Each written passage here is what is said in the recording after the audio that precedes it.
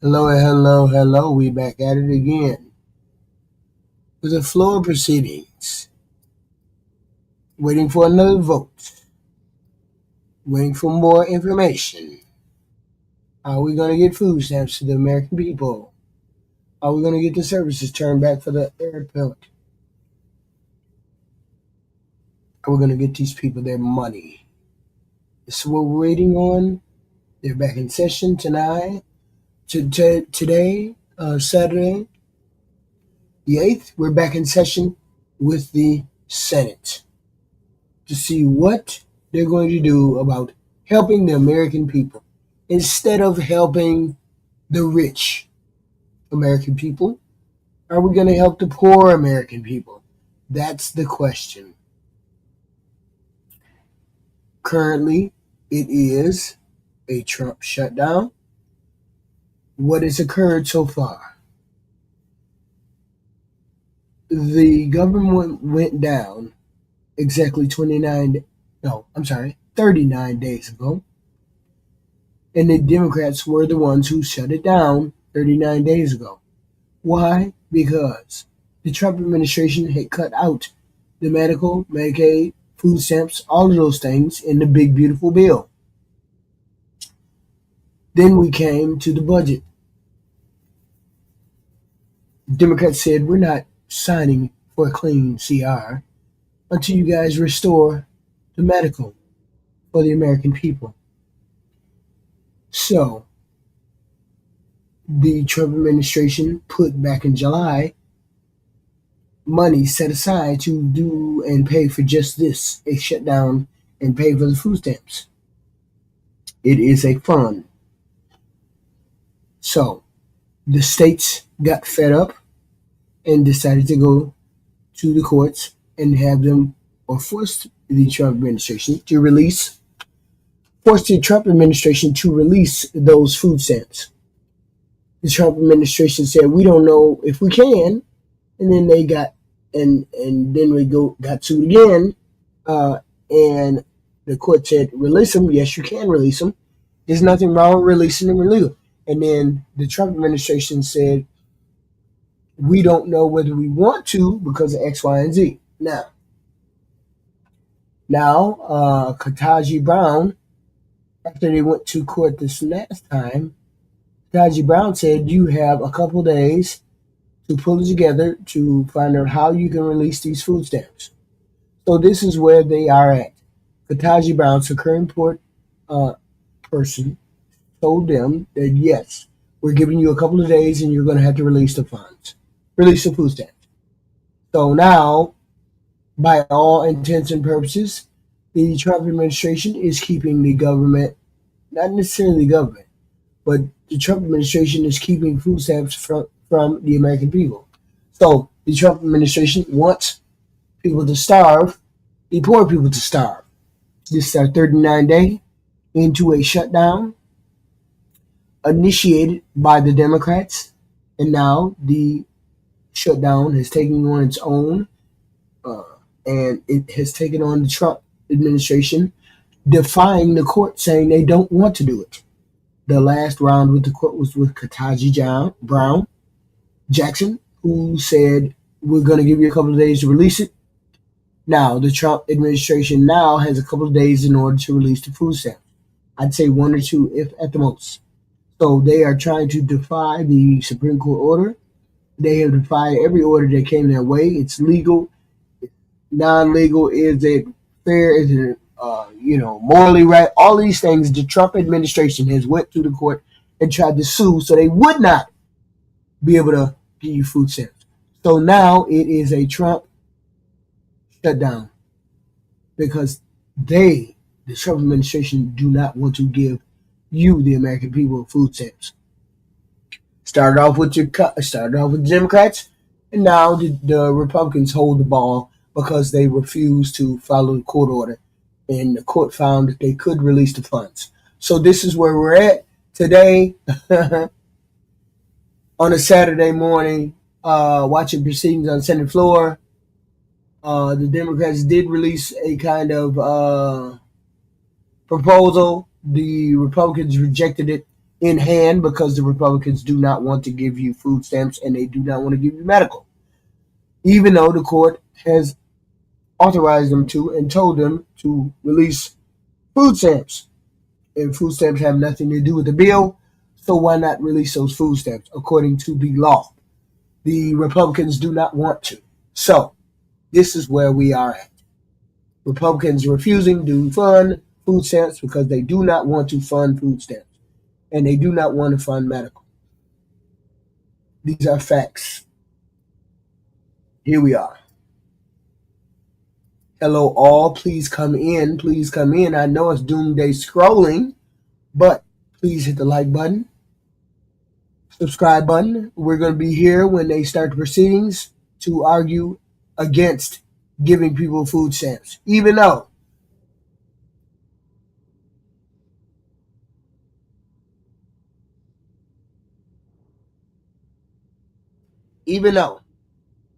the court has ordered them to give the food stamps up by Monday. It's just a flick of the button, and they still decide that they do not want to do it. Now we know this is more than just a Schumer. It is not a Schumer shutdown. It may have started as a Schumer shutdown because the Democrats decided they did not want to get people to lose their health care, people to get high rates because the subsidies lapsed. They wanted people to get food stamps. It might have started out as a Democratic shutdown. Now it is a Republican shutdown because they refuse. The Republicans refuse, even after 3 court decisions to release the funds. They decided they weren't going to release the fund, not even the food stamps, not necessarily open the government. They said we're not releasing the food stamps whether we open the government or not. This is what the Republicans said. They went to court. They were sued 2 times, and this is what they said in court. We didn't know how to release them. We didn't know whether we could release them. And then the Supreme Court said, yes, you do know how to release them. Release them, and they're still defying the law. So this is where we are.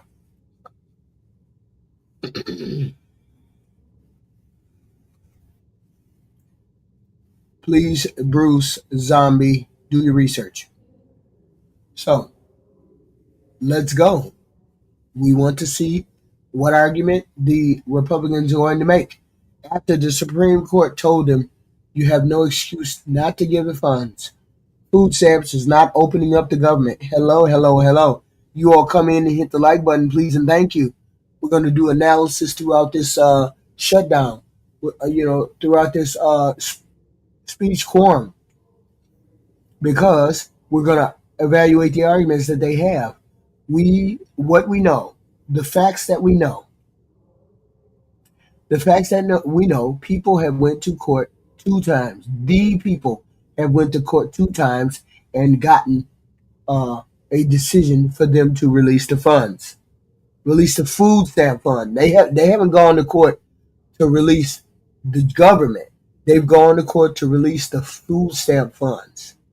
Okay, and every court that they have went to, the court has said you all can release those food stamp funds. Go ahead and do that, and worry about negotiating for the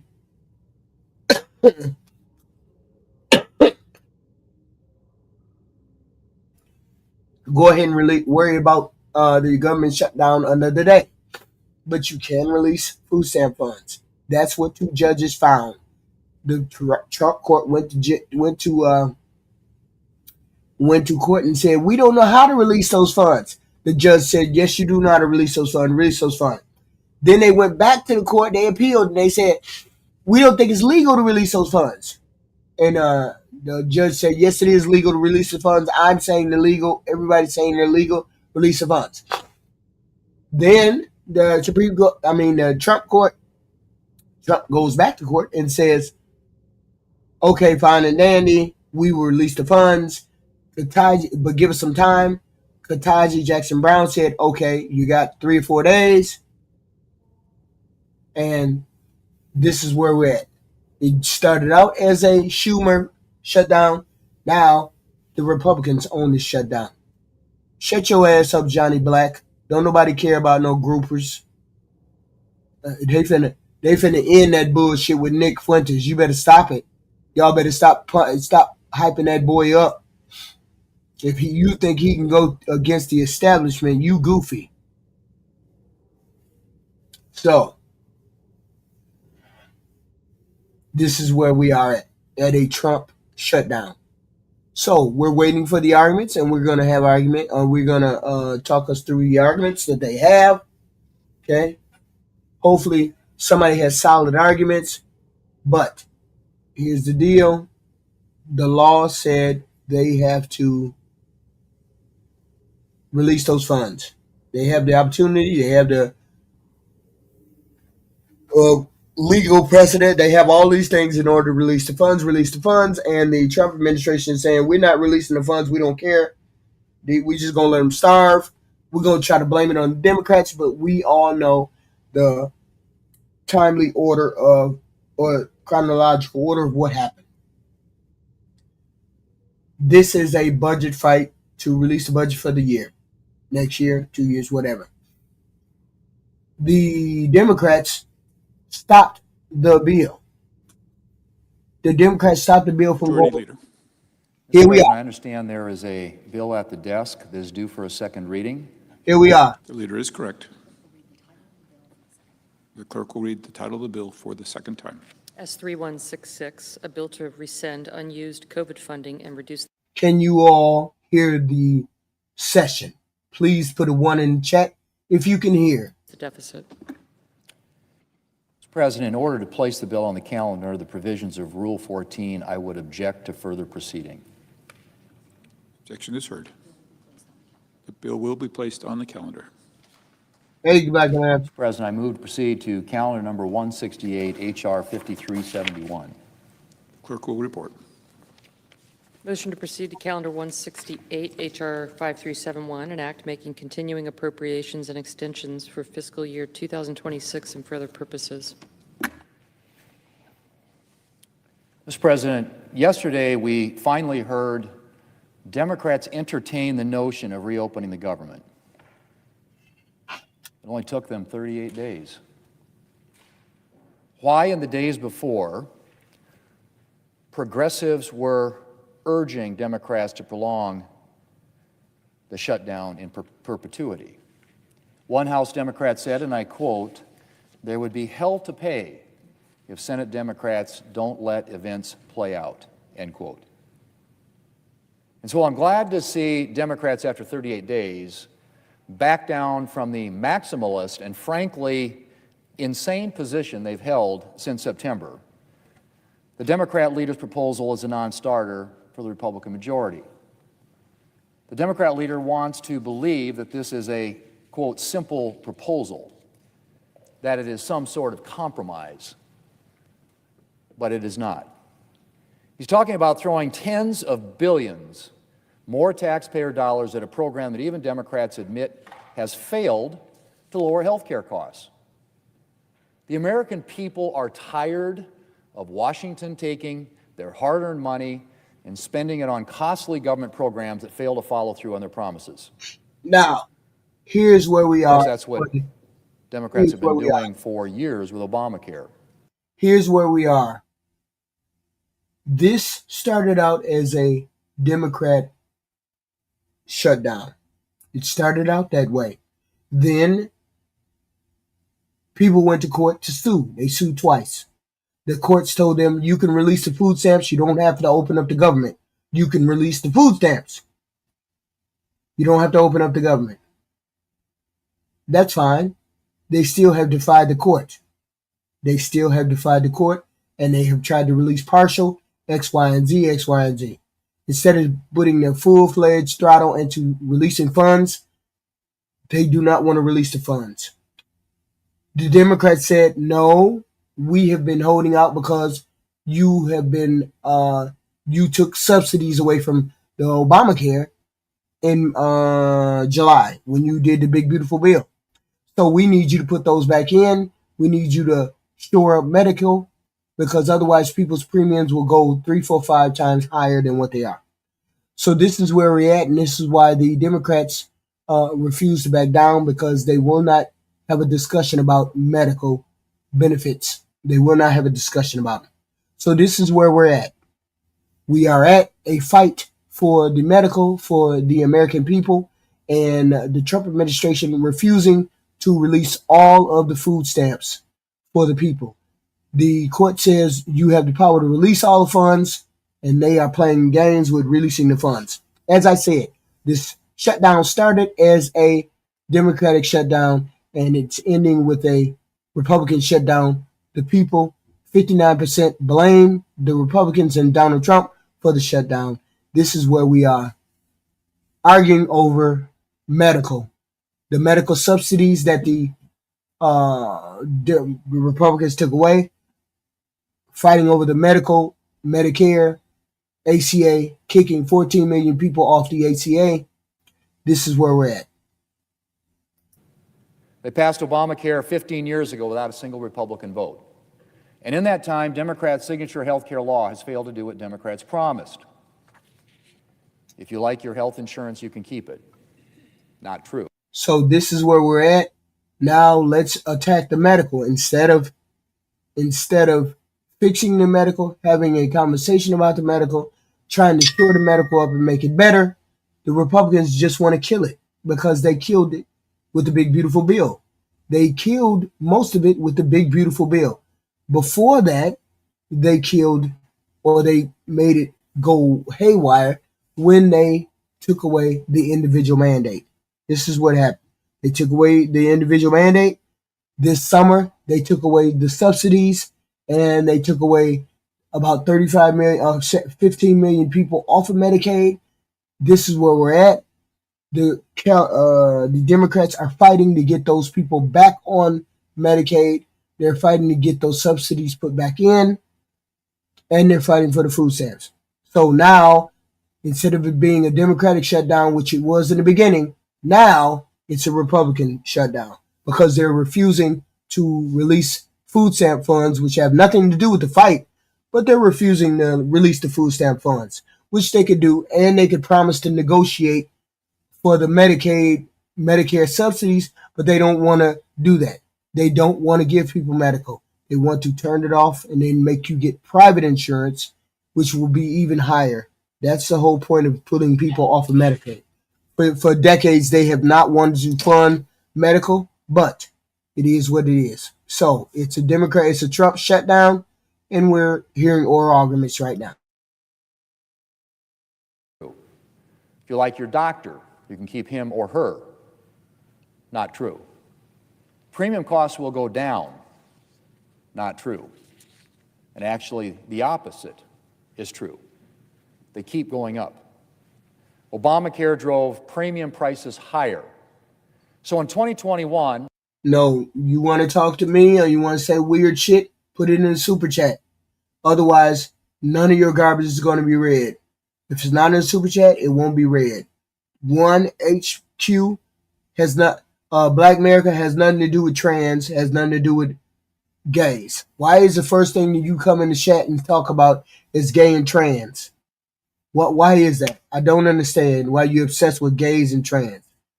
Has nothing to do with them, has nothing to do with illegal aliens like Mr. Tiger has. This is wild, Mr. Tiger. You're wild. It must be excruciating to live in that bubble and be a zombie. It must be. No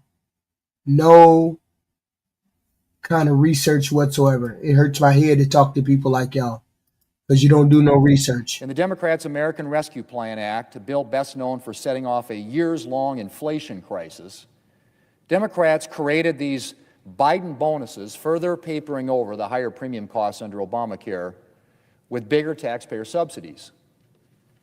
Again, they did that without a single Republican vote. And then in another partisan bill in 2022, they extended the subsidies through the end of this year. Democrats chose the expiration date. They created this cliff. And now they want to blame Republicans for their mess. Give me a break, Mr. President. Republicans are not about to further burden taxpayers by blindly extending a flawed program. The Democrats' proposal is just more of the same, masking rising premiums and padding insurance companies' profits with more taxpayer dollars. The Democrat leader's proposal is a non-starter. There's still only one path out. It's a clean funding extension. The House has already passed a clean funding extension. The President supports one and would sign it into law immediately. We're only a handful of votes away from passing one right here in the Senate, Mr. President, a bill that has been sitting at the desk now for 38 days. We reopen, and then we can start talking about addressing the health care mess that Democrats created.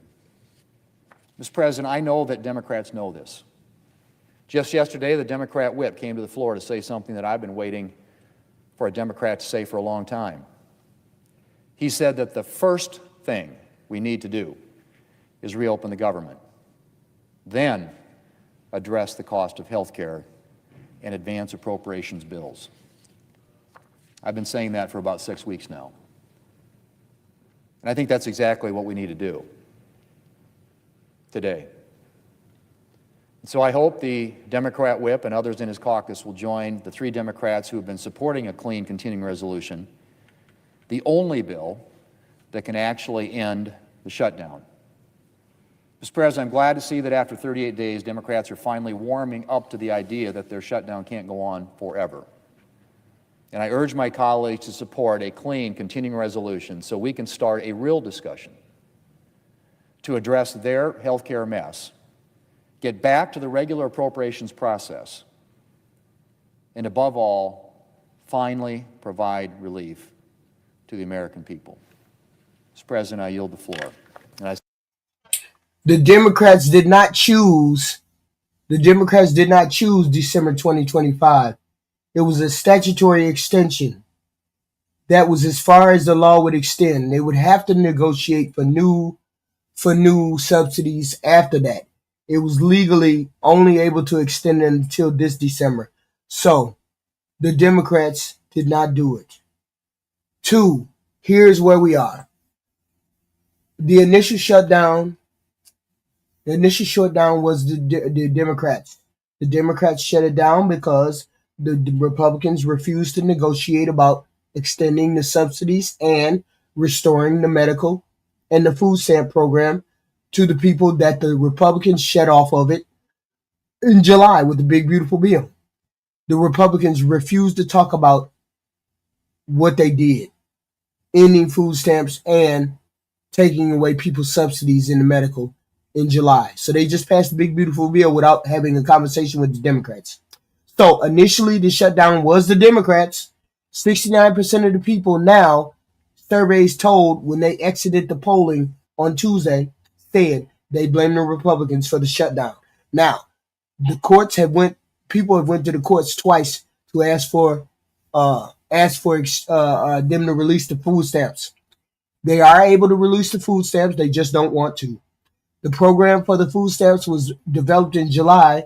It was a whole program that said if a contingency of a shutdown happened, we can release food stamps. The government the Trump administration has refused. So once they refused, this became a Trump shutdown. They're the ones that are refusing to release the food stamps and open the government. The government has nothing to do with food stamps. Food stamps are different. The Trump administration is refusing to release the food stamps. This is their shutdown. 2, Ketanji P. Brown gave them 3-4 more days in order to get their shit together to release partial, to figure out why they could only release partial food stamps. So now, more than likely, Tuesday or Wednesday, they will have to be Monday or Tuesday, they have to release the funds. Okay? So this is where we're at. Now it is a Trump shutdown because they're refusing to do anything. The whole point is they're refusing to help the regular average everyday man with these medical subsidies. That's why they're having a whole conference and a whole speech about Medicaid and Medicare, because they don't want to put you back on it. They just want it to be privatized. Once it's privatized, the premiums will skyrocket because then they don't have to cover you. They don't have to do anything.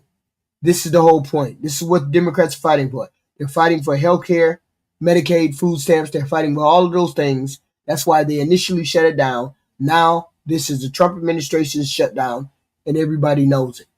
Except the zombies know it. Except the zombies. I suggest the absence of a quorum. Clerk will call the roll. Ms. Alsobrooks.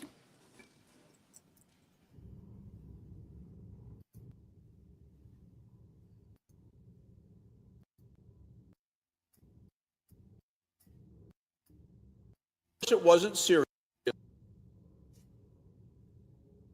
I'm going to write that down. Flower needs the rain.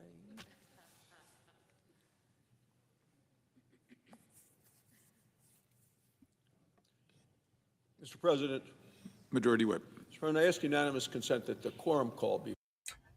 If you want to ask a question, you want to make a statement, other people can read it, put it in the super chat. Otherwise, zombies continue to talk in the chat. Because the zombies don't do research, so let them keep talking. Initiated. Without objection.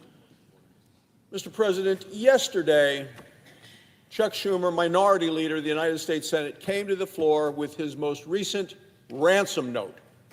Of course, it wasn't serious. It's dead on arrival.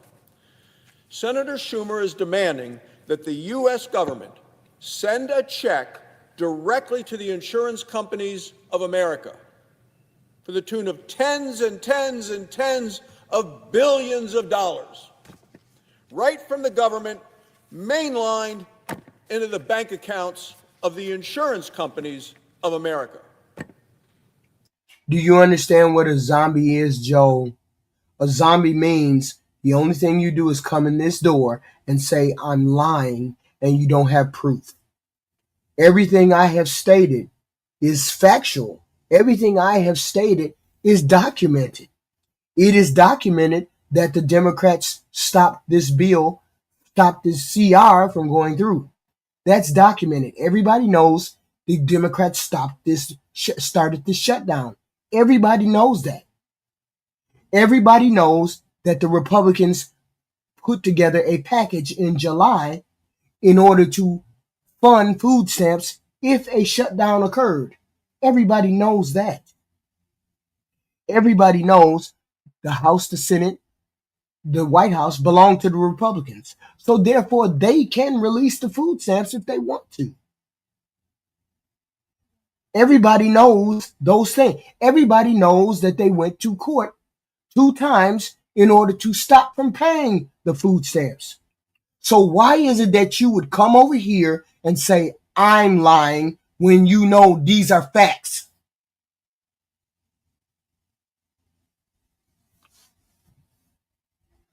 I'm lying. You don't know. I'm lying about the facts. Stop it. Chuck Schumer actually cuts the people, the American people, the taxpayers, out of the process. The people who are waiting for food, the people who are waiting for paychecks, the people who are protecting us, Shut your ass. cuts them out completely. Nope, direct money, Chuck Schumer, U.S. government, into the bank accounts of the insurance companies of America. Think about it. Direct payment, U.S. government to insurance companies, American people having absolutely nothing to say about how that money is spent. That's what Chuck Schumer wants. No accountability. What he said is if the Republicans will not send that $30 billion to insurance. No, I have the flu and I don't have time to argue with Joel the zombie. I just don't have time to argue with zombies who don't do their facts. I thought we were all on the same page. Apparently we're not. So zombies mean you believe everything that you hear, you don't do any research, and you just come in the door talking about I'm lying. You want to talk? From here on out, put it in a super chat. I'm not answering questions like that. Companies, and maybe That's dumb. I don't have time. My voice is going to go away. more than that, actually, if you do all the calculations. The Democrats are ready to keep the government closed, no paychecks, no food stamps, no military getting paid, nothing. Mr. President, this is a true reflection of the failure of Obamacare. Since Obamacare was passed by Democrats, and not a single Republican voted for it in the House or the Senate, Democrats alone, the costs of health care in this country have skyrocketed. You know what, Mr. President? So have the stock prices of the insurance companies. The average Obamacare premium has gone up by 221% since Obamacare passed. Remember when President Obama said that Obamacare would actually bring down prices? He said premiums would decrease by $2,500 apiece. It was a direct lie to the American people, and I believe Barack Obama knew it. He didn't seem to care. He was going to do anything he can to get a bill passed that was named after him. At the same time, since Obamacare became law, the stock prices of U.S. insurance companies has gone way up. Some by 500%, some by 1,000%, because the money goes directly from the federal government into the insurance companies' pockets. And what the Senate Democrats and Chuck Schumer has held this country hostage now for well over a month, well over 5 weeks. What does he want to do? He wants to just send them more money for one more year. Let's just send them all the checks again for one more year. Republicans believe the taxpayer dollars should go directly to the people that are making their own decisions about health care for their families, not the insurance companies. Let the American people decide what works for them and their families. Remember, it were the Democrats who broke health care in this country. They broke it the very day that they passed Obamacare. And you know, Mr. President, recently the liberal New York Times stated the obvious. This was a headline Sunday a week and a half ago. Obamacare is pricey. Right there, headline, top of the page. Of course it's pricey. Obamacare was based on the individual mandate. The individual mandate said that regular, ordinary, healthy people could be in the pool of candidates, on top of the ones who had pre-existing conditions and the chronically ill. When the Republicans took away the individual mandate, that is when prices started to skyrocket. The Republicans took away the individual mandate. That was the first thing. That is what threw us down the slippery slide of the Obamacare being the way that it is. The individual mandate, and then they started tinkering around the edges, the Republicans, not funding this, not funding that. That's what happened to Obamacare. Where we are right now, this shutdown was initiated by the Democrats. The Republicans continued the shutdown, even though they could pay food stamps or pay for food stamps. They decided they were not going to pay for the food stamps. They were not going to put that separately, even though they developed a whole program, developed a whole contingency plan in July just for an occurrence like this. They had a shutdown fund for food stamps in July. The Republicans did it. They made it. So when it came around for them to use the food stamp contingency plan, they had money in the kitty, $6 billion or whatever. They decided they weren't going to use it for food stamps. They decided they were just going to let people starve. Democrats said, hey, you can release the food stamps, get the food stamp people money. They said, no, we weren't. They went to court twice. States went to court twice, sued them twice, won twice. The last ruling is from Jackson Brown, who said we're going to give the Trump administration a couple more days to come up with a way to release the food stamps, but they're going to release the food stamps. That's where we're at. This started out as a Democratic shutdown. Now it's turned into a Trump shutdown, refusing to pay for food stamps to the regular American people. We know these are facts. All of these are facts. All of these are facts. Nothing is a lie in what I've said. They refused every turn. They actually sued not to give up the food stamps, not to release the food stamps. Okay? This is where we are at. Not wanting to release the food stamps. And we have 69% of the electorate saying this is a Trump shutdown. Because we already know the facts. Democrats started it. They shut it down first because the Republicans took away Medicaid and food stamps in July with the big beautiful bill. Once the Republicans took it away in a big beautiful bill, the Democrats said, "Oh no, we're not gonna pass no bills unless you put that Medicaid and Medicare back in there for our American people." This is what happened. These are the facts. Everybody can look them up. Even you zombies can look them up. Obamacare is pricey. Mr. President, I'm a doctor. I practiced medicine for 24 years in my home state of Wyoming. Chief of Staff of the Wyoming Medical Center in Casper, President of the State Medical Society. I'll tell you exactly what Obamacare is. It's a failure, it's broken, it's unaffordable. The American people know that. Now, Chuck Schumer and the Democrats want to spend and send another 30 or more billions of dollars to the insurance companies for the whole next year. This is a disgrace. It's not just a mistake, a disgrace. You know, Mr. President, there are Democrats that realize that Obamacare is a failure, failed to lower the cost of care, because just this week, on this very floor, Senator Peter Welch of Vermont admitted, quote, that Democrats did fail to bring down the cost of health care. You better believe they failed. We've been saying that. It's exactly like that, Gloria. Gloria, it's exactly like Social Security would have been. If everybody paid into the pool of medical and everybody got the medical price would have been at a steady rate. And it, because most people before that could not get insurance unless it was sky high. You put healthy people on it. If you put healthy people on it right along with the people who have pre-existing and the ones who have chronic, you lower the price for everyone, which was the same as Social Security, sort of same thought process. But people didn't want to pay into their medical. No, not necessarily that they didn't want to pay, because it was a decent amount. What happened was the Republicans took it away. They took away the individual mandate because, like some goofy in the chat said, "Oh, why you making us pay for it? You making us pay for it. We get penalized to pay for it." Once they took the penalization away, people said, "Oh, fuck it, I ain't gonna get it."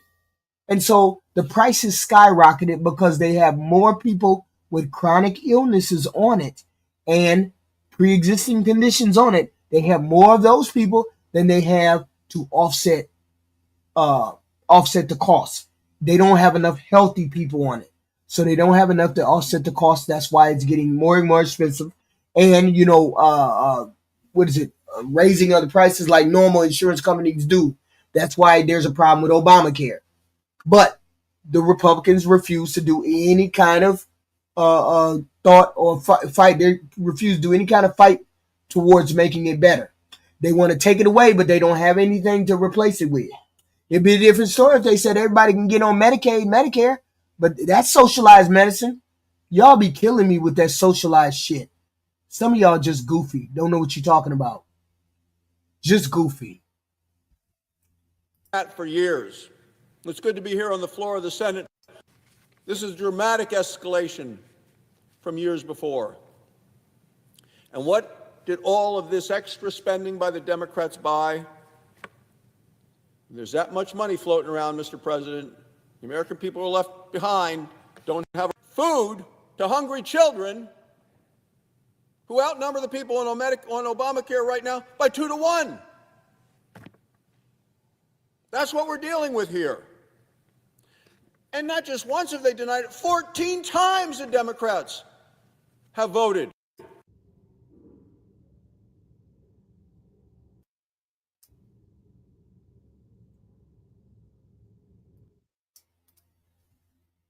They understand completely why the Republicans keep railing against Obamacare.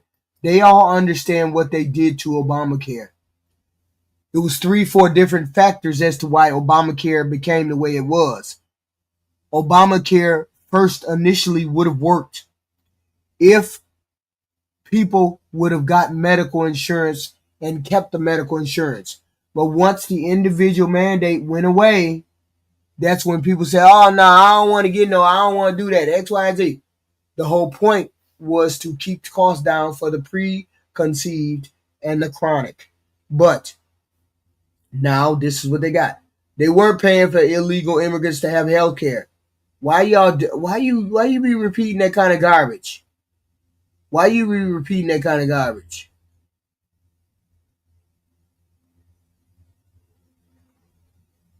Wow. It's a bunch of zombies in the chat who don't think. None of them did no critical thinking. That's why I got to keep repeating what's wrong with Obama. That's why I got to keep repeating where we are, because you guys don't do research. You just come in here and talk.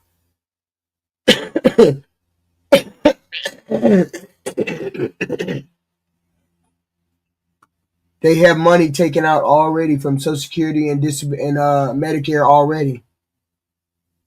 You're already paying for it. Just wild. Some of y'all just wild for no reason. Talking for no reason. Don't have no clue.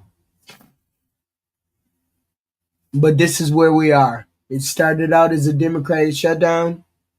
It became a Trump shutdown. That's where you're wrong, Damien. Maybe you need to listen to your orange God. Your orange God says smart people don't like me. Yes, smart people don't like you because we know you're full of crap. It's only people who are uninformed and who are in the zombie zone believe everything you say. So, 69% of the exit poll people said this was a Republican shutdown. 69% who were surveyed, this is a Republican shutdown. Can't get around what those people think. Can't get around it. There's not really any kind of critical thinking to be done. You just go off the facts. Democrats started this shutdown. Everybody knows the Democrats started the shutdown. Everybody knows that they started a contingency fund for food stamps in July. They started a food stamp program or hold in July just for this contingency. So it was money already available for them to give out food stamps. They went to court twice. Sued for Trump administration to give up the food stamp. Okay. No, that's an average. I'm sorry, Eric. 69% blame the Republicans. That's why y'all lost. The Republicans lost as bad as they did on Tuesday, because they believe that the Republicans is in charge. They have the House, the Senate, and they have the White House. They believe they're the ones who are in charge, and they're the ones who to blame. So it is what it is. So we are where we are because the Republicans refuse to give food stamps up, and the Republicans refuse to open up the government, even though they can do both of those. They can do both of those. They can release the funds, the food stamps now, and then they negotiate the price of the medical aid. And the Democrats released a bill or put a bill in motion to negotiate with the Republicans after the shutdown bill, as long as they say they're going to do a negotiation with the Democrats after the bill is signed up. The Republicans do not want to give them health care. The Republicans want to keep health care. They do not want to fund health care. They do not want to give food stamps. They cut them in July with the big, beautiful bill. Okay? They cut them in July. And here's the thing. We cannot deny that they have a stop on the food stamps. Nobody can deny that. Okay? The Republicans are in charge of the food stamps. So they can really, instead of calling me a liar, Tom, why don't you go prove me wrong? Because you can't prove me wrong. That's the problem. You can't prove me wrong. Because what I stated was facts. Nobody stated anything that was a lie. Eric, are you serious? Are you serious? You stop it. Y'all stop it. Nobody needs a source, Tom Brewer. Everybody knows the Democrats shut this down. Everybody knows that. Everybody knows that they went court, that the Republicans went to court twice. Everybody knows that. Why do I need to cite a source? Everybody knows that.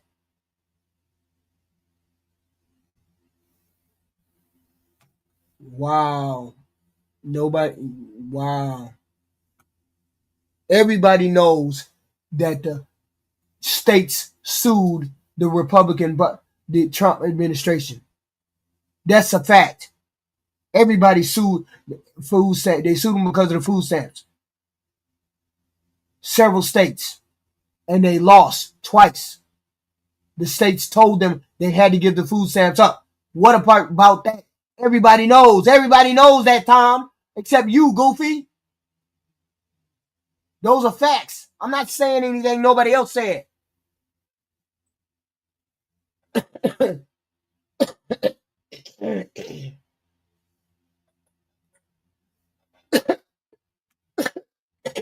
They lost the disputes twice. They lost the disputes about food stamps twice. The last time they lost was with Ketanji Jackson Brown, who told them they were going to give them a couple days in order to disperse the funds. That was the last ruling. The Supreme Court ruling told them to release the funds. They have a couple days to release the funds. That is the Supreme Court saying that. Those are facts. Go look them up. Man, that's wild to me. They over here caping for rich people. That's wild to me. Y'all don't know it. Just crazy. Just crazy. You all hit the like button and the subscribe button, please, and thank you. We have people in the chat. We have people in the chat who do not do research, who do not read, who want to dispute the facts that I've put on the table. I haven't disputed it. I haven't said anything that was a lie. Okay? You haven't heard it. That's the whole point, Eric. You need to get yourself informed.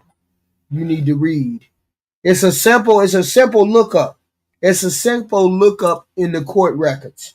It's a simple lookup in the court documents. The Trump administration went to court 3 times. 2 times. I'm sorry. They got sued 2 times to put food stamps on the table. 2 times. The courts told them to get them damn food over there. They said, we ain't doing that because we don't know. Ketanji Brown was the last one they talked to, and she said, get the food on the table because y'all can. And this is where we're at a Trump shutdown, which is 69% of the people polled coming out of the polling on Tuesday said they blame the Republicans. So it is what it is. It started out as a Schumer shutdown. Now it's a Trump shutdown. Okay? Now it's a Trump shutdown. Because the people say it's a Trump shutdown. It is what it is. Yeah, they are. That's basically what's going on, Rainbow. Broke people are out here caping for the rich people. They had no problem giving the rich people money this summer. Why do we have a problem giving the money to the poor people now? No, we don't always blame Trump, but this time it's squarely on Trump's shoulders because he refused to give the people the money. He refused to give the food stamps the way he's supposed to, legally. They told him 3 times that he has to give it up legally. So it is what it is. You got a question, put it in a super chat. Y'all love to come over here and just talk. You want to talk? Put it in a super chat. Other than that, we ain't talking. You're going to put it in a super chat. So it is what it is. Because Not gonna fight you. Not gonna fight you goofies, and you goofies don't want to do no research. Nobody wants to do research, yet they want to stand here and talk. They want to have a conversation with you, but don't want to talk. But don't want to do no research. Want you to do all the research. They don't want to do no research. They just want to talk, say whatever they want to say. That is not how that works. Okay, you want to talk to someone, have the facts in hand. Don't have garbage facts. Have the facts in hand.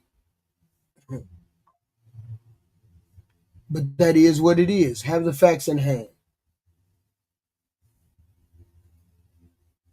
Yeah, it's squarely. The Democrats started it, and now the Republicans in the Republicans' hands. Okay, it's a Republican shutdown. That's what people are saying. So it is what it is, and we just gotta. That's the one thing we accept. We accept that it is what it is,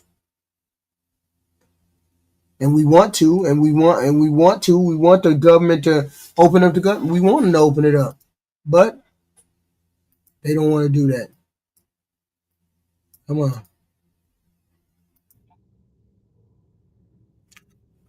So we waiting for them to do their procedural things, and then we will get back to it.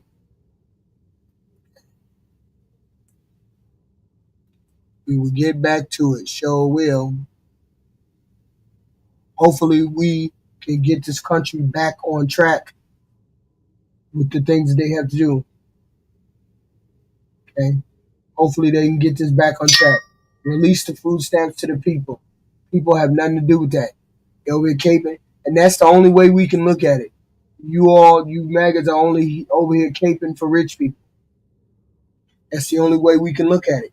We can't look at it no other way except you over here caping for the rich people, trying so hard to say not the Republicans' fault. Yes, it is their fault.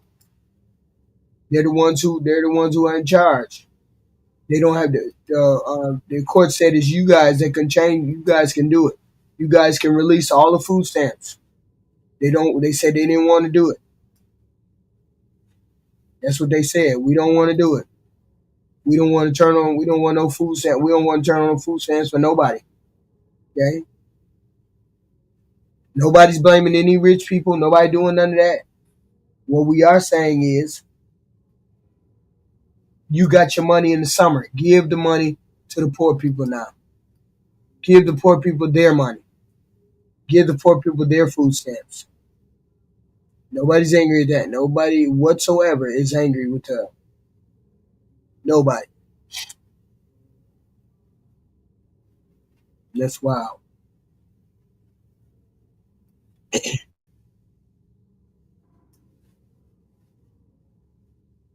Wild.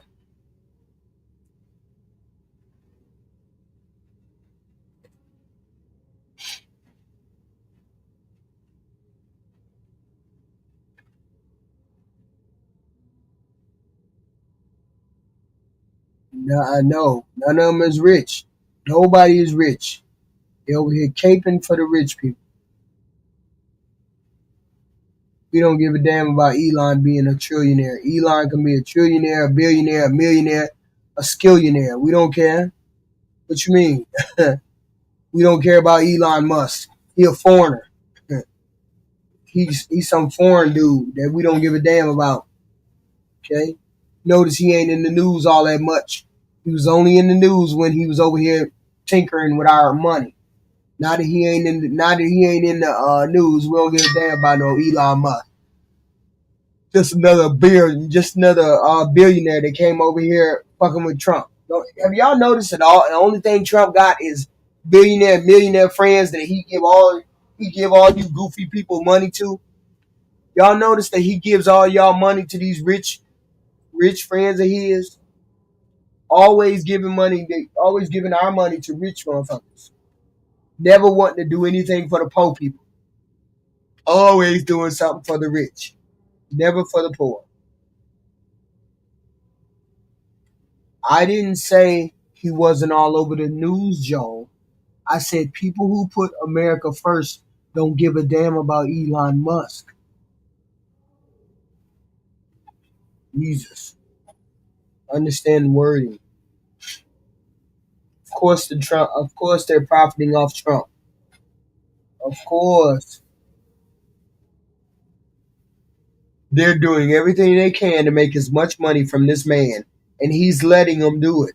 Because that was the whole signal to the rich people when he got elected. Didn't all of them go over there and try to bend the knee? Didn't they all go over there and try to bend the knee, okay, to the Trump organization so you could do things for me? Okay. We didn't get us people who make between 30 and 50,000, 150,000. We didn't get jack shit for the big beautiful bill. We ain't got nothing this past administration because he didn't put anything in place to help us poor people.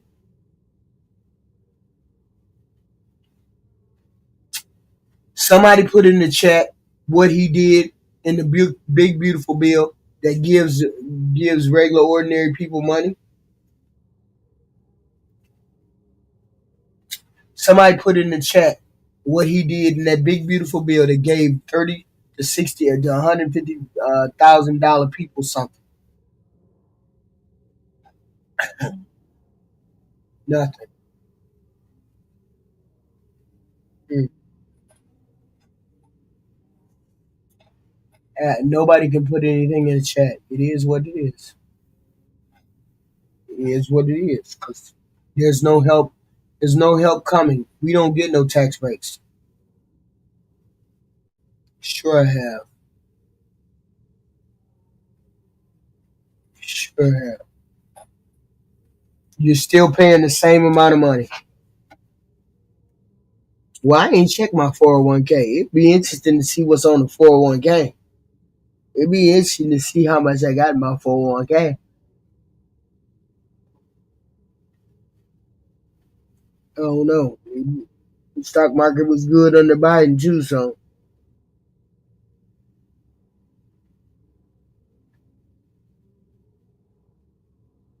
that's wild.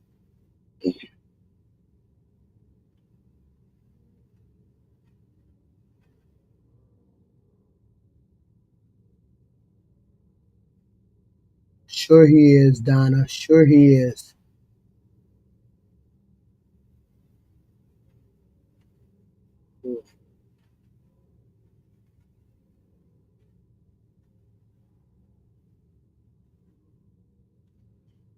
I don't know.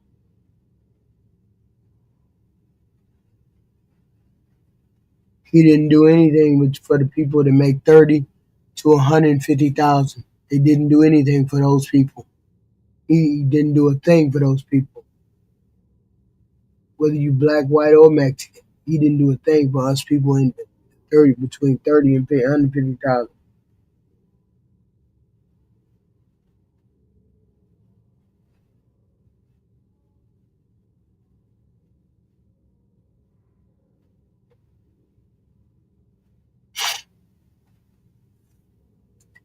When you come over here talking about American people are lazy, they need to get off their ass, that tells me that you caping for the rich man.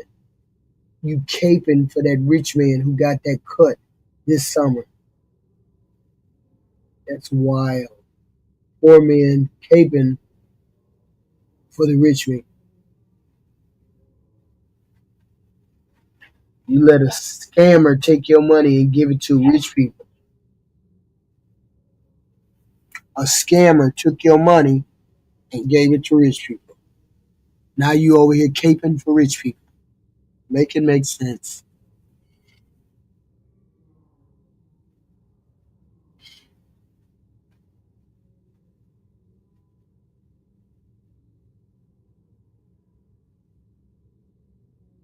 No tax on tips. That don't mean nothing. No tax on tips and no tax on overtime. That means nothing. It's so negligible with the food going as high as it's going every day.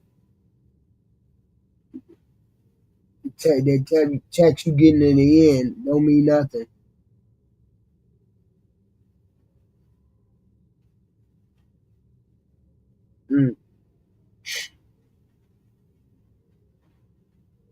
All that means nothing. Sure, I don't. I don't work. Of course, I don't work. Of course, I don't work. Obviously, I don't work.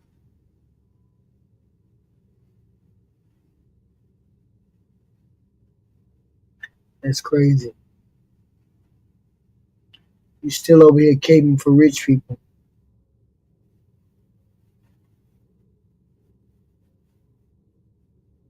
Caping for rich people.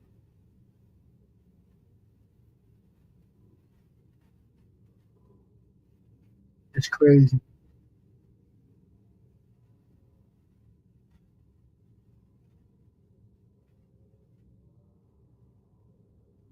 Idiot. It can be producing base. That shows me proof that means nothing. Food increases highly slowed down. Food increases haven't slowed down. That's a lie.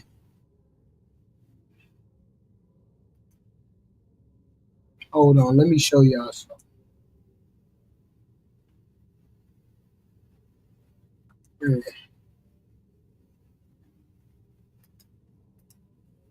Let me show you something. Why they doing what they doing? Why they always doing what they doing? I don't know. Hold on.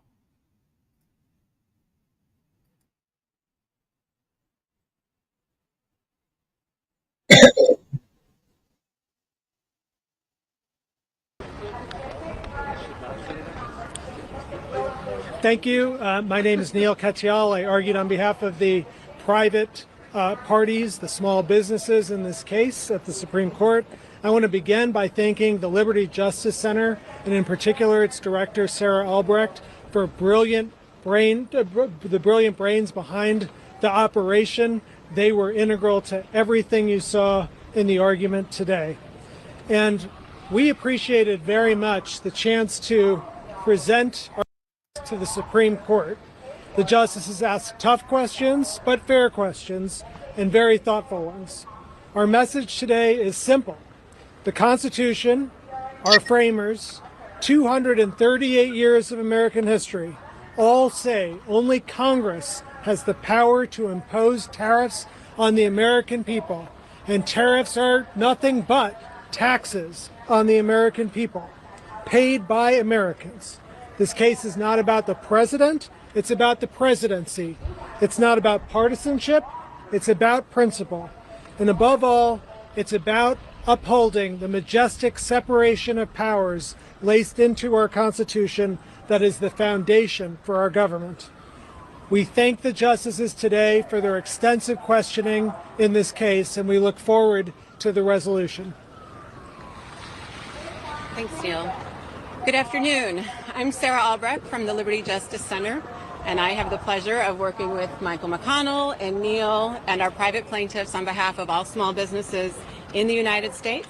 We are very proud to have brought this case to challenge unlawful and unconstitutional tariffs that are devastating small businesses across the country. Like all Americans, we are endowed with the right to take our government to court when it violates the law or defies the Constitution. In this case, it did both. These unilateral tariffs imposed without congressional authorization are unlawful. IEPA does not permit the president to issue this kind of sweeping arbitrary tariffs at issue in this case. They're also unconstitutional. Tariffs are taxes, and the Constitution grants taxes to Congress, not the president. Our founders designed a system of separation of powers to prevent exactly this kind of unilateral, lawless action. We thank the court for their time and look forward to the resolution of this matter. Hi there, everyone. Thank you for coming today. I'm Victor Owen Schwartz, founder of VOS Selections. For nearly 40 years, my family has built this business from the ground up. Today, reckless tariffs threaten everything we've achieved. Let's be clear. These tariffs aren't paid by foreign governments or companies. It's American businesses like mine and American consumers that are footing the bill for the billions of dollars collected monthly by our government. Unlike past tariffs set by Congress that we could plan around, these new tariffs are arbitrary. They're unpredictable and they're bad for business. They've thrown my family business and thousands of others into chaos. The pain has been felt across the country from warehouse workers and truckers to retailers and restaurateurs. That's why I joined this lawsuit. I was shocked that those with more power and money did not step up.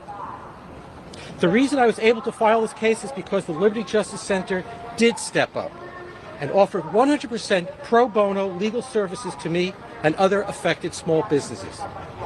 When I was given the chance to speak up for small American businesses, I took it. I had to. Our very survival is at stake. I'm grateful to the Liberty Justice Center and our legal team for their vigorous advocacy. And I urge the court to recognize the real harm these tariffs inflict on American families and businesses. Thank you. These are the people who actually argued against the Trump taxes. So now I guess the decision is in the Supreme Court's hands. These are all the people that sued and the people that argued that the Trump tariffs were illegal. So they're coming out and doing their press conference, and we shall see. It looks like the Supreme Court are going to strike down all of those tariffs that Trump put in place because they're unconstitutional. It is what it is. Thank you, guys. Can you confirm that John Mulaney was there because of your friends? Bill, you're dumb. Oh, I'm sorry. No, I'm sorry. I don't call you dumb. I'm sorry, Bill. These people right here are some of the smartest people in this country who just argued for the tariffs. Only Congress can make tariffs. The president is overstepping his bounds. People sued. Now the Supreme Court is about to tell Donald Trump, you overstepped your bounds.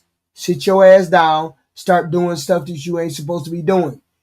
He's doing it unconstitutionally. That's why they're suing. Yes. Thank you.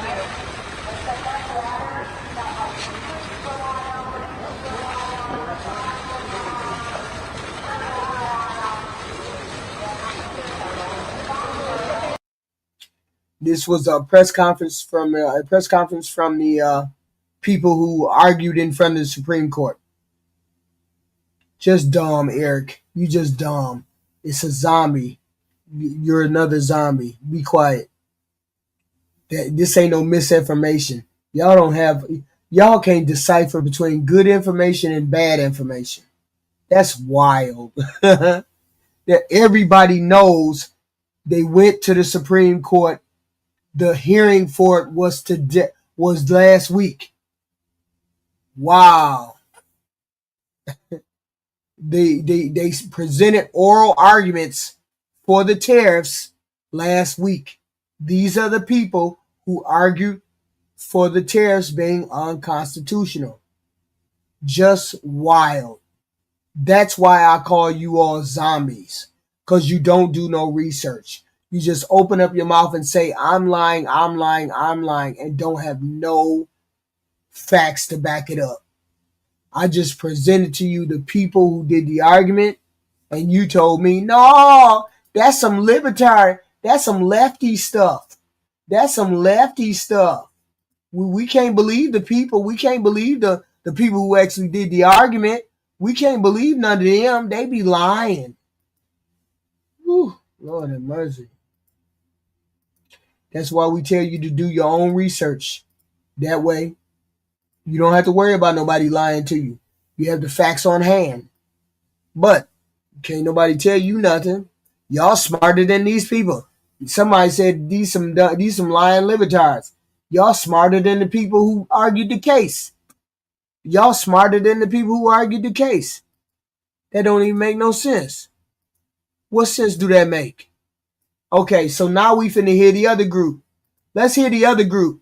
Let's hear the defense of the Trump tariffs. Wait a minute, let's see. Let's hear the defense. Hold on. We might as well hear the other side. Let's go.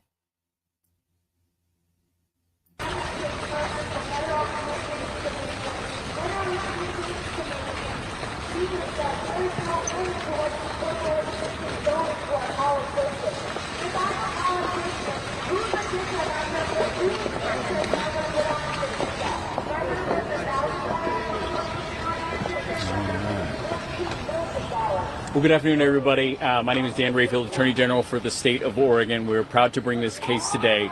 I think there was something that was incredibly important that was said today, and it wasn't said by any of our attorneys. It was said by President Donald Trump's Solicitor General when he looked Justice Roberts squarely in the eyes and said the American people, not foreign countries, but the American people are going to pay 30 to 80% of these tariffs, and then had the gall to look all of those justices again in the eye and say that these are not taxes on the American people. And they're doing it by abusing an emergency power. And I think that was the conversation that we heard today. Very proud of our attorneys and proud to have these. Oh, these are other lawyers. These are other small business people who sued the Trump administration against the tariffs. This is another group that sued the Trump administration. Amazing partners in AG Mays and AG Bonta along in this incredibly important fight when America's facing an affordability crisis. Thank you, AG Rayfield. I'm Chris Mays. I'm the Attorney General of Arizona, and I would just echo those comments. This was, we feel really good about the arguments today and the questions that were asked by the justices. But, you know, we brought this case, and this case is so important. Maybe the most important case that this court has heard in 100 years, especially to our economy and to consumers and to businesses large and small.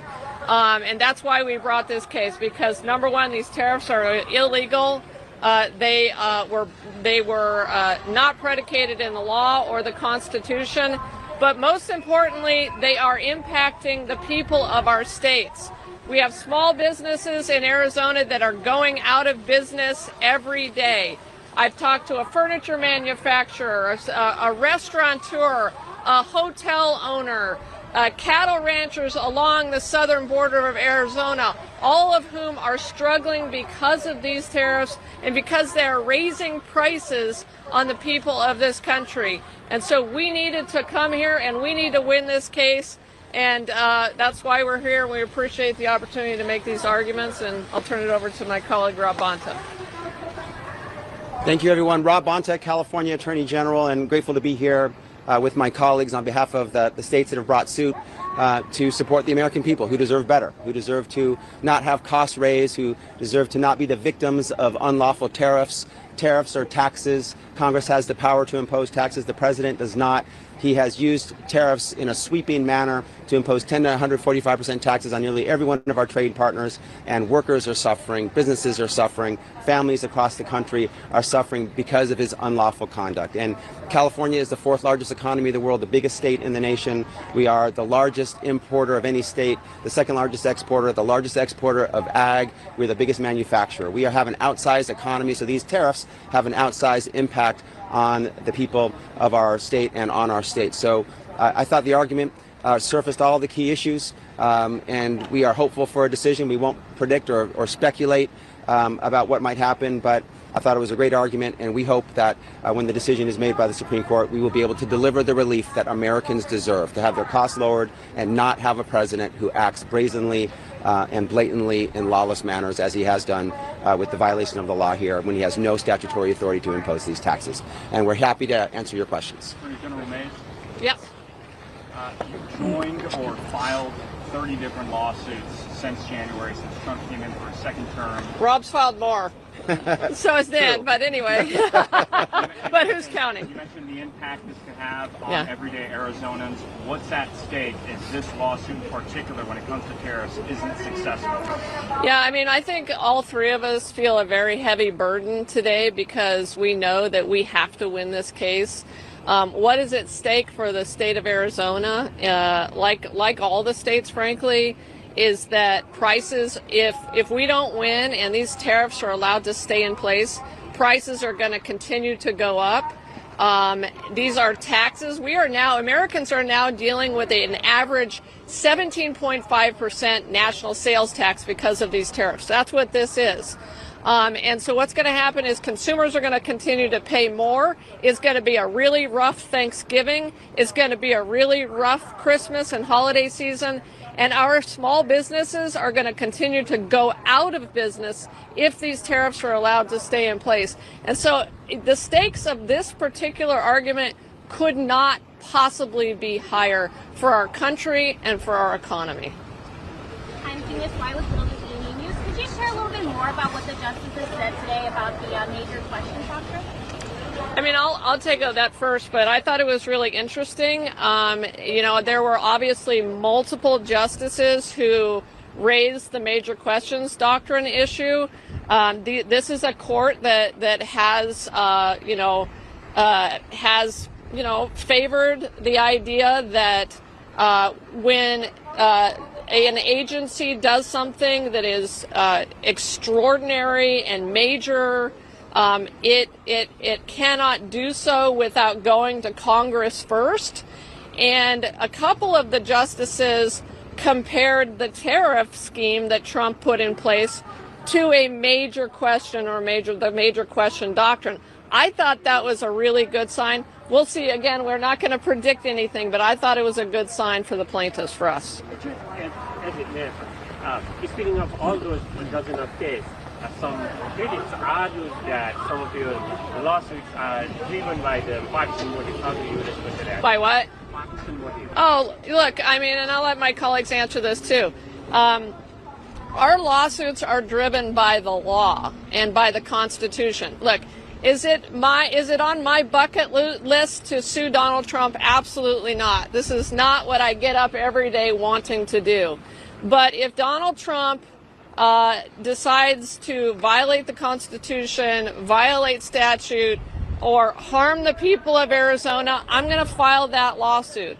And the 30 lawsuits that I have entered the state of Arizona into have saved the state of Arizona $1.5 billion.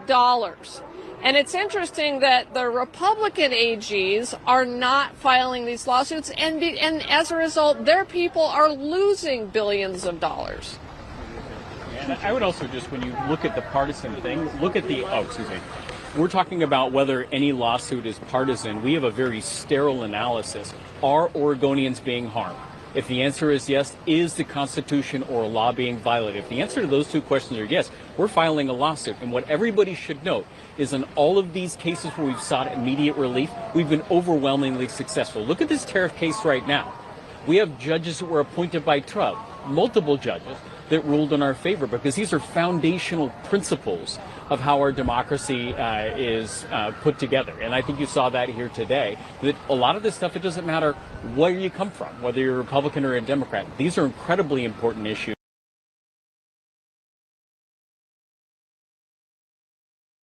The lady said something real important. She said the Republican states are not filing lawsuits against Donald Trump, even though they're getting harmed more because they don't make as much money, or they don't give as much money.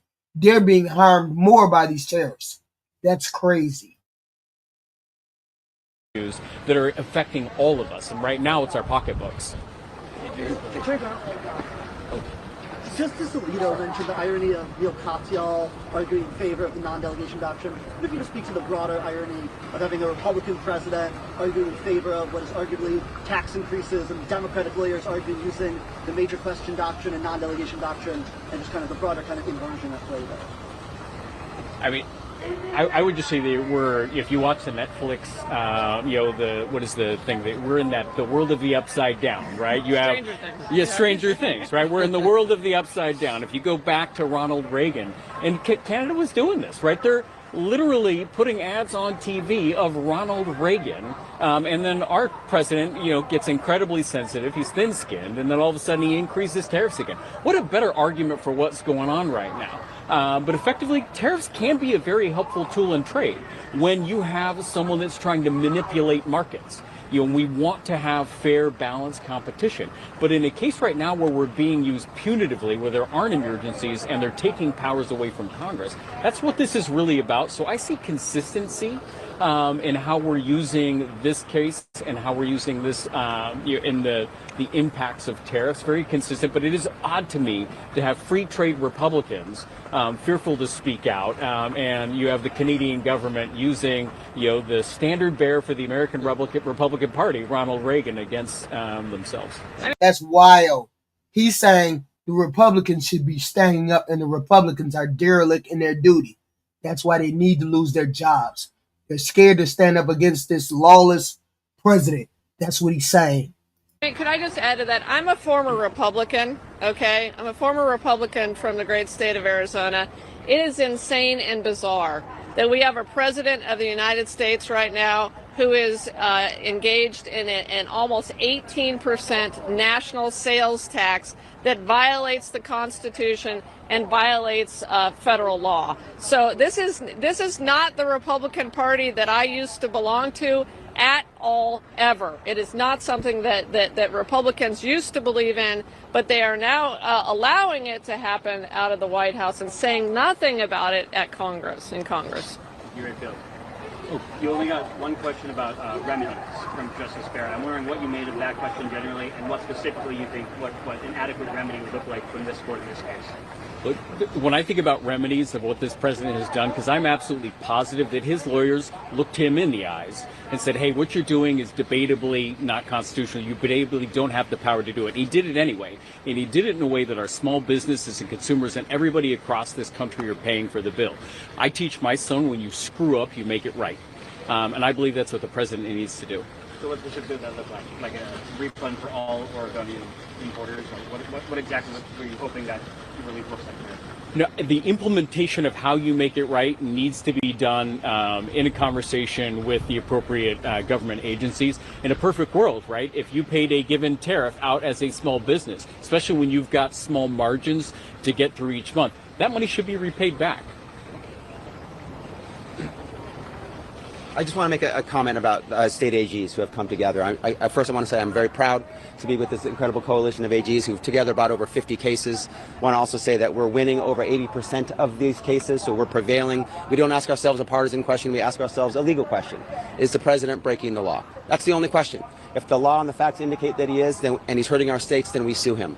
If the facts and the law indicate that he's complying with the law, we don't sue him. We don't want to sue him. We hope that the president will follow the law. Not a lot to ask that the president of the United States of America follow the law and comply with the Constitution, but he is repeatedly breaking the law. And so we meet him at the boundaries of his authority, and we say, you shall not cross here, you cannot pass here, you cannot move beyond this authority and do unlawful things. You can only do lawful things. And so that's why we're here today. And the unlawful action that he has taken is hurting the American people, hurting the people in our states, hurting businesses, families, and workers, and we're here to make things right, and hopefully we'll get a remedy from this court. Thank you. If the president uses Section 338 to impose similar tariffs, are we going to be back here in a few months? We'll have to see what he does next. This, as the advocates for the states and for our side had indicated, this is about whether he has the authority under IEPA. He doesn't. So if he's going to impose, maybe he'll say, I'm not going to impose any tariffs. I was unlawful. You stopped me. I'm done. Maybe he'll say, I will come back. We'll have to assess what he does and what they look like, and we'll have to match his actions to the law to see if it complies. Again, if it doesn't comply, we'll sue him. If it does comply, then he may do lawful things, as I've stated. So we'll have to assess what he does next and decide our next action based on that assessment. Did we tire you out? If the Supreme Court rules for the DOJ, do you have some backup as well, or is there nothing else you could do in that situation? I can't. So I think the question was, do we have a backup plan if the Supreme Court doesn't rule our way? And so I think we all feel like we're going to wait for this court to rule. We feel good about the arguments that were made, and we feel good about the questions that came back from this bench. And so, we are hoping for a positive result. We are hoping that this court will decide that the administration violated the Constitution and IEPA. We'll cross that bridge when we come to it. But I'll tell you what, these tariffs need to go away. We needed to slay this dragon called tariffs or taxes. because the people of this country are hurting. They are now laboring under the triple whammy of ACA price increases, SNAP benefits not coming through in Thanksgiving, and tariffs that are driving up inflation. We need to win this case, and we're really hoping that we do. So she said violation of IEPA. IEPA is a federal law enacted. A federal law enacted, right? It gives the president broad authority to regulate international economic transactions, right? Which is tariffs. It gives him a broad, when a national emergency has occurred, is declared in response to an unusual and an extraordinary threat, which has its source in a whole substantial part outside the United States. So he cannot do that because he has not proven that there is a unusual and extraordinary threat to the United States. That's why he imposed these tariffs, and they're saying he violated that IEPA. So that is an IEPA federal law that they say he's violating. Thank you. We got time for one more question, one or two. Thank you, Rachel. Do you know Mr. Gutman practiced the donut hole pastry line? Don't explain facts to zombies. Zombies know how to look shit up. This is the group of people that sued Donald Trump for his unlawful taxes. Taxes can only be imposed. Tariffs can only be imposed by Congress. They overstep their bounds. They cannot do that. These are the cases. These are the lawsuits. See, the people who put Trump in place knew that they were going to violate laws. They knew that they were going to have to go to court against him. But it took months and months for them to get to court. So by that time, the damage to the United States is already done. The damage is done. They knew that it would take it because you cannot make law. You cannot make law, and this is for the goofies in the back. You cannot make law by EO. That is what Donald Trump calls himself doing, making laws by EO. You cannot do that. It's actually dominated the last month of our interaction. We were like, do we want to do a croissant? Do we want to pronounce it the way that the French pronounce croissant? Are we going to stay American and pronounce? Are those croissants tariffed? A lot of questions that we've had over the last month to prepare for this moment in time. Yeah. The other last important news over the non-delegation document has been so long since it's been brought up. So it's hard to understand. With a new conflict, right? We had to deal with this conflict between branches. Yeah, I mean, I think that's true because it's been a long time since we've had a president who was willing to violate the Constitution on a near weekly basis. And so we are seeing concepts come up like the non-delegation doctrine, like separation of powers, that haven't been a problem for hundreds of years or certainly decades. And so, it's the Supreme Court is having to grapple with these concepts, and we are having to file lawsuits based on them because no president has violated the law and the Constitution as much as this one has. Last question. General, you mentioned consistency before. Just to follow up my question before, do you see consistency in how Democratic attorney generals and governments have applied the major questions doctrine previously during the Biden era and now? Yeah, and I can't speak to how prior AGs have applied the major questions because people have been on both sides of this fence throughout the way. But what we talk about is what is the current structure of our case law here in America today. That is what needs to be applied to the rules that are going on right now. And the truth of the matter is you heard them today talk about that $4 trillion of tariff revenue. If you use even 25%, that's lower than the math that they told the justice. That's a $1 trillion hidden tax on the American people. $1 trillion. And there wasn't a single vote taken in that building over there. And that's what the Constitution requires when you're raising revenue in this country. And right now, if you allow this, the president to continue to do this, you can raise taxes on anything.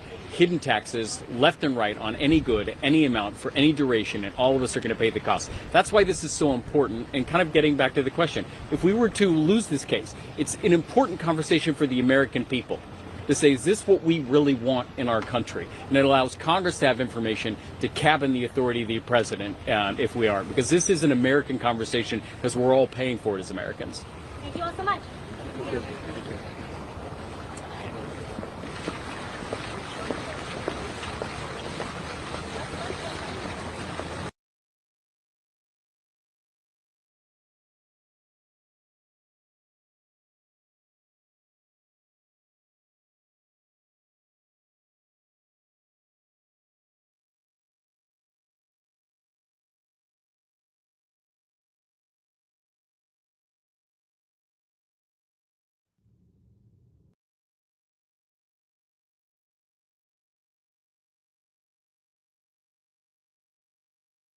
Every day gets better for us.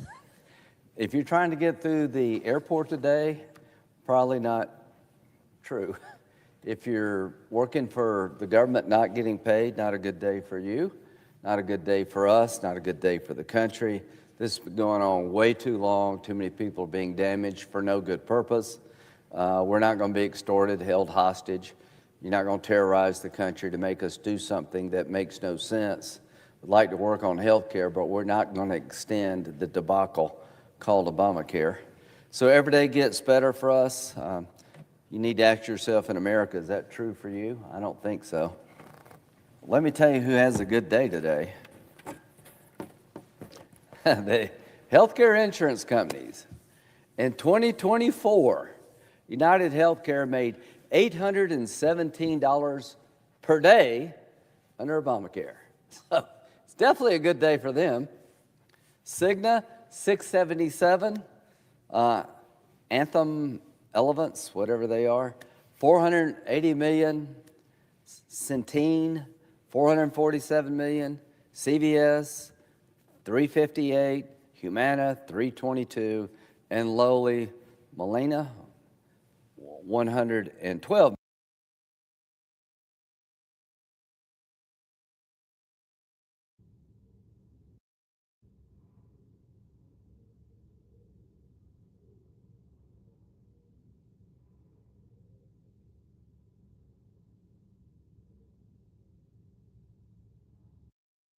"39 days into the crisis, the FAA has ordered a 10% cut of flights at America's busiest airports, and Secretary Duffy warned it could soon reach 20%.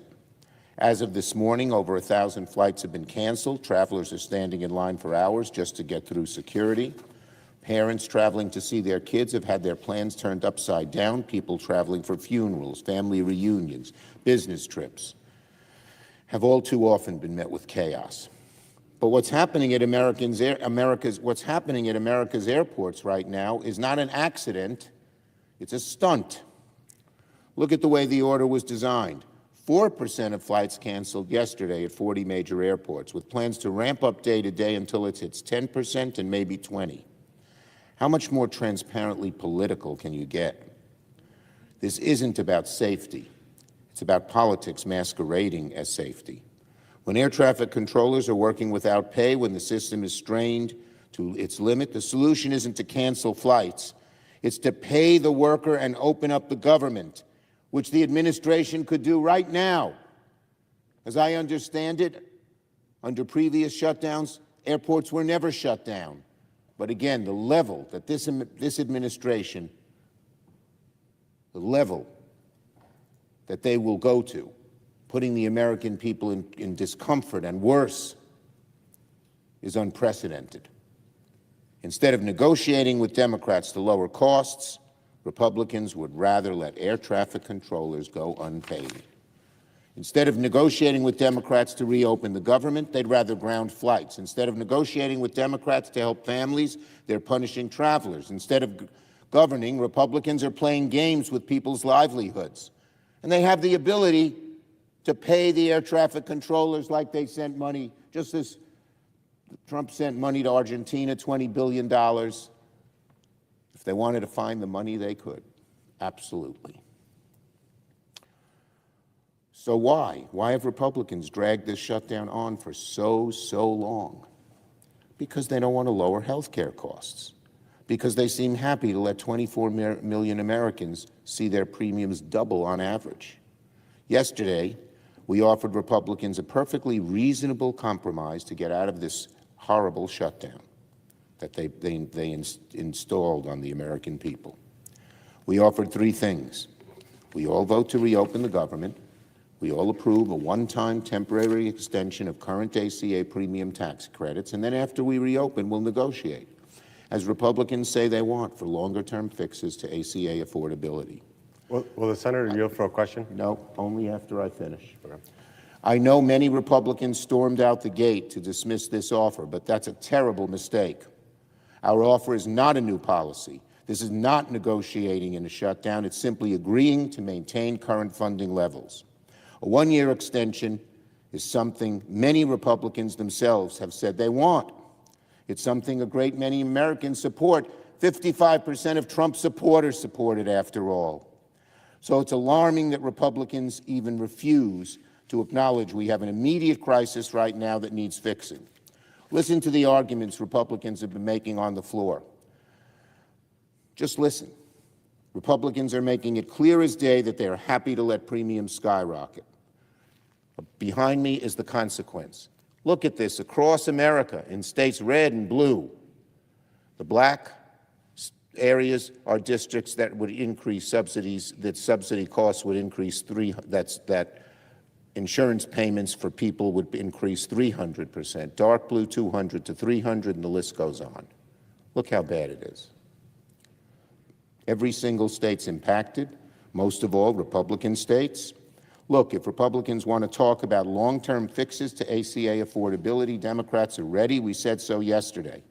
But in the meantime, doing nothing is derelict because people will go bankrupt, people will lose insurance, people will get sicker.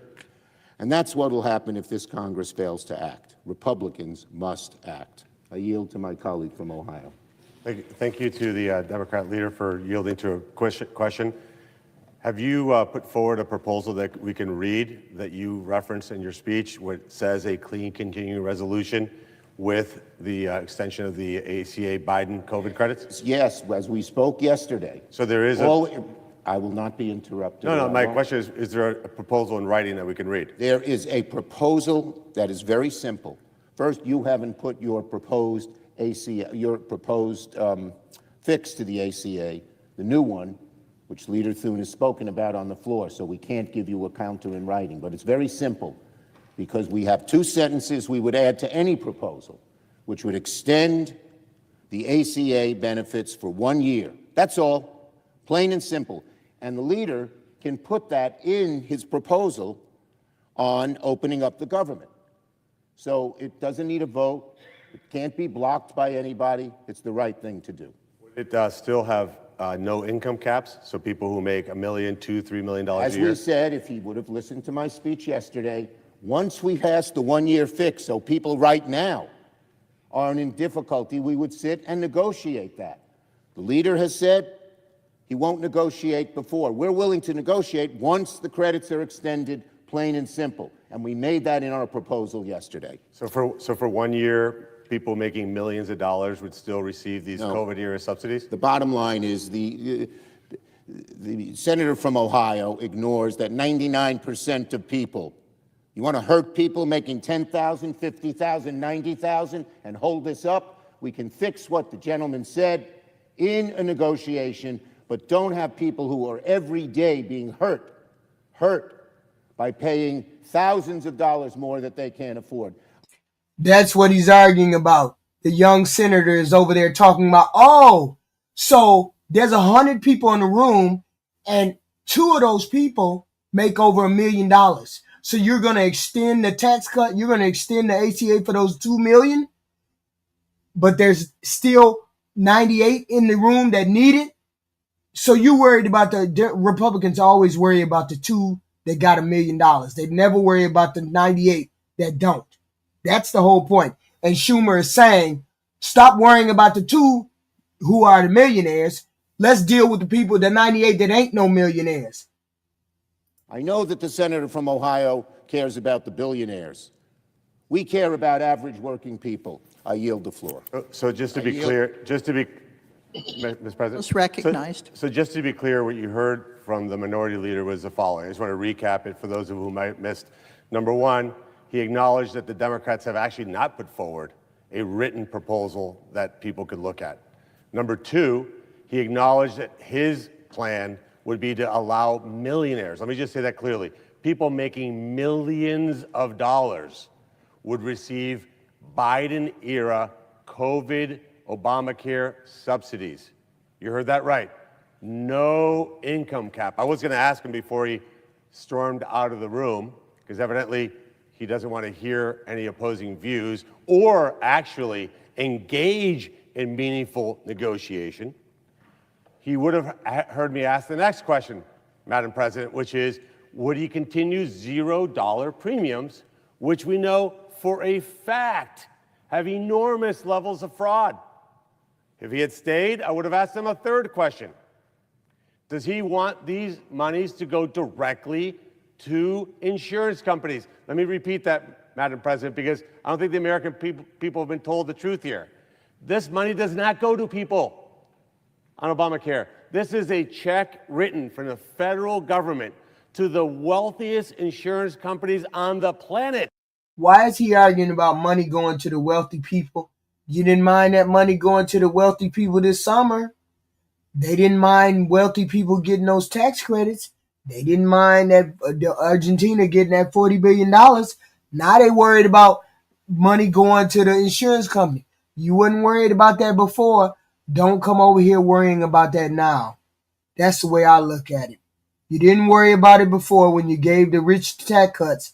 Don't worry about what the subsidies for what are going for the health care. Give those poor people their health care. I know everybody want Trump. What Trump want everybody to have this Trump RX. You see what he doing, shyster motherfucker. He wants no income caps, millionaires getting COVID subsidies. He wants $0 premiums that are filled with fraud. And he wants to enrich insurance companies even more. And because he can't get that, here's the irony. There's federal workers, military, TSA, the clerks here that aren't receiving paychecks that might get their health insurance canceled because we're not sending the premiums in. He's doing this to help people who have made millions of dollars already. Now the Democrats is helping the millionaires. This is the story they trying to spin. The Democrats are now helping the millionaires with the I love it. I love it. I love it. I love it. And the American people say they still blame you Republicans. They still blame you Republicans. It's a shit ass party. With this flawed healthcare system. And, Madam President, to make it worse, he admitted right here on the floor of the United States Senate, the minority leader admitted that he has actually not submitted a written proposal. And maybe they even own those stocks. Things for people out there to listen to and think about. I'll yield the floor now. Thank you, Senator Moreno. And I think Senator Moreno... Gentleman from Louisiana. Thank you. I think Senator Moreno, and frankly, Senator Schumer, they are reflecting the frustration the American people have. I'm going to give a speech which is substantially the same as what I gave last night, and I'll give it again later today. It's like TV advertising. I need people to actually listen to what I am saying as opposed to immediately presuming they know what I'm going to say, and we end in the same dadgum situation we've been for 39 days. We need to open the government. So, if we need to talk about health care to open the government, let's talk about health care. Now, and again, I worked for 20 years in a public hospital for the uninsured and the poorly insured. I know the consequences of this inflation that we have been having when it comes to health insurance. I know the impact it's having upon people as to whether or not, my gosh, can I even afford to keep it? So Congress, Senate, let's find a solution. But to find a solution, we have to put down the way we've always thought. The way that, oh my gosh, we are going to oppose if the other side proposes it just because the other side proposes.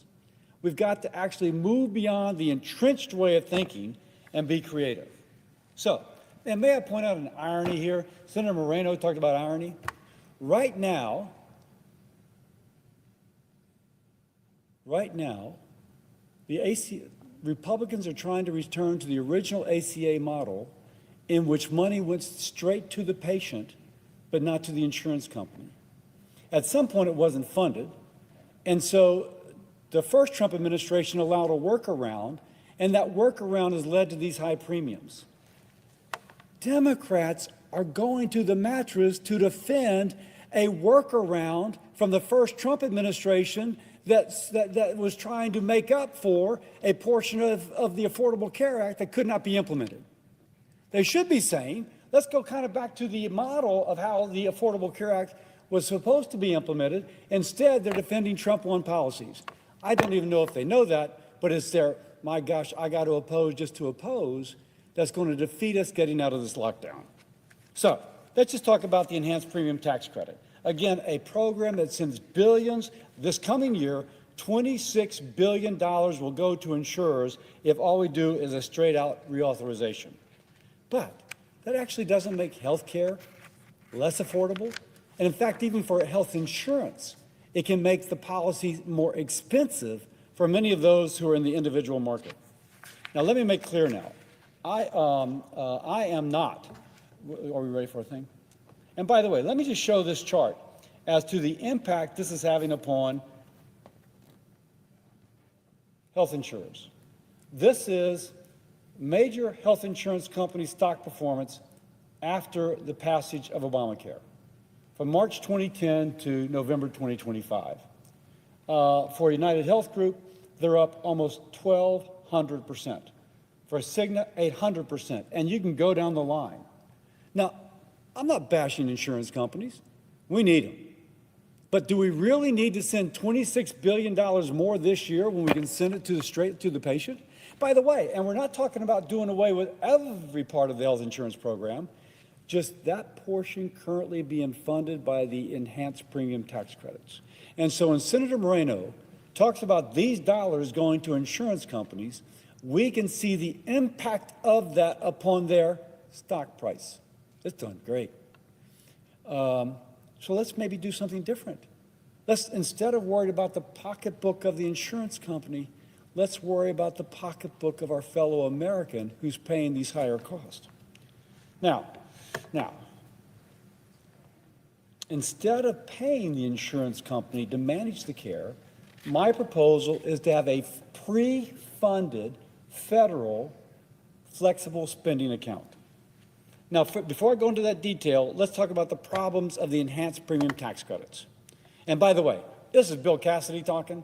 This is not the chairman of the Help Committee. This is not the Trump administration. This is not the leader of the Senate. This is my proposal, and I don't attribute it to anybody, although I'll note that the president apparently is in support. And right now I'm speaking to my colleagues, and I'm speaking to Americans who might be watching. Now, under the enhanced premium tax credit, if your insurance premium goes up, Washington just pays more. There's absolutely no incentive for the insurers to hold down cost, because the more it costs, the more they get. Think about that. The higher the health care cost, the more the insurance company gets. Now, they're not evil, but I will say there's a clear motivation here. If you're a profit-making company and you can be insensitive to how much that cost is increasing, you're going to be insensitive. We need to have incentive to bring the cost down. We need to have a transparency as to what things actually cost, and we need to reward families who actually try and save. I liken this to, you got a broken bone, you put a bandage on it, it doesn't heal the fracture, it just hides the broken bone. Let's fix the broken bone. We actually need to help the patient, the family, be incentivized to shop for that lower cost and incentivize the companies to lower the cost. So the enhanced premium tax credit, it doesn't empower patients.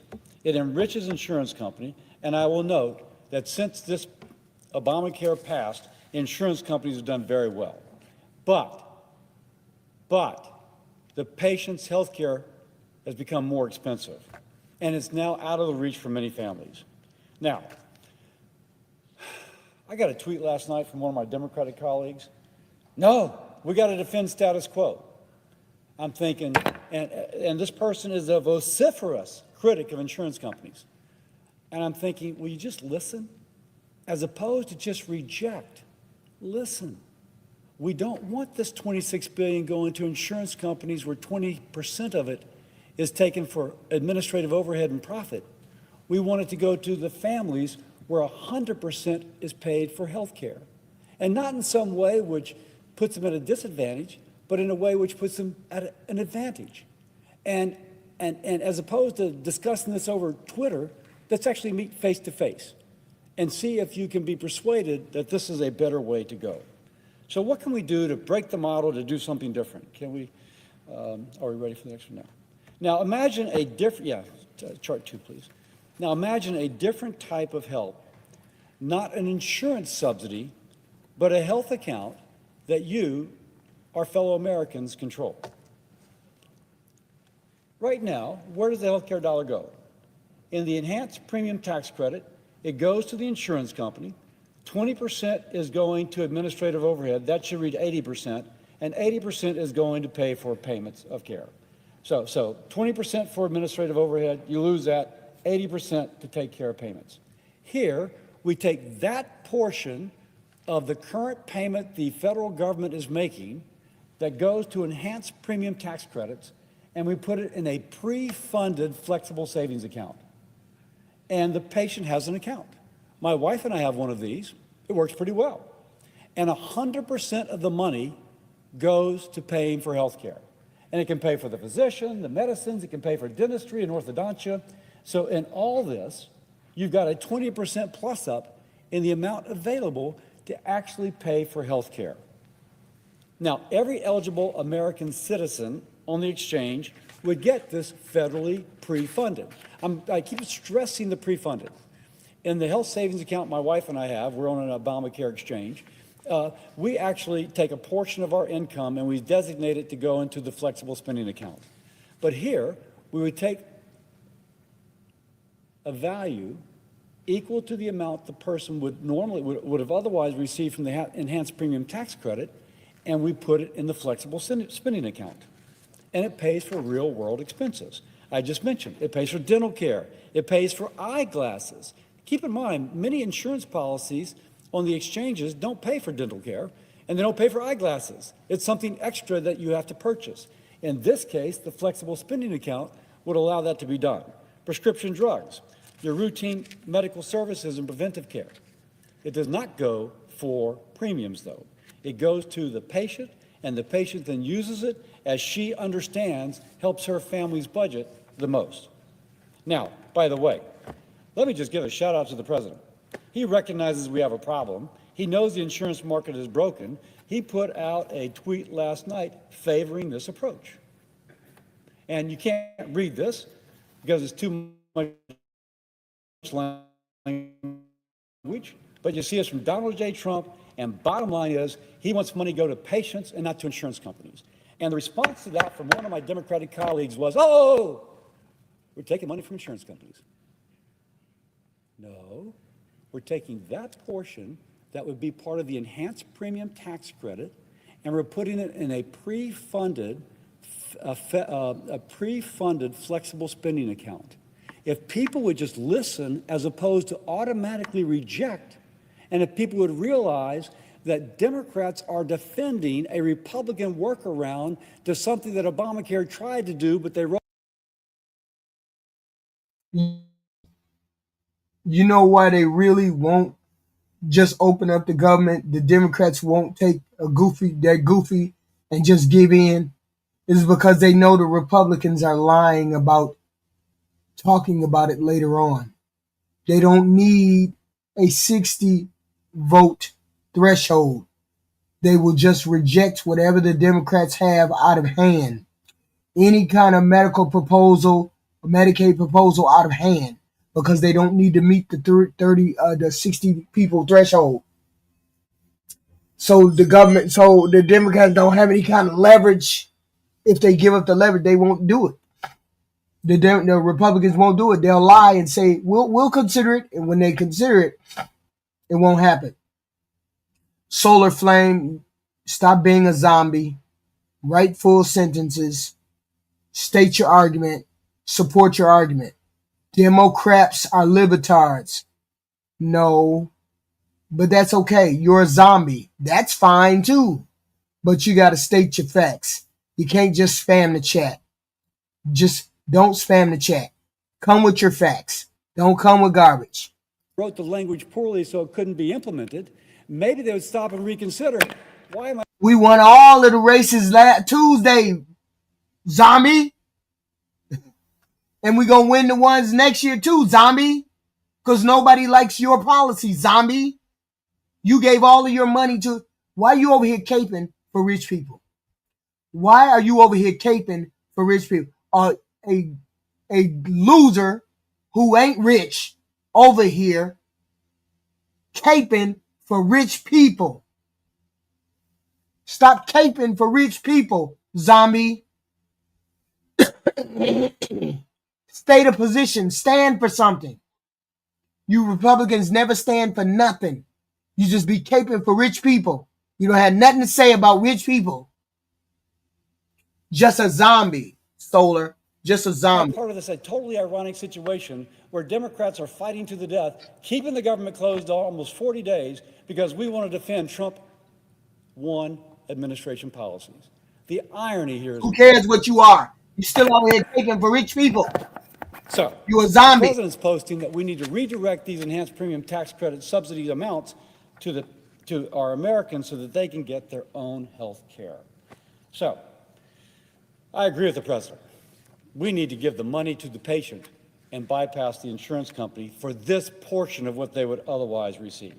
Now, I've also been told, sounds great, Bill, but it sounds complicated.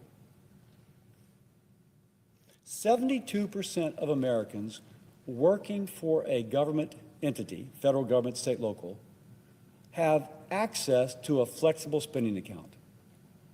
47% premiums. For patients, real care, doctor's visits, dentists.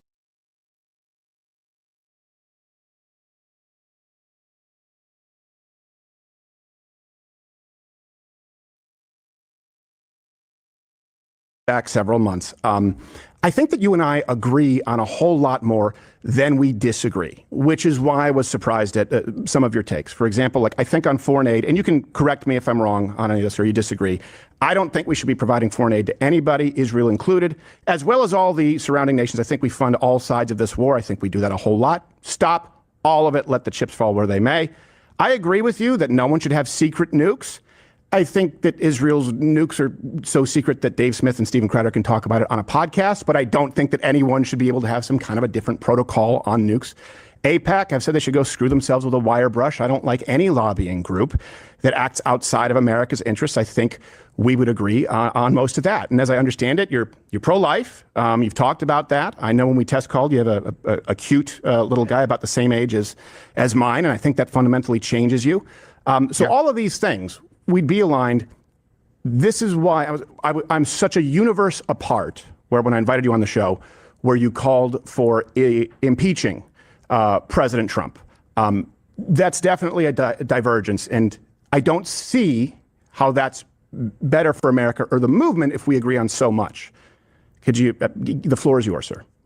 Okay, well, yeah, I think I certainly would agree with you on all the things that you outlined there. But I think I would go a bit further and say that not only am I very critical of the foreign aid to Israel or critical of AIPAC, but I'm also very critical of the neoconservatives who are essentially, a core constituency in the Israel lobby. I'm very critical of the Republican Party that essentially allowed the neocons to become the drivers of U.S. foreign policy in the George W. Bush administration, and many people who still have those same tendencies. I mean, the Mark Levins and Ted Cruzes and people like that, well, maybe not officially, technically neocons, certainly are in effect no different from them. And so in terms of, one of the things in terms of me calling for Trump's impeachment, one of the things that's interesting to me is that I got so many people as a response to that who essentially, were saying Ben Shapiro and Josh Hammer and all these guys criticizing me. Look at him. He's betrayed Donald Trump. All the neocons, Mark Levin, the never Trumpers.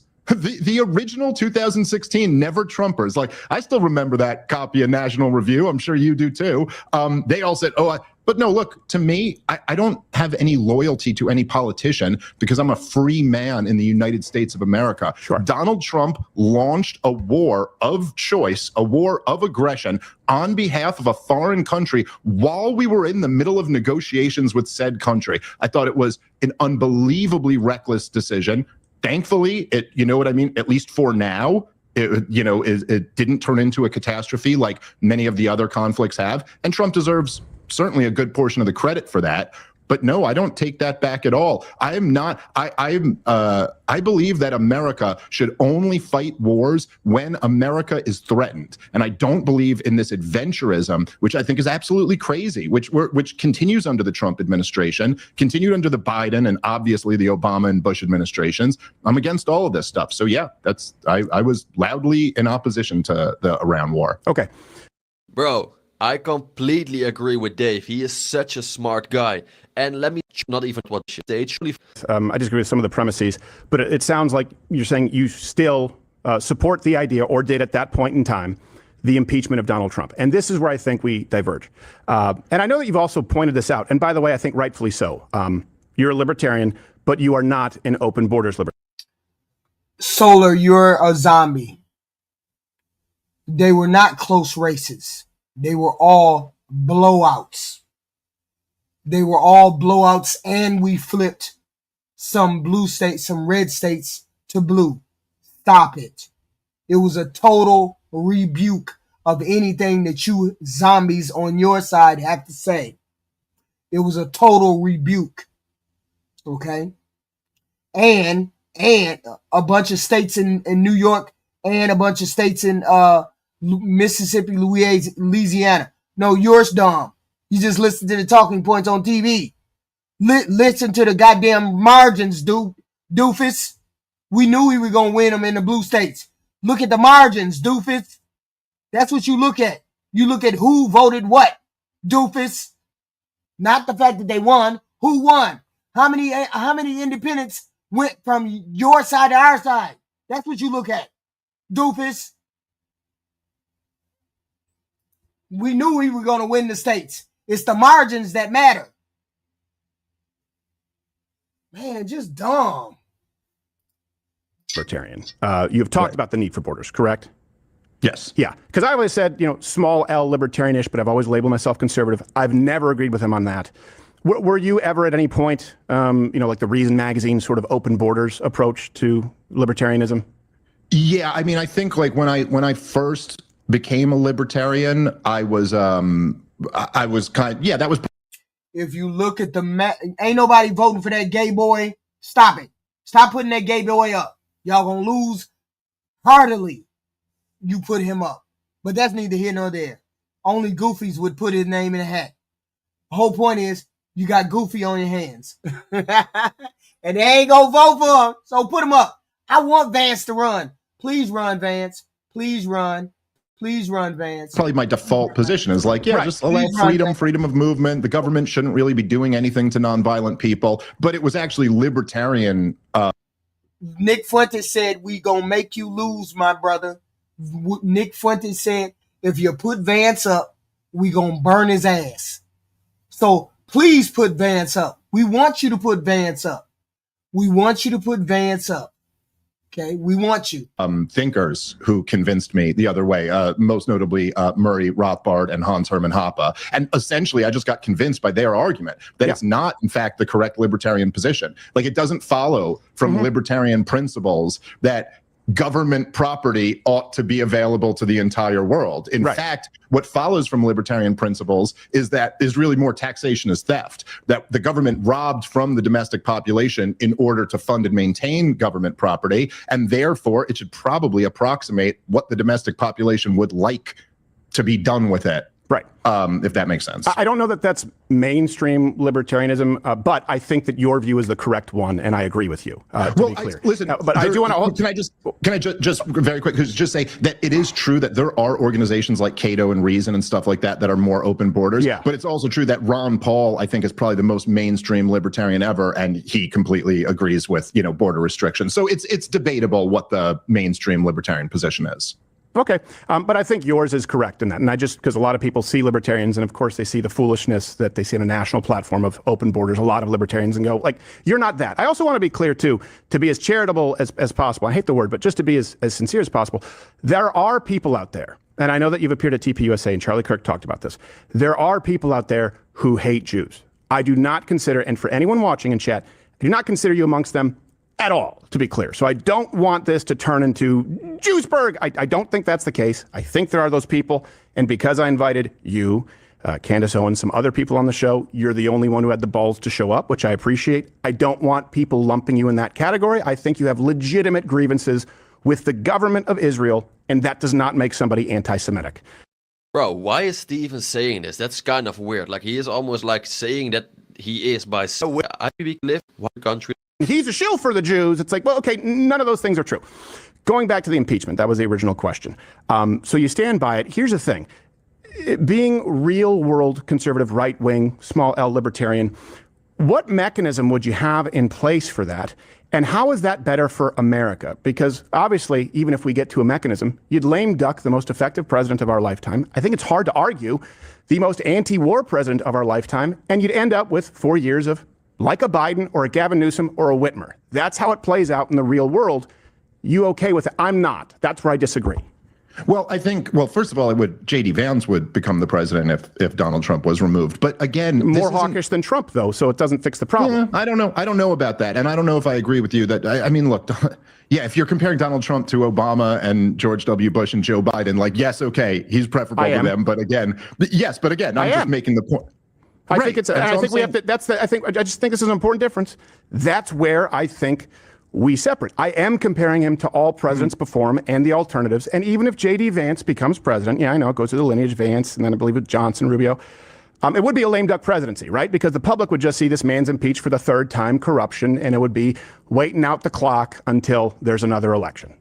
Well, I mean, first of all, the first 2 times Donald Trump was impeached, he was impeached for complete nonsense. And so it would be a little bit different to have a president impeached for launching an illegal war. That is a very different thing. But I think the more important point here is that, look, obviously there's no mechanism for me to have Donald Trump impeached. I'm not a member of Congress who's introducing articles of impeachment. I'm a commentator who was on record supporting Donald Trump in 2024. And so when the war first broke out, what I was doing was saying in the loudest possible way that there's a huge group of people here who supported you, who are not only upset about this, but are repudiating everything about you, are criticizing you in the strongest possible language. Now, I am one of, in terms of like the Trump base of influential support, I'm one of the smaller members who was criticizing him. I mean, he had Steve Bannon and Tucker Carlson and Candace Owens and even Charlie Kirk, who didn't exactly criticize him, but certainly was critical of the idea of getting into a regime change war with Iran. And I felt like at the time, like, but did they call for impeachment and execution? Did I call for execution? You have. You said that Donald Trump should be buried beneath the prison for war crimes. Oh, yeah, he is. Okay. Well, that's a separate thing. But what I called for in this case was. But did they do anything comparable? Well, hold on. Hold on, Dave. You tend to filibuster, and I want to stick to this just because this is outside of that. I don't think we have that big of a disagreement. Right? Well, I don't think I'm filibustering. I was just trying to finish my point. Okay. So I think you've already described, to answer right, the mechanism. The mechanism in place would be Congress, correct? I'm not saying that you do it yourself, Dave. But like you said, you were using an influential platform. There were some other people, and largely the left, who were calling for impeachment. So I think that still you stand by it. But the real world fallout of that is far worse for the United States and for the Keep America, Make America Great, America First movement. And that's where I think we diverge. And when I see you saying that, first off, it gives me pause. And I only see you just mentioned those people, and the left calling for his impeachment. And you say, well, yeah, he's better than these other presidents. Okay, so what would be better if you're calling for the impeachment? And it could be facetious, the execution of Donald Trump. That seems pretty extreme, and it seems like a big difference. I mean, what point is Stephen trying to make here? And I agree with Stephen on this one. Like, I agree with we're side that we can say it because you have most important. And there's really no position here is that the point I was making was that so many of Donald Trump's most important. And there's really never been a moment in my lifetime like that before. There's really never been. I can't think of any time where George W. Bush did something and Sean Hannity and Bill O'Reilly were just like, that's it. We're done supporting him. And Obama never lost Rachel Maddow or something like that. And I think the fact that so many of us stood up against that was, in terms of, like, to your point, in terms of the real world, what can we actually do? I think that was the most effective thing that we could do at that point, was just to make it very clear that if you do get us into another catastrophic war here, you're going to lose a huge portion of your support. This is the only incentive that politicians respond to. Okay. Now, in terms of your point about me, can I address that? Yeah, sure. Go ahead. So, and I know that you and I think we both share a fundamental hatred of mischaracterizations. Hopefully you don't think that I've done that here. I've asked these questions fairly. I think that's a mischaracterization, and I think it was at large of Donald Trump from you. I think to say that he should be impeached based on a betrayal when we probably don't have a president with a more clear track record on any issue than Donald Trump on Iran. If I said Israel, I meant to say Iran, where he said they can't get nukes. That famous escalator ride down, immediately said, and if I'm president, Iran won't get nukes. And before that, on X, saying Iran cannot get a nuke, 60 days talking, negotiating. They weren't playing ball. Time is up. You can disagree with it. But to suggest that that's a betrayal, I would say that's the exact opposite. People maybe need to do the research on the candidate who they're supporting, in your case, endorsing, electing. He was very consistent about that. No, I disagree completely. And I think that Donald Trump also bragged about not getting us in any new war. This is their party. There is an internal fight. There is an internal fight of the Republicans. Nick Fuentes' side, Libertarian side, and the regular establishment Republican side. There's an internal fight because they know that Donald Trump is shit. They know it. They just all have different ways they want to respond to Donald Trump. They know his policies are shit. They know he ain't doing nothing for America first.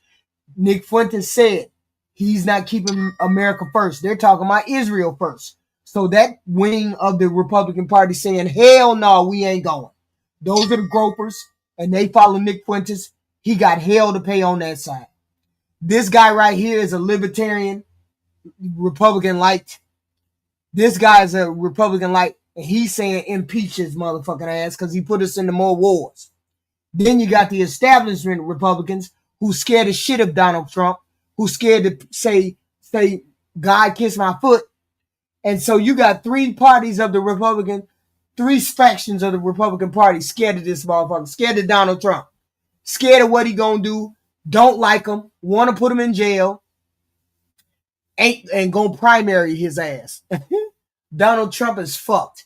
If we as the Democrats get control of the House and the Senate close to 60 votes, his ass is motherfucking cooked.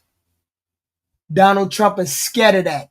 This Tuesday election showed them your ass is going to get fucked up. If the Democrats get a hold of the Senate and the House, you're getting fucked up.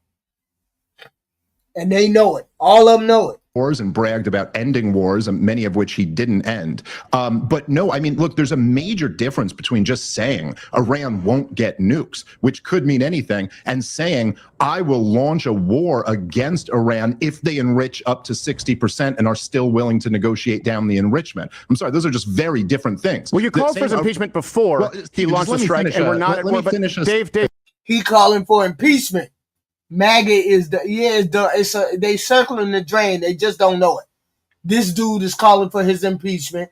Nick Fuentes saying, I'm done with y'all. We done with y'all. Yeah, y'all burnt up. Hold on a second. You always do this where you say, let me finish a sentence, but then you address a point and then scattershot 5 different points. You called for this before. I'm on the exact point that you just asked me about, Stephen. You're claiming I'm filibustering. You're interrupting every time I speak. No, I'm not, Dave. I want to address that one point, and then we'll go back. We're not at war. You called for his impeachment before the strike. I do think if you're talking about, what other option outside of diplomacy, because you said there are many other options, it could mean anything. Donald Trump, again, in context, if you look at the context, said it was a huge failure, Barack Obama's policy on Iran. He said that you cannot set red lines that you do not enforce, and I will enforce my red lines. Donald Trump was very clear. He set a red line, 60 days are up, so we've tried the diplomacy. Well, what other mechanisms are in place to prevent it? Yeah, okay, well, I don't think, again, if you're saying that enriching up to 60% was the big problem, then the JCPOA wasn't a failure. They weren't enriching anywhere near to that level until Donald Trump tore up the agreement, or walked away, pulled America out of the agreement. And yes, he arbitrarily set a timeline of 60 days, but there were meetings scheduled for the next day or 2 days later after when Israel first struck them and Donald Trump walked away. So the alternative was obviously to keep negotiating. Look, Iran was there to negotiate down the 60% enrichment. They had been down to 3 to 5% when America was good standing members of the JCPOA. The obvious alternative would have been to keep negotiating. So he's explaining why the party is starting to walk away from Donald Trump. And you could stay there all you want to, Ozzy. You could stay there all you want to, but you better start listening to some of these people. They say they done with Donald Trump. And this is a very good point because got him in the wars. They done with him getting them in the wars. They done with him. Soon as he got him in the wars, they was mad. This is what this guy is saying. We ain't going for it no more. We ain't going for no more wars. So you believe that it's a more effective form of world leadership in an impeachable offense to set a date, a timeline, say last call. I've counted to three, count to three, and then say I didn't mean it? No, I'm saying. But that would be what he would do effectively, right? If he, yes. Yeah. I think that's silly for a president to do Okay, right. But that's not what I said. But you think what you said is silly. Okay. But what I'm saying. No, he did say, right, we're 60 days up. Was Iran negotiating? Did Iran come to the negotiating table? Did Iran allow inspections? Finish whenever you want to, and then I'll try to. I asked you that. Were the 60 days up? Did Donald Trump count to three? Yep. So he should continue negotiating after he sets a red line. Yeah, well, he would. Well, no, Stephen. It's a little bit more. It's a little bit more than 1 cent. Okay. It's a little bit more than 1 centimeter deep. Okay. Please enlighten me, as shallow as I am. Dude, it's like you just. I know. Go ahead. No, just a lot of people told me that, watch out, he's going to be constantly interrupting you, but I didn't realize it was actually going to be like this. Okay, so Donald Trump, what happened was Donald Trump had signaled at the beginning of the negotiations that he would be open to some enrichment, but that he wanted it to be brought down. And then Mark Levin and all of the hawks, they insisted that you put in the poison pill of absolutely no enrichment of uranium whatsoever. And he went along with that. And Iran was like, yeah, and then he set the 60 days. Now, look, I think it was a bad move to ever put that poison pill in and to ever set those 60 days. But yes, at that point, once you've done that, diplomacy in this case was obviously preferable to force. And I think, in fact, probably we are in a more likely position now that Iran breaks out and tries to get a nuclear weapon than we were if he had continued the negotiations. But certainly you exhaust the negotiations. You try diplomacy as much as you can. War should always be an absolute last option. And he didn't exhaust that. Instead, he supported attacking them in the middle of the negotiations. That is dishonorable. It is unethical, and it's bad leadership. Yeah, I don't think it's dishonorable. I don't think it's unethical, and I don't think it's bad leadership. I think it would be bad leadership to allow a country to completely flagrantly disregard their own agreements, to not honor their word, to have international oversight committees that you cite, Dave, as the gold standard, saying, yeah, they're only a few weeks away from this kind of dangerous uranium enrichment, and then to say, you know what, let's continue diplomacy. So here's my question to you. Because you said impeach, you said war crimes, and it sounds to me like there's no president in our lifetime who you wouldn't bury beneath the prison for war crimes. Can you name one?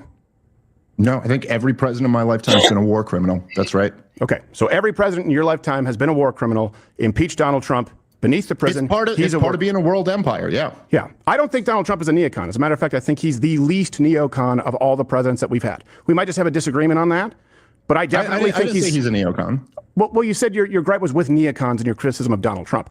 I'm just trying to figure out whether all libertarians feel this way. Maybe this is the line. The line was, don't get into any more wars. If that was your line, then you should have been done walked away from Donald Trump, because he's starting all these wars, start, whatever. He's lying about the stopping and the starting and this, that, and the third. This is what this man is saying. He's a libertarian, which is Republican-like, right? So libertarians are walking away. I have criticisms of Donald Trump. H-1Bs, big one. I went in hard on that, for crying out loud. When you talk about the Epstein debacle, unveiling that, Pam Bondi shouldn't have a job. The Chinese. So do I, JP. So do I. Student foreign visas, right? I think that's a big problem. I criticize him on a regular basis, calling for impeachment and buried beneath the prison when this man has ended more wars than any other president, at least that I can recall. Pretty close. He's ended many wars. The only one that he hasn't ended is Ukraine. Which ones did he end? Exactly. I wanted to ask the same question. Which wars wars did did he he actually end? end? Because Yeah. we always say this, and Call him people to will the probably carpet, attack honey. me for saying this. Ask him And which again, one I'm did not he trying end. to We attack don't know. Donald Trump, but everyone is constantly saying that, oh, Donald Trump, he ended so many wars. What wars did he actually end it? Because all the countries or all the wars that he blamed, he ended. For example, Cambodia, or that's the only one, excuse me. The war between Cambodia and Thailand, he ended. But between Iran and Pakistan, he didn't end. He acts like he did, but Iran or Pakistan says no, he didn't do anything. And India says, yeah, he did a little bit of help. But I'm very curious. I'm going to continue the clip, obviously, but I'm very curious about this question as well, because everyone is constantly talking about Donald Trump solved so many wars. He didn't solve any war almost. It's like, and again, he was talking over and over again that he would solve the most important war of this year or the past years, the war between Ukraine and Russia, and he didn't do anything. So weird. Talking about conflicts right now. I mean, for 12-day war is done. If you want to, because you've attributed that to Donald Trump and Israel. I mean, we now have a ceasefire. Before that, we had the Abraham Accords. I mean, if you look at the invasions that have taken place, none of those ended a war. The Abraham Accords didn't end any wars. So if we're looking at the other examples in the past where you look at invasions from Russia when they got froggy, obviously they tend to favor Democrat administrations. I think he's been very non-interventionist, not an isolationist. And I think that Thailand, Cambodia is one that comes to mind. India, Pakistan. None of those count. Israel, Gaza, India, Pakistan. No, it's not that none of them count, Stephen. It's just Azerbaijan, Armenia. I know that because I have a lot of Armenian friends. I mean, you keep interrupting me. Do none of these count? I don't think any of them are wars that Donald Trump was conducting that he ended. I mean, Donald Trump, look, in his first 4 years, he inherited the war in Iraq and the war in Afghanistan. We had troops in Syria. We had troops in Somalia. He talked about pulling them out. And in fact, I think he was the major reporting about him being lied to about the number of troops in Syria, but he never did get them out. He kept the war going in Afghanistan for 4 years, surged it, even though he knew it was an unwinnable war.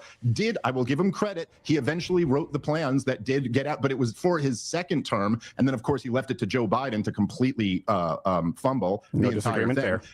He kept the war in the Saudi invasion of Yemen going his entire first 4 years. He just broke records for the most strikes on Somalia in any year. We've been bombing them since 2002, I think. I mean, so I don't know. And he's backed Israel his entire time in their destruction of Gaza, and he's failed to stop the war in Ukraine. So, like, again, his rhetoric is certainly better. And there are a few things I could look to that I would point to, go, hey, he did a really good job there. But I don't know. I don't really agree with your overall characterization. Well, it's not that you disagree with my overall characterization. Your question was, name me any wars he's ended. And then you moved the goalposts, right? No. When I said wars he's ended, I didn't mean like he picked up a phone call and then a conflict like between two other parties. I'm saying wars that America's been involved in. So diplomacy doesn't count there. Or fighting. So none of those would count. No, I'm not saying it doesn't count. I'm saying it's not exactly a war he ended. Well, I want to have this conversation in good faith. And if you say, name me any wars he's ended, and I go, okay, Thailand, Cambodia, Israel, Gaza, ceasefire, Armenia, Azerbaijan, you could argue, hold on a second. You could argue that Yemen, really a proxy war with Iran, which kind of brings us back to the initial point. By the way, Steven is constantly interrupting Dave the whole time. And when Dave wants to interrupt Steven, he's like, hold on. It's my turn now. But, picking up the phone, certainly more than other presidents. So picking up the phone and engaging in diplomacy, which I thought you would be supportive of, he's done it more than other presidents. And I would say he's set apart pretty significantly, which is why I don't want to impeach him. I don't think that would make America stronger, more effective. I think it would make us weaker. That's really the crux of this. I think he's better than other presidents. I think he's the most effective president of our lifetime. And I don't think it's an impeachable offense. He asked me which wars did he end. I just gave you a list. Do those count? Well, it's again not okay. Look, if you're talking about the war between Israel, if you can call it a war, Israel's destruction of Gaza, yes, after funding and facilitating the whole thing for his entire second term of his presidency, he's gotten a very loosely holding together ceasefire as of right now. So yes, as I've said on my show and said publicly, I give him credit for that. That part was better. The funding it for the his entire presidency, which you seem to agree with, that part was wrong. And that's a very good point. I agree with Dave on this one. It's actually insane. If you fund like a whole war and you almost like start it and then you're gonna end it, yeah, okay. But like, do you really end the war then? But again, I'm very curious about your opinion on this. Like, do you agree with Steven? Do you agree with Dave? Please share your opinion in the comments. Very important to say, I read all comments. So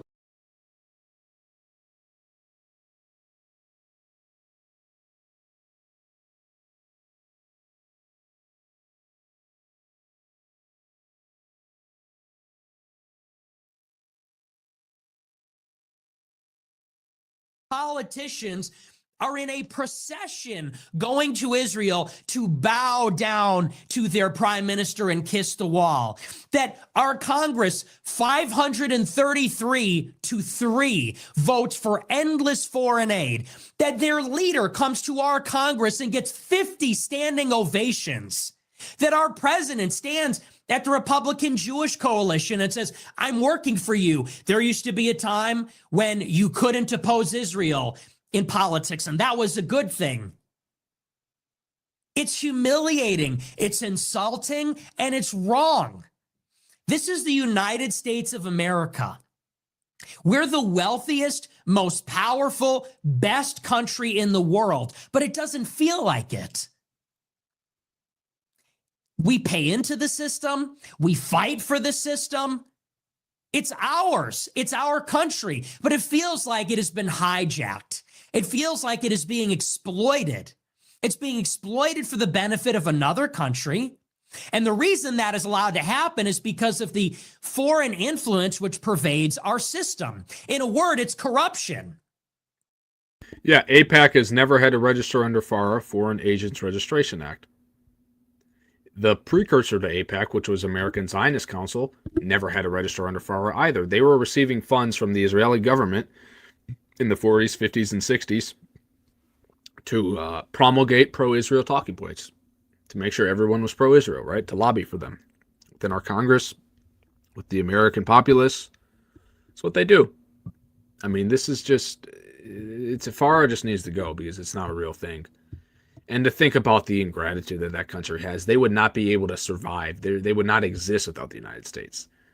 They're the size of New Jersey, but people conveniently leave out the fact that they have a smaller GDP than the state of New Jersey. They have less than 10 million people. The Arab world is 400 million strong. They would be destroyed. If the United States stopped backing them, ended all foreign aid, put a trade embargo, a weapons embargo, sanctioned their government, they would completely collapse. The Abraham Accords would collapse. The Oslo Accords with Egypt would collapse. The 1994 peace treaty with Jordan would collapse, and it would be open season. They're completely isolated diplomatically. It's to our detriment to continue to support them diplomatically. It hurts us reputationally in the international community, but we still do it. It's a combination of blackmail and our politicians completely being owned by the Israel lobby, lobbyists, donors. What I'm showing is that the Republican Party is being fractured into three different parts. The establishment, who want to keep funding the Israel wars. The Nick Fuentes establishment, who say put America first. And the Libertarian Party says we don't want any more wars. The Republican Party is being fractured. That's why I'm showing these three different parts of the Republican Party. Okay, he can be a Nazi, like or not, he can do whatever, but he got a lot of followers. Oligarchs. It's an oligarchy in America. Just is what it is. And they use blackmail, intimidation, bribery to achieve these ends. They do it in DC. They do it in New York. They do it in the smoke. Are you all hitting the like button? Please hit the like button. Please hit the like button. Sub to the channel. Sub to the channel. We have this kind of information on Saturdays all the time. Political and the world views and people's all kinds of information going out here today. Please hit the like and the sub button, please. Corridors of power. They do it to people like Kevin Roberts. They do it to people like Trump. They do it to all of them. And that's why we get these weird hostage videos. And we as a country feel like we are hostages. We are in a hostage situation. Gun to your head. Do you support Israel? It's the 21st century. What are you talking about? Our country is being genocided. Israel's carrying out a genocide in Israel. Do you love Israel? I love America. And so I saw this on Friday, and I'm disappointed in Kevin Roberts, but I'm not surprised. And you know what? How long before this guy loses his job anyway? He apologized. He groveled on his hands and knees in multiple venues on Dana Lash's show, at Hillsdale College. These are other institutions, crying on a Zoom call to the board members, reassuring them, and it won't even be enough because he won't condemn Tucker. He thought he could condemn me, but like Tucker, but it doesn't work that way. It's never enough for them. So that was the little circus on Thursday and Friday. Thursday, he comes out, hands on his hips. We don't do cancel culture. Friday, you get the ISIS hostage video. I don't know what I was thinking, you guys. Anti-Semitism's the real problem in America. The apology, the condemnation, the basket of deplorables speech that we've all heard a million times. That was episode 1. But there was something, this is the last thing I want to say about Kevin Roberts, because he's pushing this line and people are missing this. It's a line I hear all the time. He said, to justify himself, the reason why I even said that we shouldn't condemn Nick Fuentes is thus. He said, the reason I said we should engage Nick Fuentes is because Nick has an audience. He says Nick has an audience of disaffected young white men. He said, and we want to reach those people because they're looking for the answers in the wrong places. And I hear this line a lot. And there's an idea concealed inside of that statement, which is they believe that the only reason I'm popular, which they tacitly acknowledge in that statement. They say Nick is really popular. He's got an audience, but the reason he's got it is because the men are so lost and confused and weak. They say, and Nick is cynically exploiting those men and taking advantage. His rise was enabled, they say, by our negligence to the young men. So we need to take an interest in them. And this is such a messed up idea. Would you like to know why? They don't care about the young white men at all. And they don't care about them because I'm one of them. And this is what I said in my response to Tucker. All this talk about the disaffected young white men, I am one of them. I was that guy when I was in college. I'm that guy now. And they hate me. They hate me. They condemn me. They're not saying anything they're saying about me with any charity towards me. They don't want to understand me as a person. They don't think of me as a person. They don't look at me as a Christian should, with charity and with goodwill towards my soul. They look at me as an obstacle. They look at me as someone who is a political inconvenience, a political problem. And so how do they regard me? They want to discard me. Oh, fuck him. He's horrible. He's abhorrent. He said this. Do you watch my show? Kevin Roberts, when you say my views are abhorrent and you rattle off a bunch of 10-second clips, which were put together over 10 years by Media Matters, do you think that's an honest representation of my views? Do you even care? Do you care if they're true? Do you care for my sake if they're true, or for anybody's sake? Or are you just saying that out of political expediency because it's easy to discard me, because it's easy to throw me under the bus, because I'm a bad look, I have baggage, I'm flawed, I'm imperfect, I've said provocative things, so we can throw him under the bus and we could pretend to care about all the other ones? Well, guess what?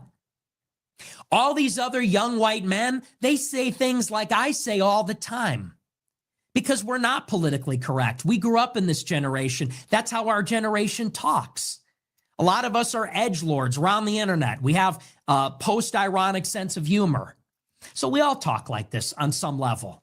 We all were raised in the Call of Duty lobbies or on 4chan or on Twitter or whatever. So we all talk like this. And a lot of the things that I believe, many people believe. Many people are being very skeptical of feminism and very skeptical of diversity. We're feeling those externalities all the time. We're seeing them. And so it's like that classic thing that Trump says, they're not after me, they're after you. I'm just in their way. And by the way, all those other disaffected young white men that they want to pander to, that they think they're going to coddle and give them a pamphlet about, I don't know, from the Holocaust Remembrance Society or something. Make no mistake about it. They would cancel those young white men too if they caught them with the bad screenshot in the group chat. If they overheard them saying something controversial in a private conversation, they do the same thing. They don't care about us. They don't care about young men. They only purport to care about us because now we are an inconvenience to the people they really care about, which is the donors and the board members. Yeah, and that's one of the problems I have with Nick Fuentes. He tried to explain it over there on Tucker's show. He tried to clean it up a little bit. Well, he didn't try to clean it up. It just looked a little better. He said it's not necessarily that he's against other people. He's just white. He's just white proud. He's just proud to be a white person. That's all. He said, I'm just proud to be a white person. And it's only 60% of us that are white, majority white in this country. And, he said when he got to thinking about it, sooner or later, it's going to be less white people in this country. And that's what brought him to being prejudiced or racist or whatever. So this is where he's at, even though he's been, I don't get it. I don't get it. He said he's pro-white. There's nothing wrong with being pro-white. I'm pro-black. There's nothing wrong with that. But you're not supposed to go around the world saying just because I'm pro-white, I'm better. That's the problem that I have. When you run around the world and say, I'm pro-white, I'm pro-Hindi, I'm pro-Catholic, I'm pro-this, and I'm better than everybody else. That's not how the world works. That's what I don't like about Nick Fuentes. Yeah, it's Israel. You're only useful for target fun in the Middle East. You have the U.S. based on Islam, and then Israel's kept in positional. Of me. This guy loves to talk. And the young white men, they love Tucker. They love me. Yeah, but it is what it is. That's the way the migration go. You can't roll back abortion rights and make women have babies. You can't make women have white babies if they don't want to have white babies. The white women saying they don't want to have babies, so you can't make them have babies if they don't want to have them. Well, you can't help it that Mexicans is fucking like rabbits and blacks fucking like rabbits. You can't help that. Get your women on board and start having babies, but you can't make them have babies. So therefore, it's going to be overrun soon enough. A lot of them like Candace. They like Daryl Cooper. They like Pat Buchanan. That's where the young men are at. That's what they believe. Isn't it your job to represent their views? Isn't it your job to hear them, represent them, support them? How about our problems? How about white genocide? Is that not a problem in Europe and America? Open borders, ever heard of it? But he turns around and says, the real issue is anti-Semitism. And, we want to reach the young men and tell them about that. Well, who is that really on behalf of? Ain't nobody going to vote for no Vance. All this whine. See, here's the thing. All these damn people was whining about Democrats like those gay people. Democrats like to push those trans people and them gay people in front of us. Motherfucking Vance is bisexual or something like that. Come on now. You gonna vote for him? Now y'all gonna be hypocrites and try to vote for J.D. Vance? After he done came out of... Read J.D. Vance's book. Read that man's book. He thought he was gay. He thought he was bisexual or gay when he was a college student. You thought so? You experimented and all that? Come on now, y'all. Sounds like that's on behalf of the money that supports heritage, and it comes from Jewish oligarchs that care about Israel, and they don't care about the people here and their small parochial problems in their neighborhoods, in their towns, in their cities. I'm not saying anything is wrong with JD. I'm saying The way these people came after the Democrats because they wanted to support gay rights, they gonna put J.D. Vance up as a presidential candidate and he might be gay or bisexual? Come on now. I don't believe that. Come on. And if you do, he gonna lose in a landslide. That's what that sounds like to me. So Kevin Roberts, don't you dare say, well, we need to engage with Nick so we can reach his young audience. You will never reach my audience because you're not honest. You will never reach my audience because you are fake. With all my faults, all the mistakes I've made, all the ways that I'm not a conventional conservative or whatever, I'm authentic. You're fake. I'm honest. You're a liar. I am a disaffected young white man. I represent their interests because they're my interests. You represent your donors because you live in DC. And that's who you are. So until you're willing to give up all of that, which is not anytime soon, you will never reach those people.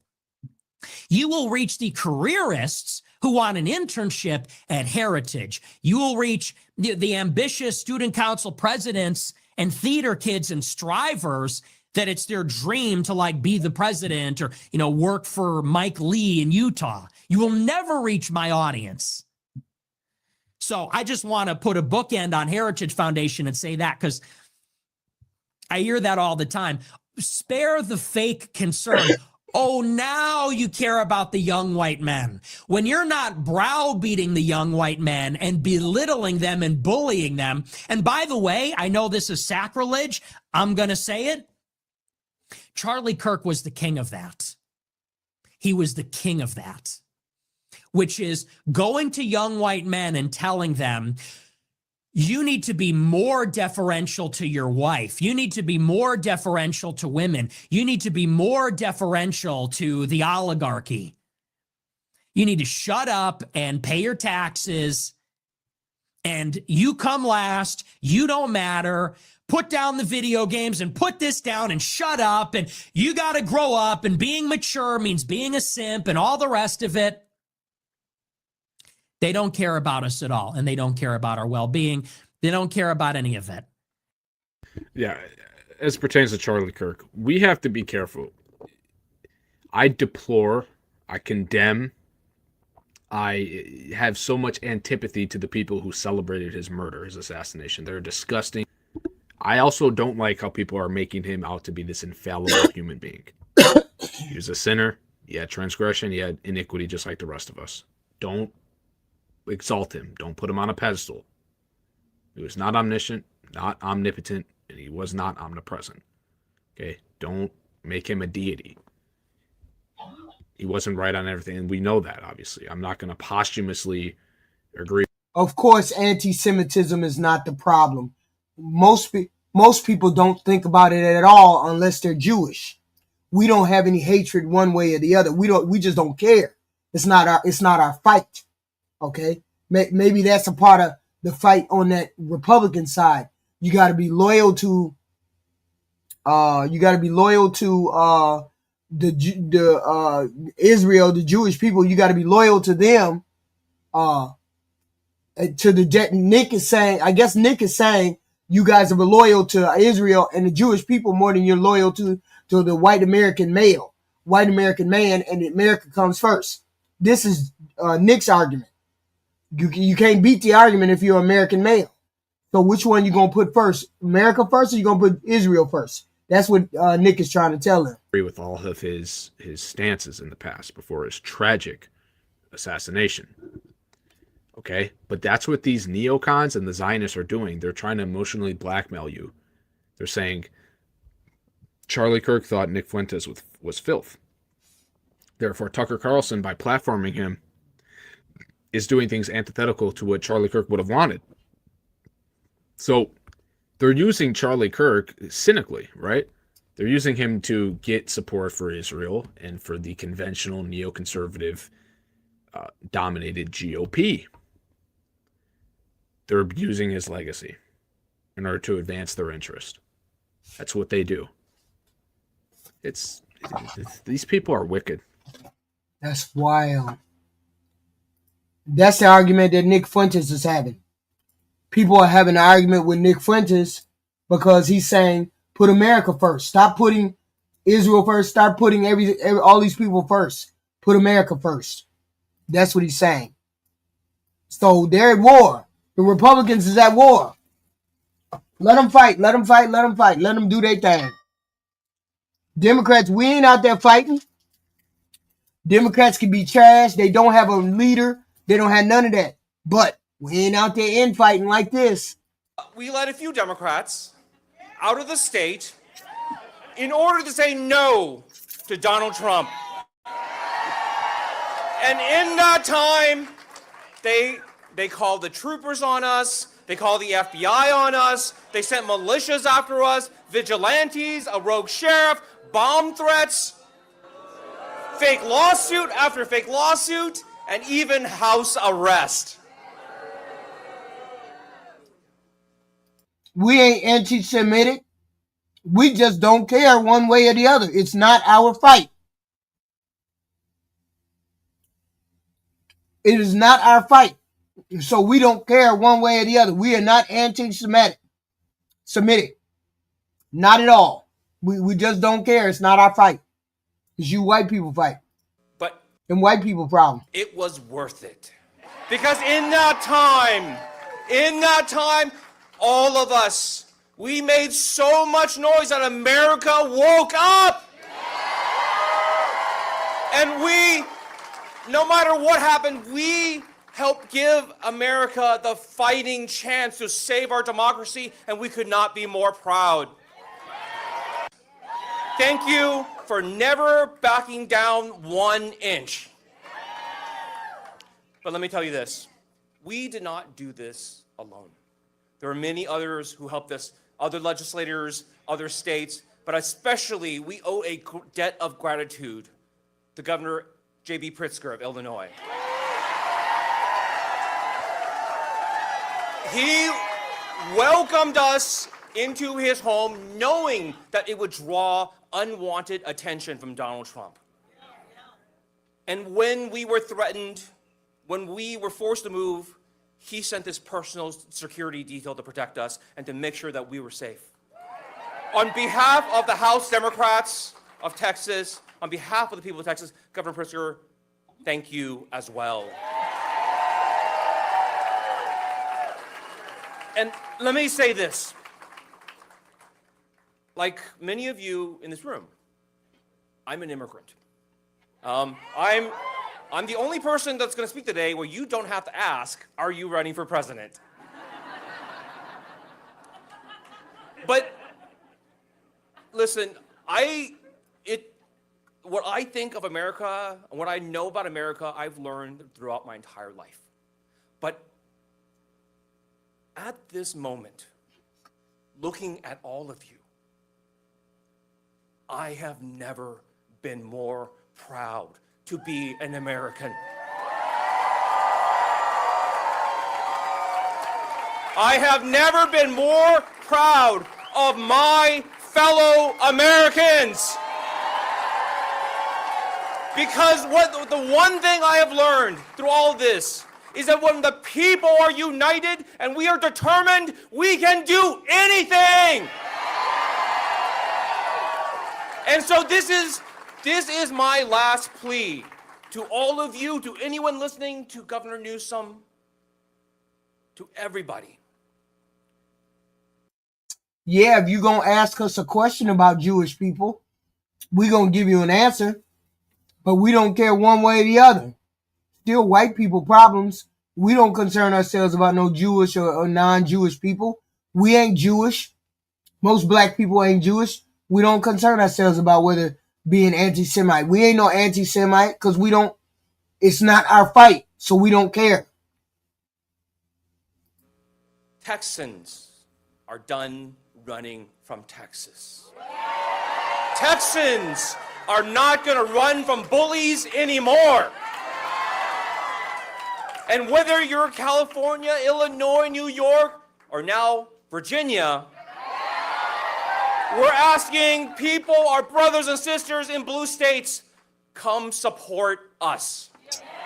Come help us fight back the way you fought back. Help us with resources. Help us to run. Send money to our candidates and money to our parties. And to everybody else listening, if you don't have the resources to help, today is the beginning of filing for a public office in Texas. Do it. Run for precinct chair. Run for election judge. Run to go be a poll worker. Volunteer to knock on doors. I'm telling you, for once and for all, voting is no longer enough. For everybody out here, if you call yourself an American, if you're saying you are proud to be an American, that you love this country, this is your home, then be willing to fight for it.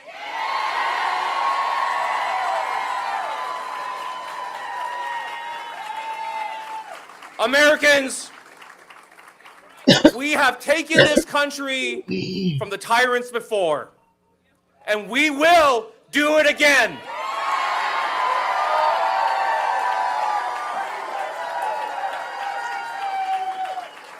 Please join us in welcoming Representative Lizzie Fletcher.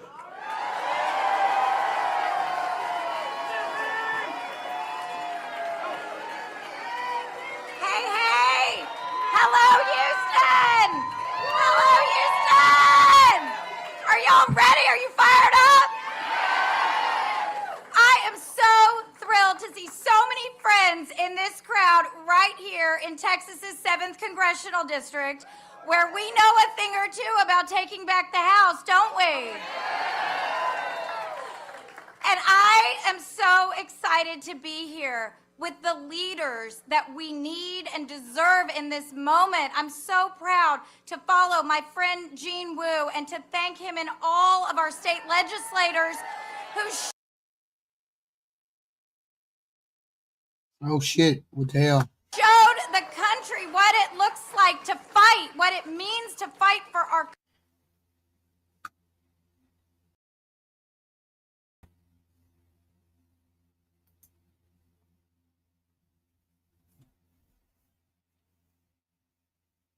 Oh, y'all want to get goofy with it. They want to get goofy with it. Oh, don't do that. Come on. Don't get goofy with it. Come on. Fresh. showed the country what it looks like to fight, what it means to fight for our I don't understand what's going on, y'all. Don't get me wrong. Don't get me wrong. I don't know what the hell is going on. I refreshed it. It act like it don't want to. As Texans, we make the future. showed the country what it looks like to fight, what it means to fight for our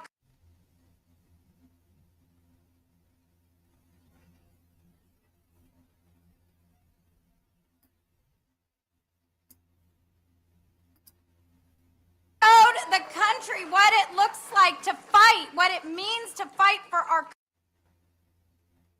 What? Oh. I don't know. They keep shutting her off. I'm like, wait a minute.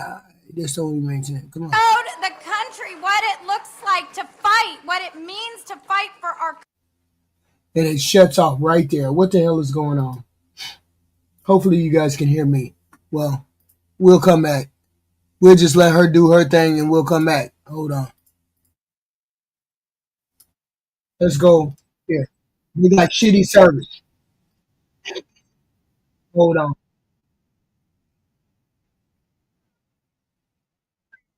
options. This is one way we can put patients first. They still haven't started to vote for this the bill for this same thing. This 14, it'd be 15. So a number of my colleagues have addressed the shutdown situation as well. And I'm going to veer off on another topic of those federal employees, those air traffic controllers, and for heaven's sakes, our military members that are struggling under this shutdown. Now, many of our military families already rely on SNAP to provide food for their families. We have 1,900 Iowa Army National Guardsmen that are serving across the Middle East today. They are deployed. They have left their civilian employment only to go into a deployed situation where they don't know if or when they will get their next paycheck. Their families in Iowa are struggling right now. They are out there serving for all of us. My daughter is also a soldier in the Army. And at the beginning of the government shutdown, she had the really awful position of having to sit down with her soldiers and counsel them on where they could go to find loans to help their families during the government shutdown. Many of the employees here have had to do the exact same thing. What does it take to get through this government shutdown? It's a simple yes vote from our friends across the aisle. They have shut the government down. We have provided opportunity time and time again to open the federal government, to pay our federal government workers, to make sure our skies are safe, to make sure our military members are paid, to make sure SNAP benefits are getting to every family that struggles with food insecurity. All it takes is a yes vote. We have told the Democrats we are willing to sit down and negotiate on the ACA, the Unaffordable Care Act, and other opportunities. We will do that when we open the federal government. Democrats are not fighting to lower premiums. They are fighting to raise the profits for health insurance companies. Democrats are terrified of the truth about their temporary COVID credits. It's welfare for the wealthy and corporate welfare rolled all into one. Democrats are demanding that Republicans vote to make their handout scheme permanent. Their plan is to line the pockets of health insurers with $500 billion in taxpayer-funded subsidies.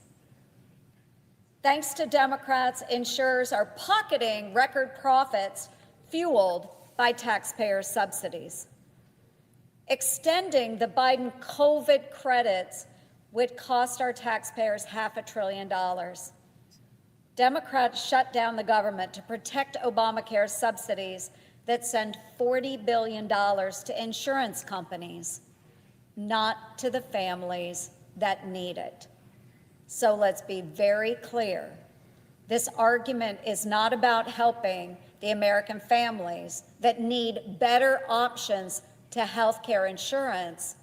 It is about sending large wads of money to health insurers. Let's come together and figure this out, folks. We are the United States Senate. We are the U.S. government. This never would have been allowed to happen when I was serving in the United States military. You come up with courses of action, you decide on the best course of action, and you follow through in that mission. We expect our service members to do this every single day. They are at the behest of the United States federal government. We need to open up the federal government, ensure they are paid. Let's take care of their families. Let's take care of the food insecure folks, not just in Iowa, but all across the nation. Let's make sure our farmers are able to make their farm payments this fall. All it takes is a simple yes from our Democratic friends. And with that, Mr. President, I yield the floor.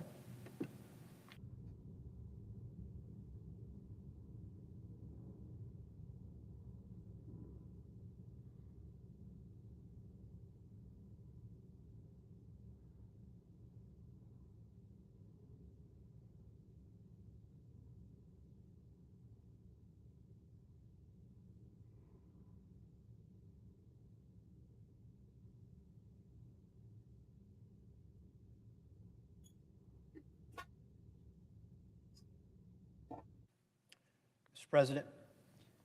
The senator from Ohio. Thank you, Mr. President. It's day 39. Day 39 of the government shutdown. Some of us are here working over the weekend. I want to thank all the staff, all the people who work here at the Capitol who are not getting paid. We genuinely appreciate your dedicated public service, putting your jobs and the country first. Thank you. I appreciate that. I know that there are a number of people across the country that are probably pretty peeved off today. There, we'll use that word. Pretty upset about how this government shutdown is affecting them. I'm sure many of them got turned away at the airports, receiving emails, finding out that their flights are canceled, their plans for work, for family are canceled. And for what? A senseless government shutdown. I know that there are a lot of people who are struggling. They don't know when it's going to end. They haven't been paid in over a month. They have questions. The members of this body, we ask each other, well, when is this going to end? None of us know. Imagine the people out there across the country who have lives that they're trying to figure out. They have no idea when this is coming to an end. I feel for them.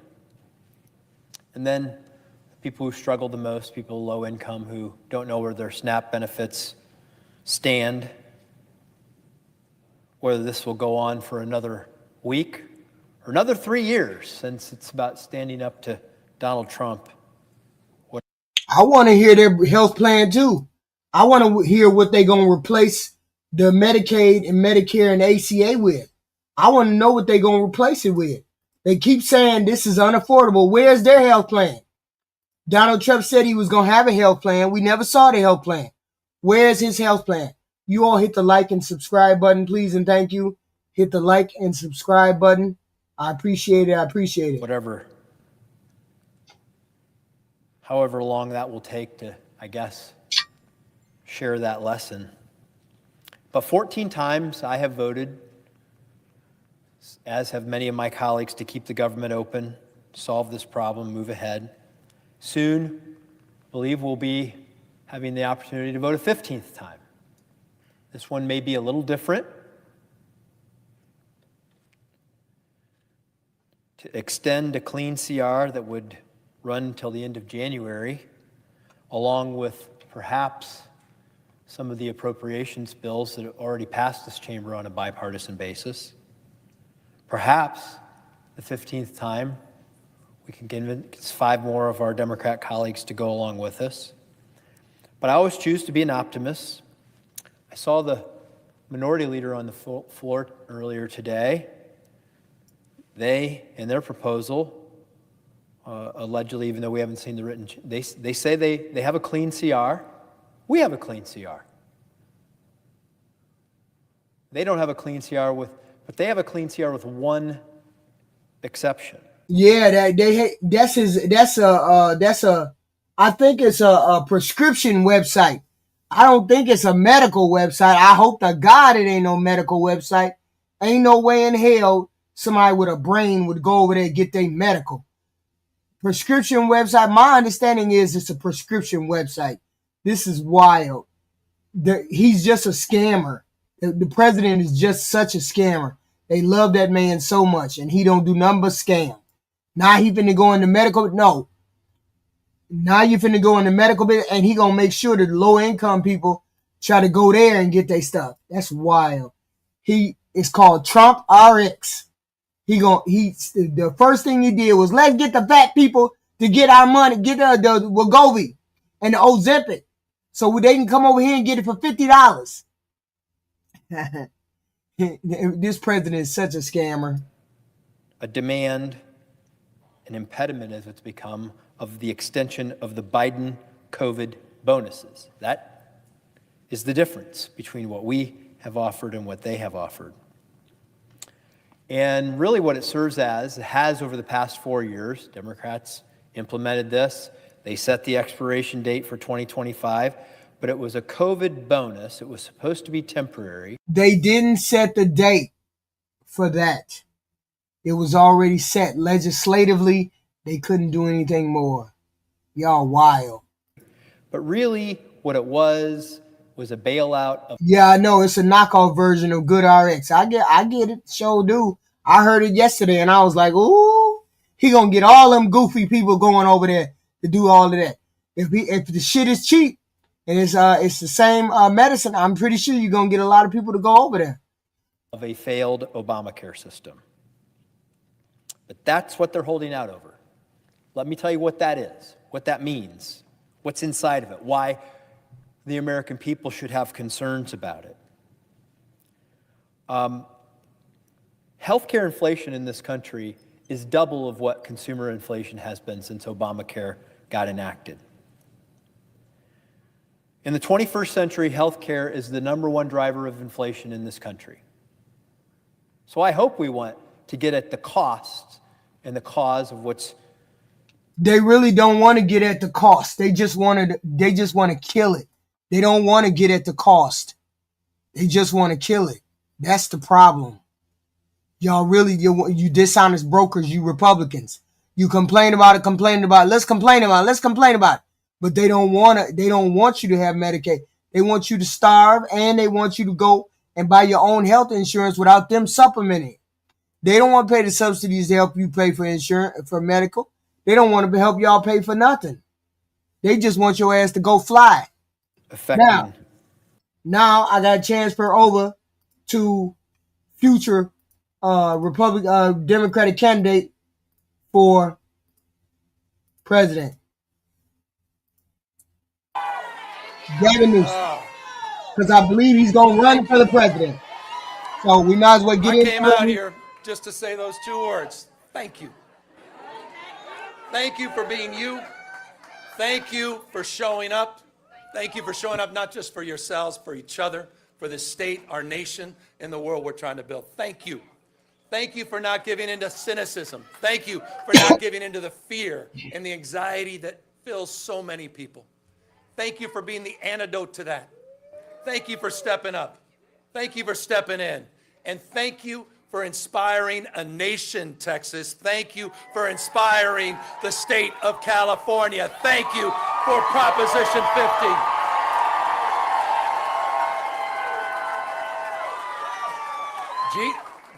Gene wasn't wrong. Gene wasn't wrong. You guys made this happen.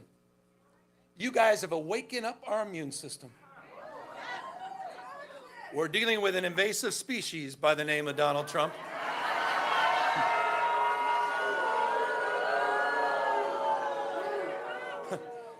He is an historic president, however. Historically unpopular president. Under every key category. I mean, you can't even make this is hard to do. On every issue, on the economy, on tariffs, on immigration, on health care. Historically unpopular president. And he knows it. And he knows it. Why else? Why else did he make that call to your governor? Why else did he feel the need to rig the election before even one vote was cast? That's just weakness. Weakness masquerading as strength. That's Donald Trump. And he had a very bad night on Tuesday.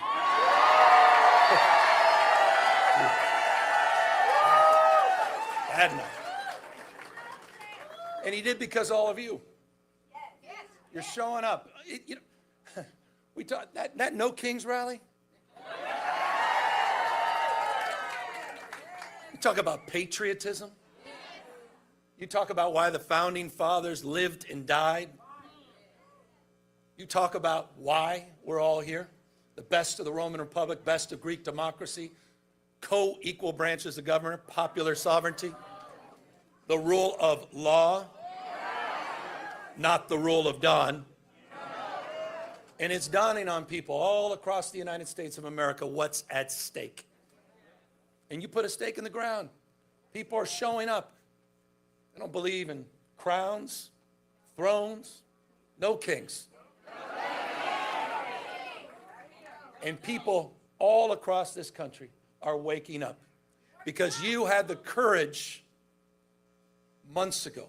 Gene, his colleagues, had the courage to step up at a time when we were desperate for leadership. We were. I say it all the time, it's not what happens to us, it's how we respond to what happens to us. And you responded. You didn't roll over and you didn't give in. You stepped up and you traveled, as Gene said, all across the United States of America, and you woke us up.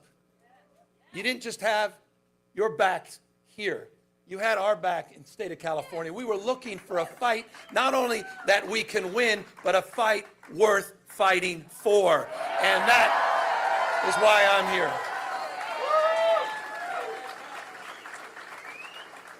But none of us are naive, are we? When I kicked off this campaign, we kicked off the Prop 50 campaign.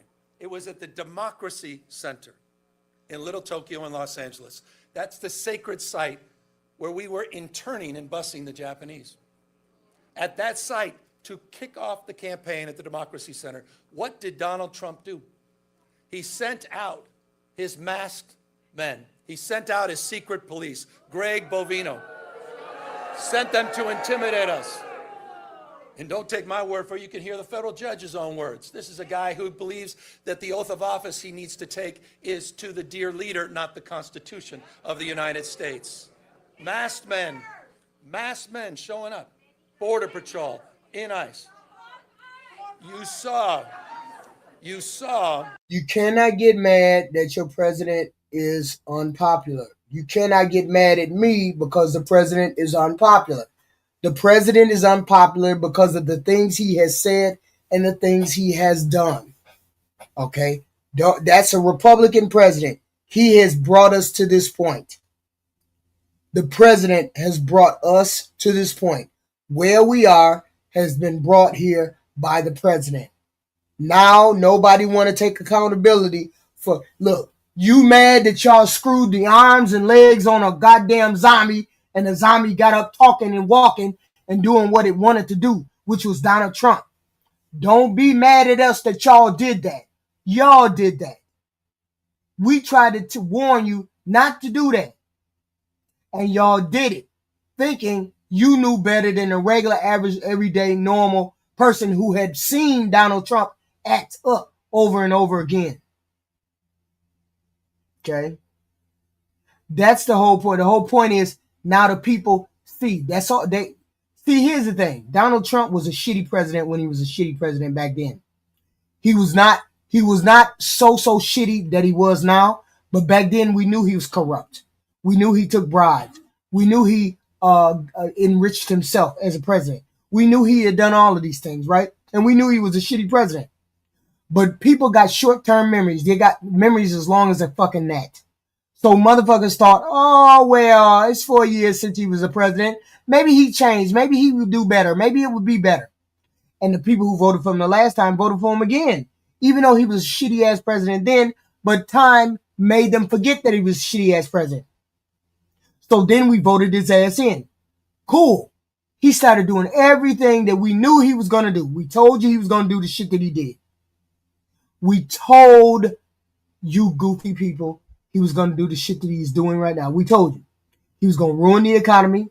He was going to do X, Y, and Z. He was going to try to erase Mexican people. He was going to try to erase black people. He was going to try to erase reparations. He was going to try to erase everything. And what did he do? He came in and he tried to do all of that. And we told you that's what he was going to do. Now, people are saying, oh, shit. I knew I didn't like his motherfucking ass back when he was president before. Now I remember why I don't like his ass. Now we got to get his ass the fuck up out of here because he on bullshit like he was then. He's on serious bullshit now, enriching the family. That's where we are right now. Your president, the orange stove, brought us where we at right now. And now y'all want to get mad that we don't like you.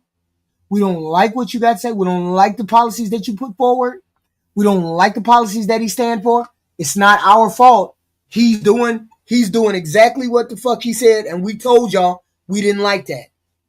We told y'all we didn't like it. We just said we knew y'all wasn't gonna like it. We knew y'all wasn't gonna like it, but it is what it is. Now we down the rabbit hole. Now we here. And so that starts today. It started on Tuesday. And I say this, the future is not just something to experience, it's not something to enjoy. Shut up, goofy Jared Mystic. You're goofy, Jared Mystic. You're goofy. All the Bibles, all the Trump cards, all the crypto, all the golf course across the country, the $400 million plane, all of those things are enriching him. Goofy Jared Mystic. Goofy. You see how people spout nonsense in the chat? You see how he spouts nonsense in the chat. Don't know nothing, ain't did no research, and even if they did do research, the zombie effect tells them that they don't understand. The zombie effect tells, don't believe your lying eyes and ears. Just believe what I say. That's why I call you zombies sometimes, because you don't do no research. You just believe everything you see and hear. Crypto coin, memes, Bibles, jackets, credit cards, baseball cards, RX, Trump RX. All of these things are enriching your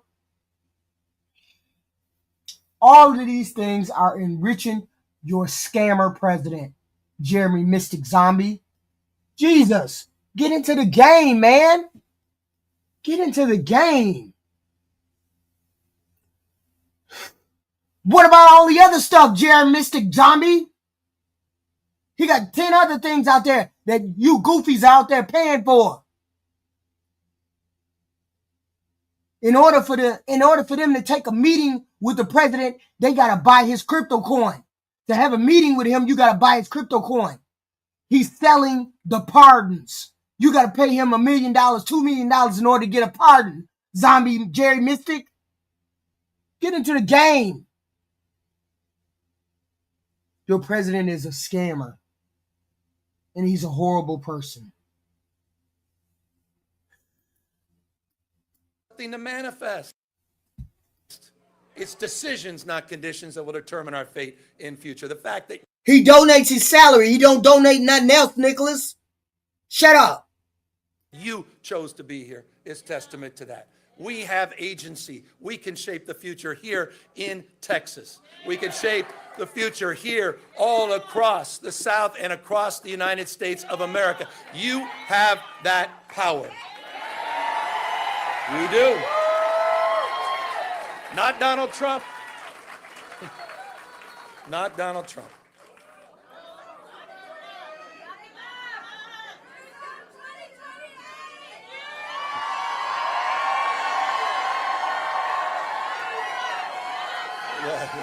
Hardly. No.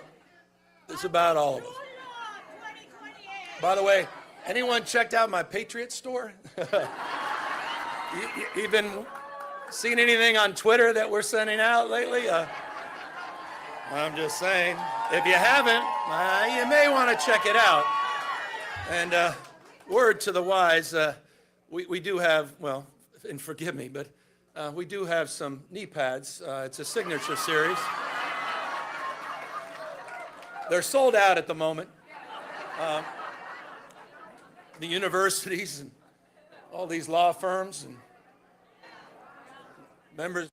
This Nicholas dude got in this chat. Nicholas just got in the chat and said he cannot be bought. Nicholas just got into the chat and said he cannot be bought. If that ain't the major zombie people talking, I don't know what is. He cannot be bought. That's zombie talk. Every day I find somebody more scary and more scary who gets further down the rabbit hole than anybody else. Donald Trump cannot be bought, y'all. He cannot, literally selling pardons out the back door, but he can't be bought. That's wild. That's wild that you even said it. Bird.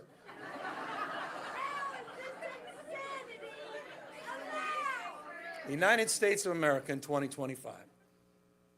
And so as we enter, I'll close, on 2026, the 250th anniversary of our founding fathers.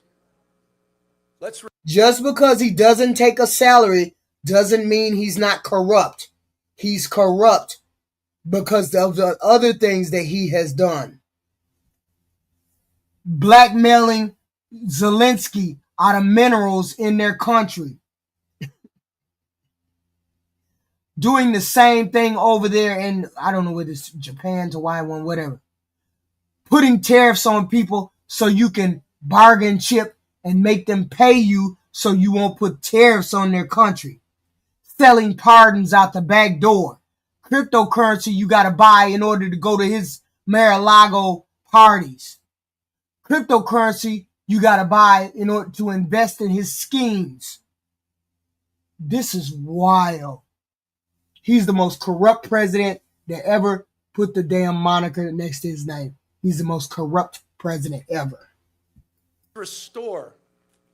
And the people are waking up to it. Just hope and optimism. But let's also stand up as we take back the House. Let's stand up. Let's stand up to those that have been humiliated, those that feel bullied, those that are afraid and scared. Let's stand up for those that have given up, and let's give them hope. Let's stand up for the rule of law. Let's stand up for a system of checks and balances, and let's stand up for our democracy for all of us. Thank you, Texas. Thank you, Harris County Dems. Thank you, guys.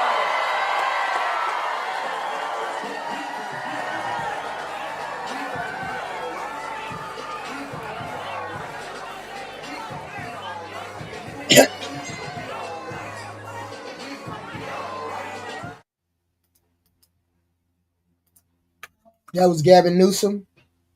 Gavin Newsom at a campaign stop for Texas. He probably gonna run for president. That's probably what's gonna happen. As a result of these massive cuts to Medicaid, in New Hampshire, 46,000 people will lose their health insurance. And in my state of Vermont, some 45,000 people will be thrown off the health care that they have. And by the way, when we talk about throwing 15 million people off of Medicaid, when we talk about doubling premiums for over 20 million, what is the reason that this is happening? Who invented this idea? Who said, you know what? Who woke up one day and said, you know what, it's a great idea that in the wealthiest country in the history of the world, let's throw 15 million people off of health care, double premiums for millions more. You all hit the like button, the share button, the subscribe button. We appreciate it. We have this kind of content on Saturday, all day, any kind of Senate hearings, any kind of presidential things, race things, primary things. We have them here every Saturday morning, afternoon. Please hit the like and subscribe and share button, please and thank you. Hit that like share. It don't cost you a dime. Please hit that like button, share button, subscribe button. Please and thank you. Why didn't they do that? Well, it is the Trump shutdown, so nobody can say it ain't. And the answer is in order to give $1 trillion in. Don't be mad at what I say. Just don't be mad at what I say. Do some fact checking. Tax breaks to the 1%.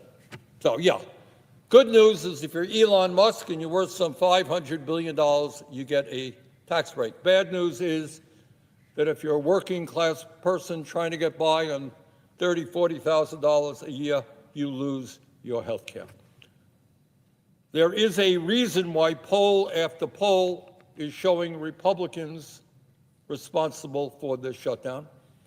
And there is a reason that why on Tuesday there was a wave of disgust at Republicans all over this country, from Maine to California when people said no to Trumpism and no to health care proposals that would throw so many people off of the health care they have.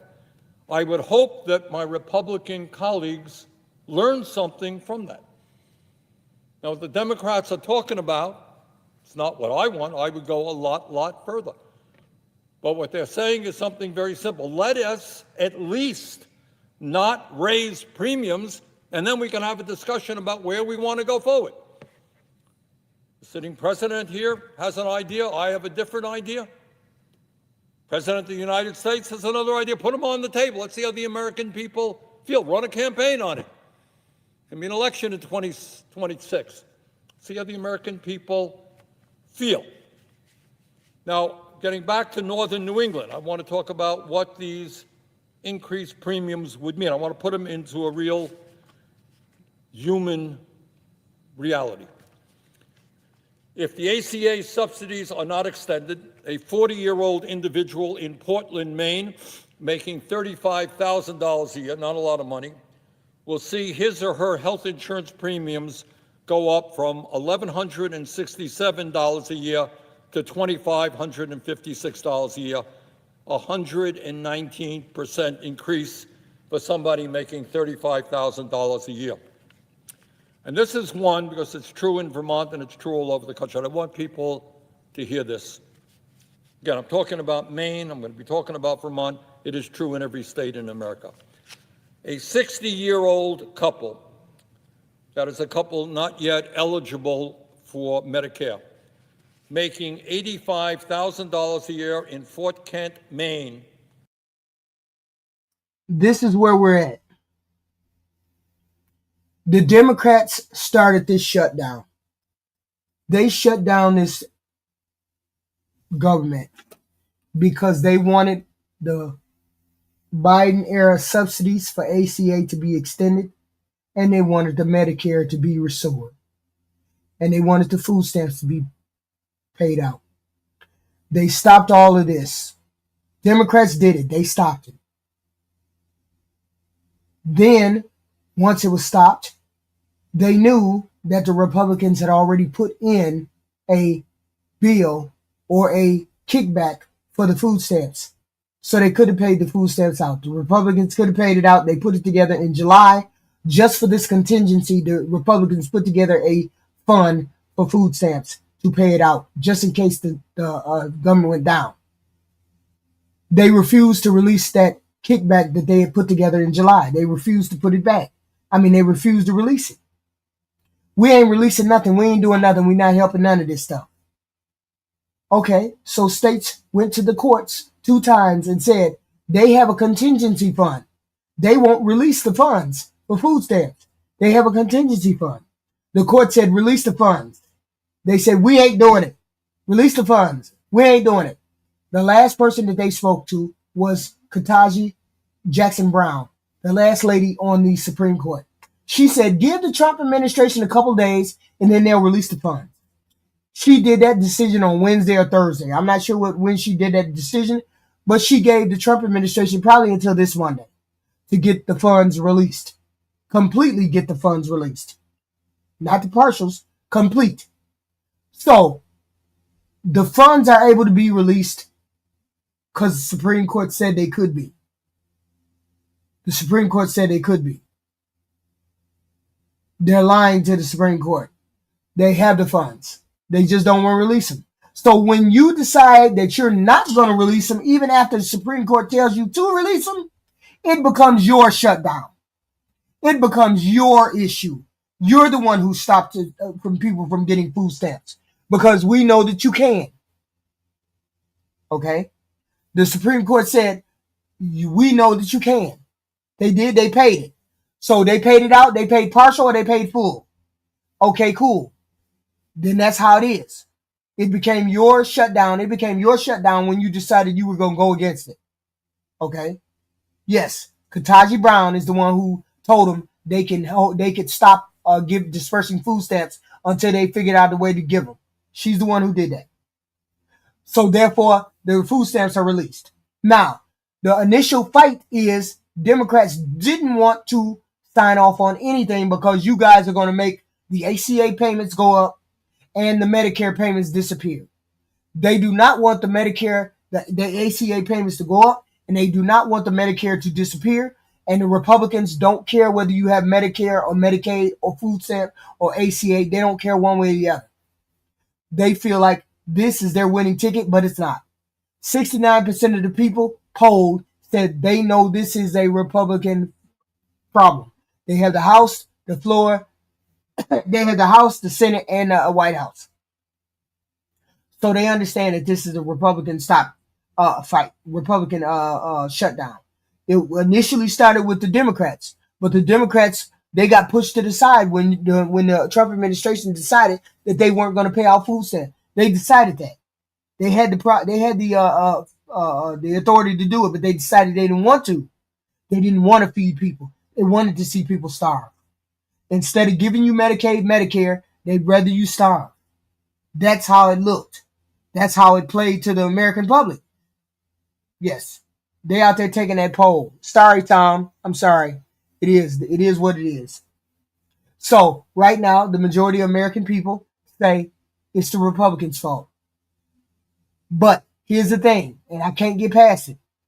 Donald Trump been saying, we're going to replace their plan. We're going to replace the Obamacare. We're going to replace the Obamacare. We haven't seen them propose anything yet. This would be a perfect time for them to propose it. They haven't proposed any kind of medical plan because they don't have any medical plan. And for some of you goofies out there, Medicaid and Medicare are socialist programs already. We already get socialist programs. Why not just open up that Medicare and Medicaid for everybody? Let everybody get Medicare and Medicaid. Why don't they just do that? Because they don't want to do that. They don't want anybody to be on private health. They don't want anybody to be on government subsidized health care. They want you to have private health care. So this is where we're at. This is where we are at. This is the Republican shutdown because by them going to court 2-3 times saying we don't want to give them food stamps, we don't want to give them anything. That's what they said. They made it their shutdown. So this is where we're at at the Republican shutdown. This is where we're at. Will see their premiums go up from $7,200 a year to $38,490 a year, a 435% increase. So, Mr. President, we are talking about a 60-year-old couple making $85,000 a year will now be paying $38,000 in premiums, not to mention out-of-pocket cost. That is almost 50% of their incomes for health care.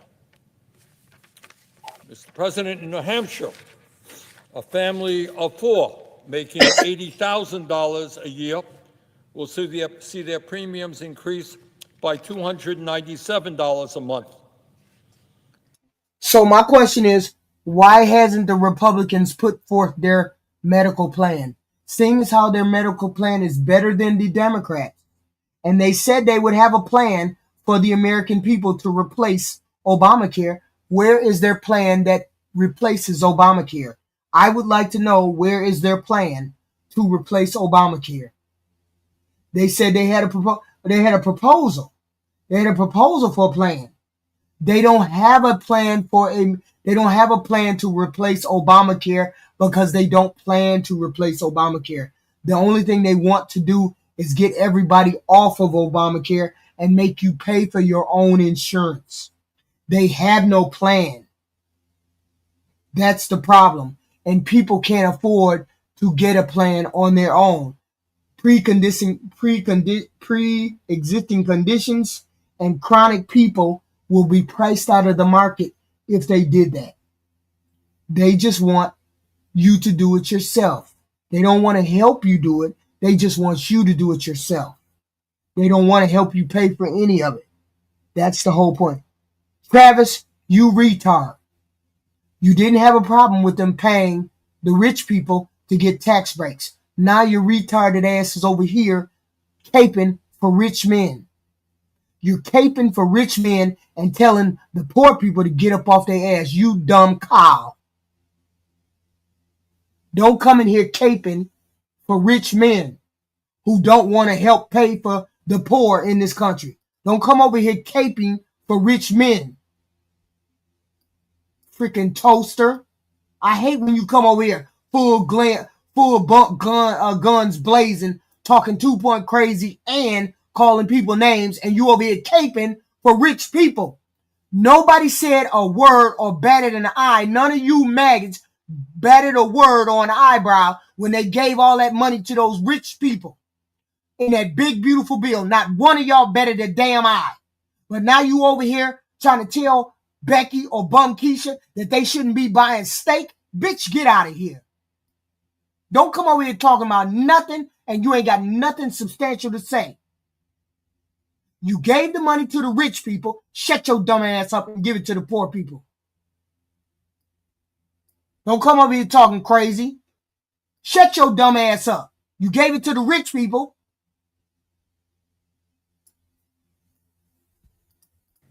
$3,600 a year more on an income of $80,000. Think about it. A 62-year-old couple in New Hampshire making $90,000 a year will see their premiums go up by $14,000 a year.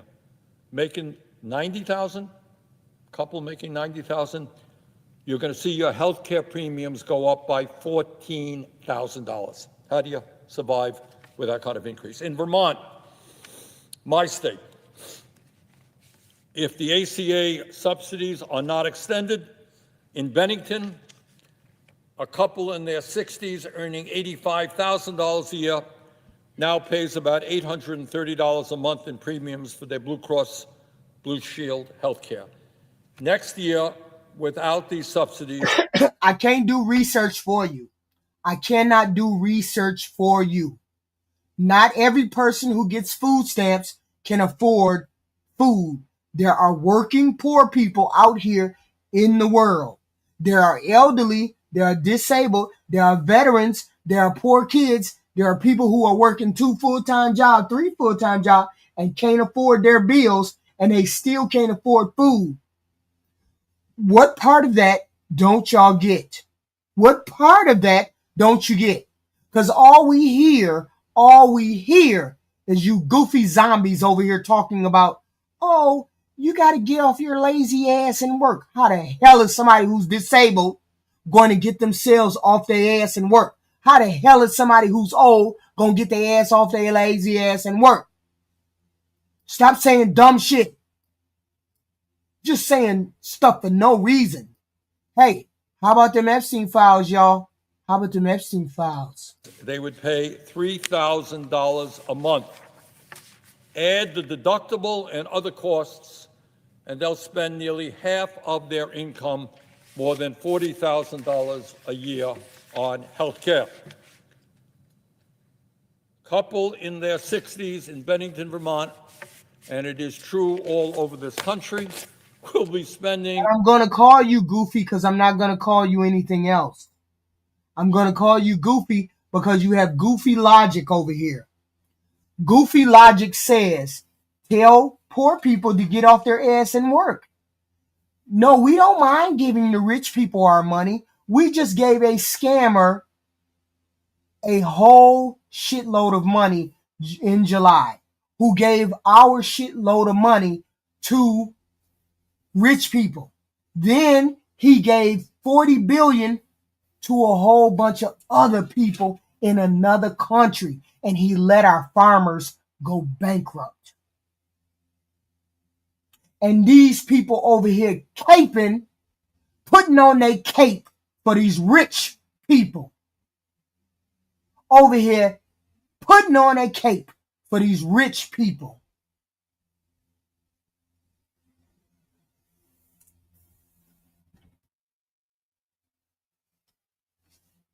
Thank you for the super chat, Cutting Edge. If you need 6 out of 10 to open the government, and the Republicans have only 53, and the Democrats have 47, and you need 60 votes, scheduled to open it, and Democrats don't vote, is obviously Democrats. I said the first thing I said was the Democrats' fault that it closed. But it's the Republicans' fault that it's staying closed. You know, to see the difference? The Democrats closed it. The Democrats started it, but the Republicans kept it going when they know they can open the government. Yeah, right. Okay, I'm the one. None of you guys doing any goddamn research. I hate zombies. Because y'all zombies. I hate Almost zombies. 50% of their incomes They on don't health. do no research. They just be in the chat talking. Don't do no. You want to ask a question? Put it in the super chat. Otherwise, shut your ass up. Listen. Care. That is insane. Now, it's interesting, Mr. President, that my Republican friends now are beginning to talk about health care. For a while, they didn't have a word to say. They're coming down here. And that's a good thing. So I think that's the kind of discussion that we should have. You all hit the like button and subscribe button, please, and thank you. We have raw content over here. We don't coddle people. We don't coddle the Democrats. We don't coddle the Republicans.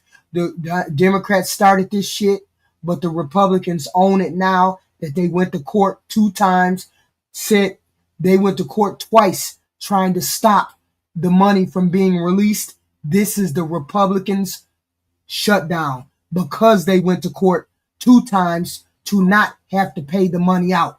If they wouldn't have did anything, I would have still blamed the Democrats. But they went and they deliberately said they weren't going to pay to the courts. So now it's the Republicans' shutdown. It's their shutdown now. But one thing we should know is what we are talking about here is deadly serious. And I know that some of my colleagues, have talked. You all please hit the like button and the share button, subscribe button. We have this kind of content back and forth where we can exchange ideas. I want somebody to put in the chat, what can they do? What can we do with healthcare? Somebody put in the chat what we can do to make healthcare better or make the Republicans give us healthcare. What can we do? Please put it in the chat. We'd love to have ideas as to what the hell we do now. Because I'm not going to sit back and cape for no rich people. I'm not caping for no rich people. I want you to help people who make between $30,000 and $150,000. That's what I want. That's what we want to find out. How we can force them to work for us. They don't work for us. We're trying to get them to work for us. Not everybody can do a health savings plan, family, because there are elderly people and disabled people and children. So they can't do the health savings plan. That's privatized. You can't do that. The whole point is to give it a cap. I said 150, it could be somewhere else. I don't know. There's a lot of people who make 150K and they poor. What you talking about? Just ask anybody in the chat that makes money close to that and they still poor. About bringing forward a proposal that would ask the majority leader here in the Senate to bring forth a Democratic proposal to deal with this crisis. And it would be a strong proposal. But unfortunately, that would be a very wasteful and fraudulent gesture. It would mean nothing. Because no matter what happens, you don't need it, mercenary, but a lot of people do need it. A lot of people do need it. Okay? And you're as strong as your weakest link. If you cut off your poor people, that's going to be the detriment of this country. I didn't say 150K was poor. I didn't say that. I said this administration hasn't done anything for the people who make $30,000 to $150,000. You explain to me what they have done. Okay? What they have done to help those people. Those people need help. And people keep thinking, Oh, well, you got to get off your lazy ass. Some of these people don't work all their life. Handicapped people can't work. That's why veterans need help. And then we don't blink an eye to the 40 billion that went over there to Argentina. They don't blink an eye. Just let it go. No, we just gonna get the money we just gonna give our money away. We ain't gonna do America first. We just gonna give our money away to whoever wants it and let the poor people starve. This is wild. That's wild to me. That we sitting here having an argument about food stamps. About food stamps. People are having an argument about food stamps. Okay? That's wild. That's wild to me. Happened with that proposal here, and I don't know that it would pass. I suspect. Just like trench warfare. We're going to win. We're going to make them do the white flag. We're going to continue to take our same tired arguments and fight each other until we wear the...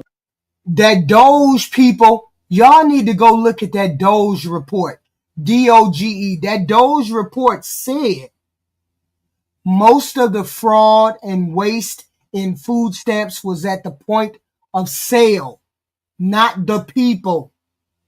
Most of the fraud was at the point of sale.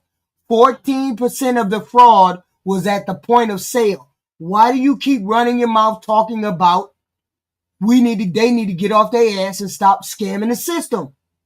It's not the people, it's the point of sale. The people who take money for the food stamps. That's where most of the fraud is. Man, why y'all just don't be reading? I don't understand. I got to go over things every day.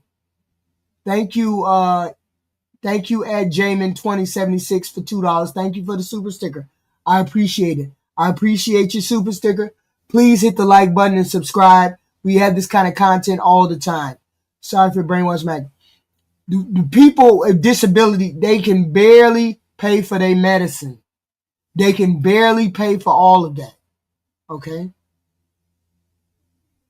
But the thing is, nobody said anything about giving the billionaires tax breaks. Ain't nobody getting no money from that. Ain't nobody getting no money from them giving tax breaks to them rich people. Nobody. The ACA and the Obamacare started to go crazy when the Republicans took away the individual mandate. When the individual mandate went away, that's when ACA started going down the slide. That's why. Come on, y'all. Damn, why I gotta say this stuff all the time? Why is it that y'all gotta say this stuff all the time? Okay? One down. Well, the people who are casualties, the collateral damage, if you will, of the American people. We need to have creative thinking, but one in which people are willing to move beyond the way they've ordinarily thought. So, the Affordable Care Act attempted to make health care affordable, but that was the only way, family, that health care would have been lower and cheaper for everybody. You had to put the individual mandate in there that mandated that healthy people got in there too. And I'm going to give you an example. If you're healthy, 25-year-old, and then there's a 25-year-old who has health problems, which one would you insure for $25, or which one would you insure for $200? You would insure the one who has health problems for $200 compared to the one who doesn't have any problems for $20. That's what the ACA did. It put healthy people in the exchanges right along with unhealthy people, pre-existing conditions and chronic conditions. They put them in the same pool so that it would be cheaper. So both of us, it would be cheaper if we both got into the pool. Once that individual mandate said, you healthy people don't need to be in here, the cost skyrocketed for the people who had chronic and pre-existing conditions. It skyrocketed because all of those people needed the health insurance, and those people chronically go to the doctor more. But you had to balance it out with healthy people. That's how ACA got off the track. Half of y'all don't even know it. And other things, cost of living and X, Y, and Z. Of course, other things that occurred to it too.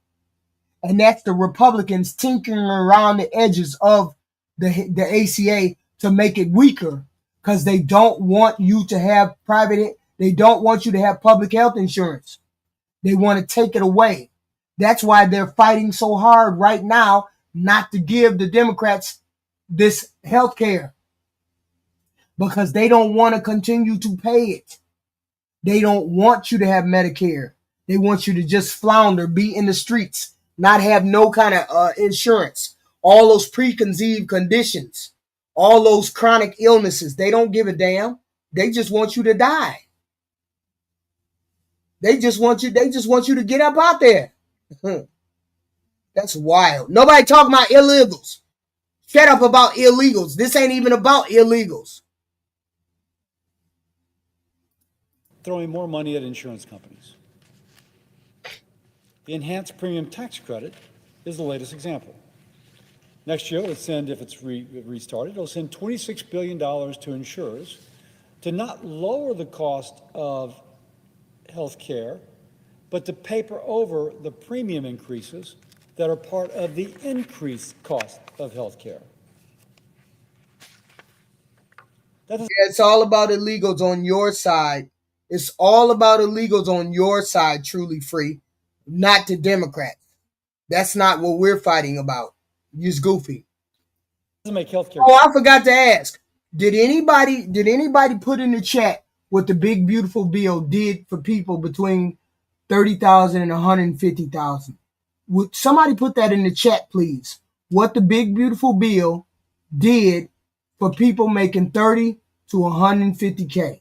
What did the big beautiful bill do for them? Please put it in the chat. I would love to know. Please put it in the chat. Okay?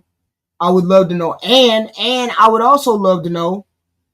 No, well, I asked that later. But yeah, please put that in the bill. Please hit the like button, the like, the hair, the hate, the share. Please and thank you. We have this content all the time. Debating, no debating, regular talk, to talk. I usually put my phone number on the board, but most of y'all don't like to call in. Most of y'all don't want to call in because you don't want to have no conversation about it, for real. You just want to spout in the chat. There's a phone number. If anybody feel like calling. Wait a minute, hold on. Google voice. Yeah. Anybody feel like calling? Call on in. Say what you got to say. That's the phone number. Talk about this government shutdown. If anybody wants to say anything about it. Seeing as how I'm lying all the time, I would love to hear about how I'm lying about this. Lying about that. I would love to know. Cheaper. In fact, if you don't have one of these policies. There's a phone number at the bottom of the screen. The phone is open. If anybody want to call and have a conversation, please and thank you. It could contribute to inflation. And if you're not getting the subsidy and you're buying individual insurance, your policies are definitely higher. This is actually working against the financial interests of many American families. Oh, yes, if you're getting it, it papers over the increase. I would argue, though, there's a better way to do it. Instead of yeah, but how many people own a business? Just me? How many? Paying in Hold on. We have a phone call. Hold on.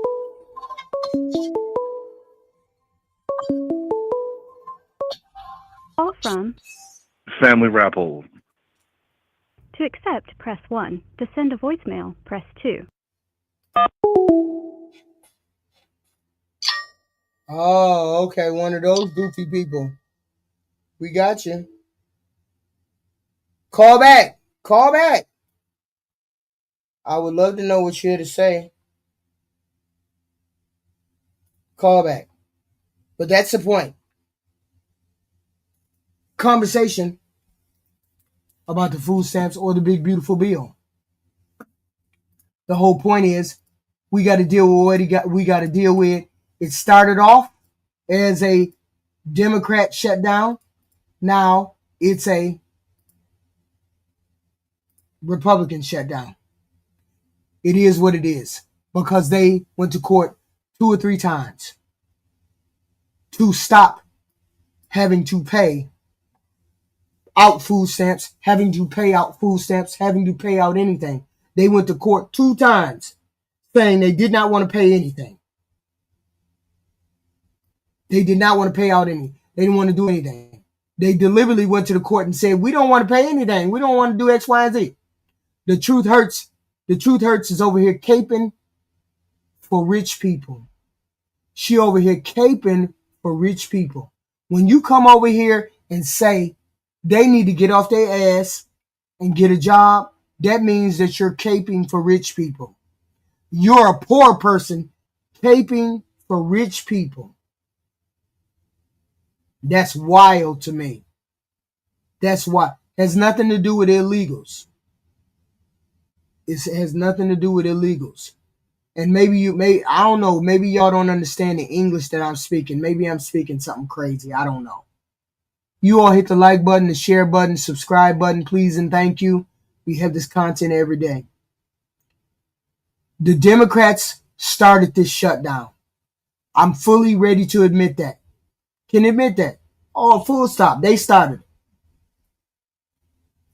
But the minute the Republicans started going to court saying they weren't going to pay any food stamps out, they weren't going to open up the government for X, Y, and Z.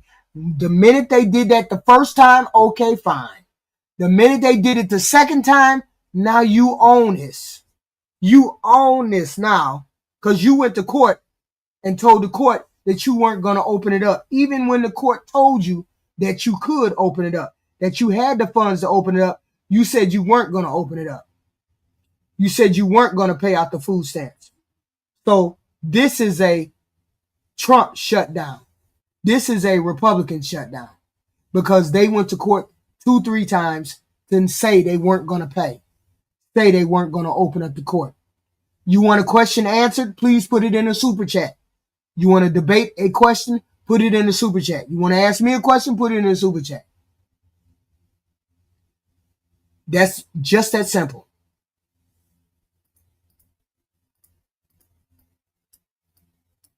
Flexible spending account does not treat the individual as a ward of the state.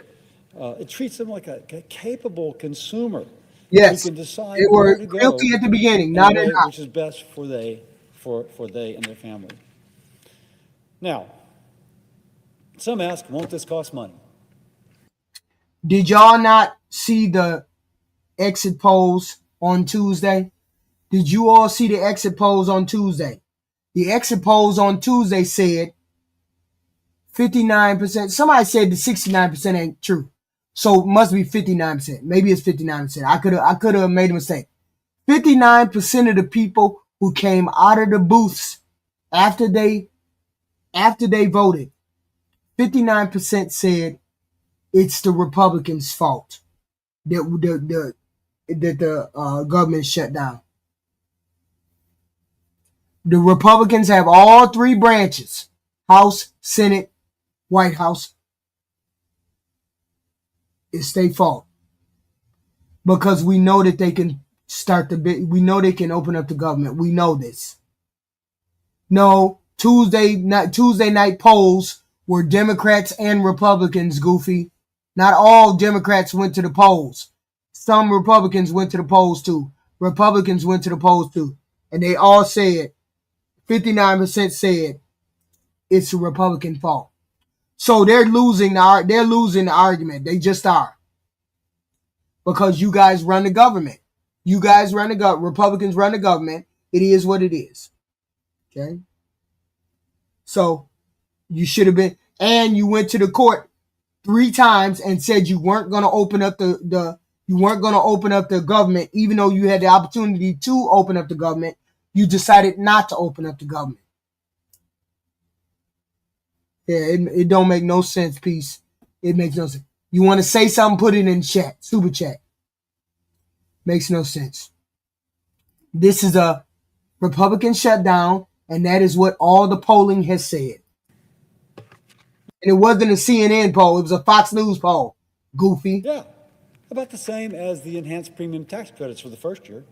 My Democratic colleagues should like that. An individual, though, would be getting a better value. Instead of, could I have that previous poster up, please?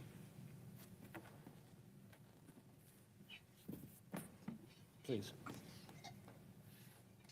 Again, mind the typo, but instead of only 80% of the money going for health care, under the pre-funded flexible spending account, 100% of the money that we're putting up is going to pay for real health care, your dentist, your physician, your prescription drugs, etc. 100%, and over here only 80%. And she makes the choice. The choice is not made for her.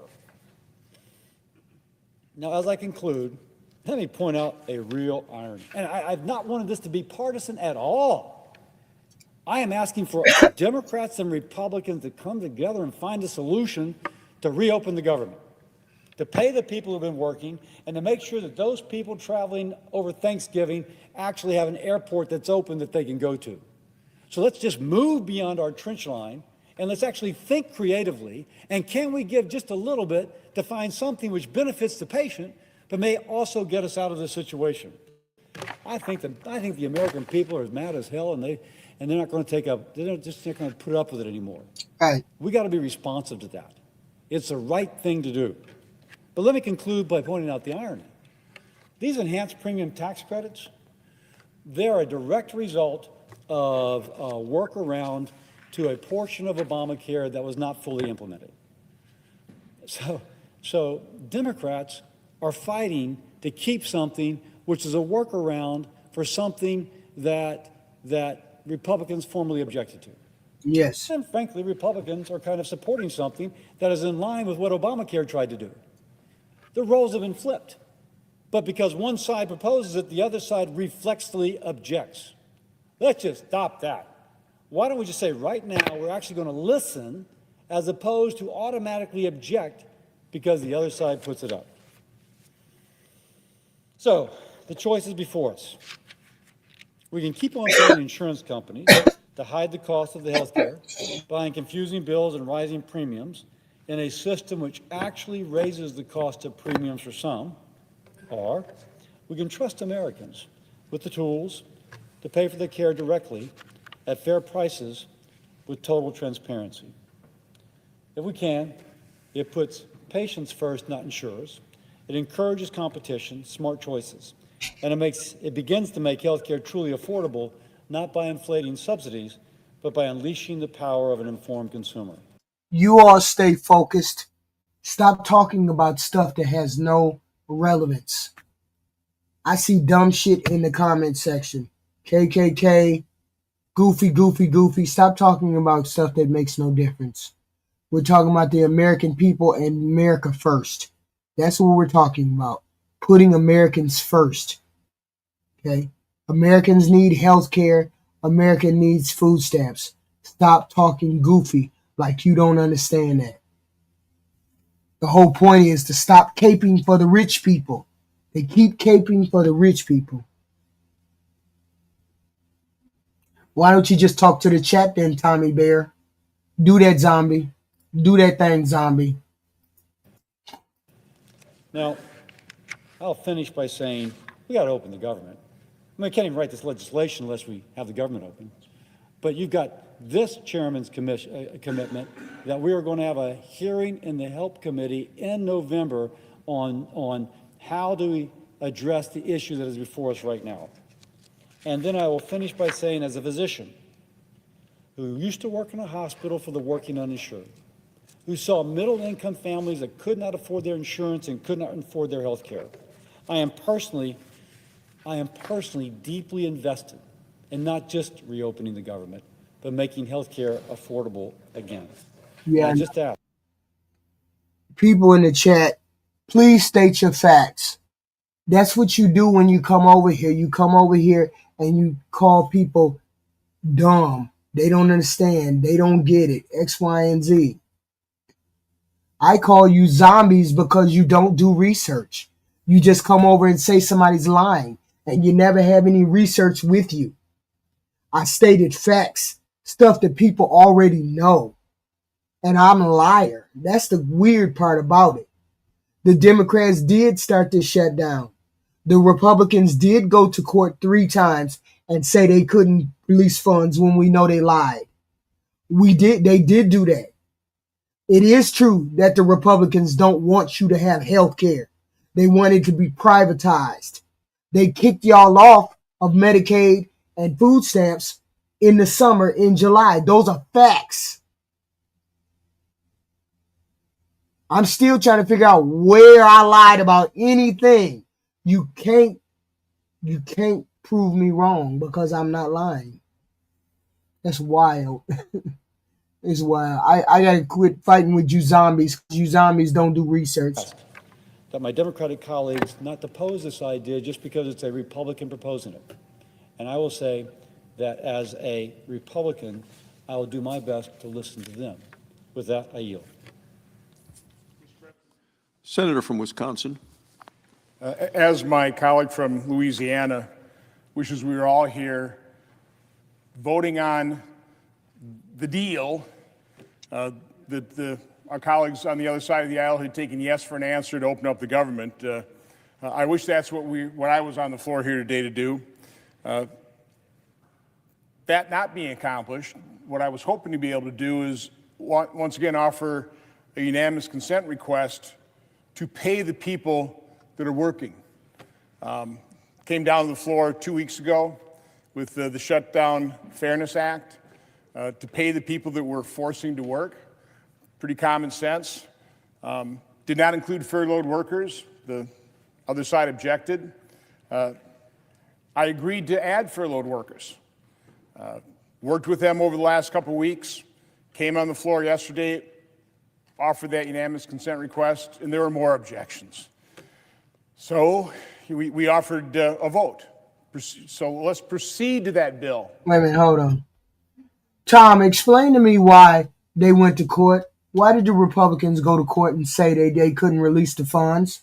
When they made the funds, they deliberately made a fund, $6 billion, to give people food stamps just in case this happened. Why is it that they made a slush fund like that in July, and now they say we can't release it? We can't legally release it. Why is it that they're lying to the American public? No, we want smart ass Tom to answer the question. Tom seems to think that we blame the Democrats in the beginning, but we don't blame the Republicans for nothing. Why did the Republicans go to court and say they weren't going to pay out the food stamps when they made the contingency plan in July for food stamps at $6 billion in the kitty?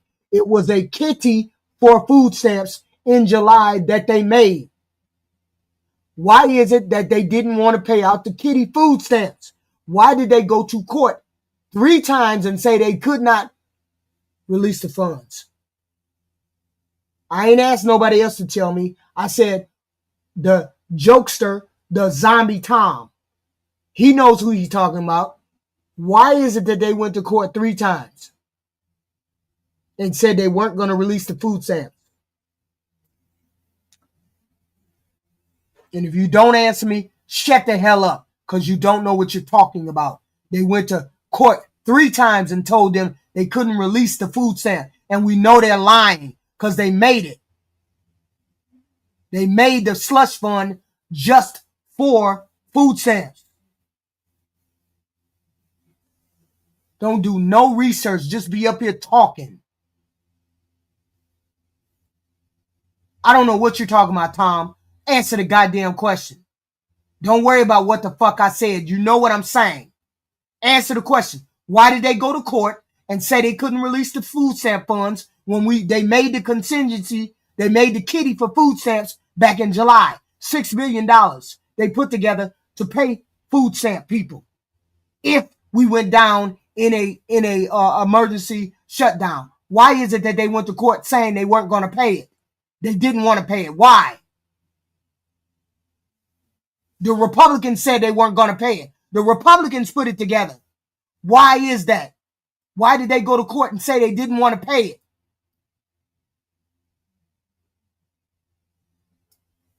We're waiting because you don't know, because they're lying to the American public, saying we can't release it. We can't. They're lying. So this is their shutdown. They're the ones that are holding the funds. The government, the court told them, release the money. Just be talking. Don't know what they talking about. Just be talking. No, Ketanji Brown Jackson is a Supreme Court person. She's the one that made the final decision. She told them to release the money, to release the funds, that they could release the funds. She's the one. She's the final say. We're not talking about them other damn judges. We're talking about Ketanji Brown. Goofy. Let's work out literally clarification differences. There's really nothing substantive. We're going to pay all the workers being forced to work. We're going to pay all the furloughed workers. We added contractors. I mean, we've done just about everything we could so that we were no longer punishing the people working for our dysfunction. We're no longer going to use these. Yes, they're giving him a stay for a couple of days in order for them to get it released. They should have it released. Didn't they release him? My understanding is they released him. They didn't release him, or they did. What happened to the emergency that they kept saying, we can't release him. It's illegal to release him. We can't release the kiddie fund. It's illegal. Bunch of zombies. A bunch of zombies. A bunch of zombies. Wow. A bunch of zombies. Individuals as pawns, and the American people as pawns in this horrific partisan gamesmanship. I hear exactly what they're talking to me about. They're telling me lies. They're telling us lies. We already went to court. They already went to court. The last person to speak was Ketanji Brown Jackson. Yeah. Wow. Just goofy. I can't get it. Unfortunately, the other side wouldn't agree to get on the bill, which, by the way, that's how you pass legislation around here. You get on a bill. It may not be perfect. There may be some objections to the other side. You open it up for amendments. You work on those differences, and then again, if the other side doesn't particularly like the bill, they can vote no at the tail end. They can block it then. But instead, they blocked it on the front end. So we immediately went into discussions. Literally about an hour ago, I thought I had a deal where at least the primary objector of the Shutdown Fairness Act was not going to object. We've hit some snags.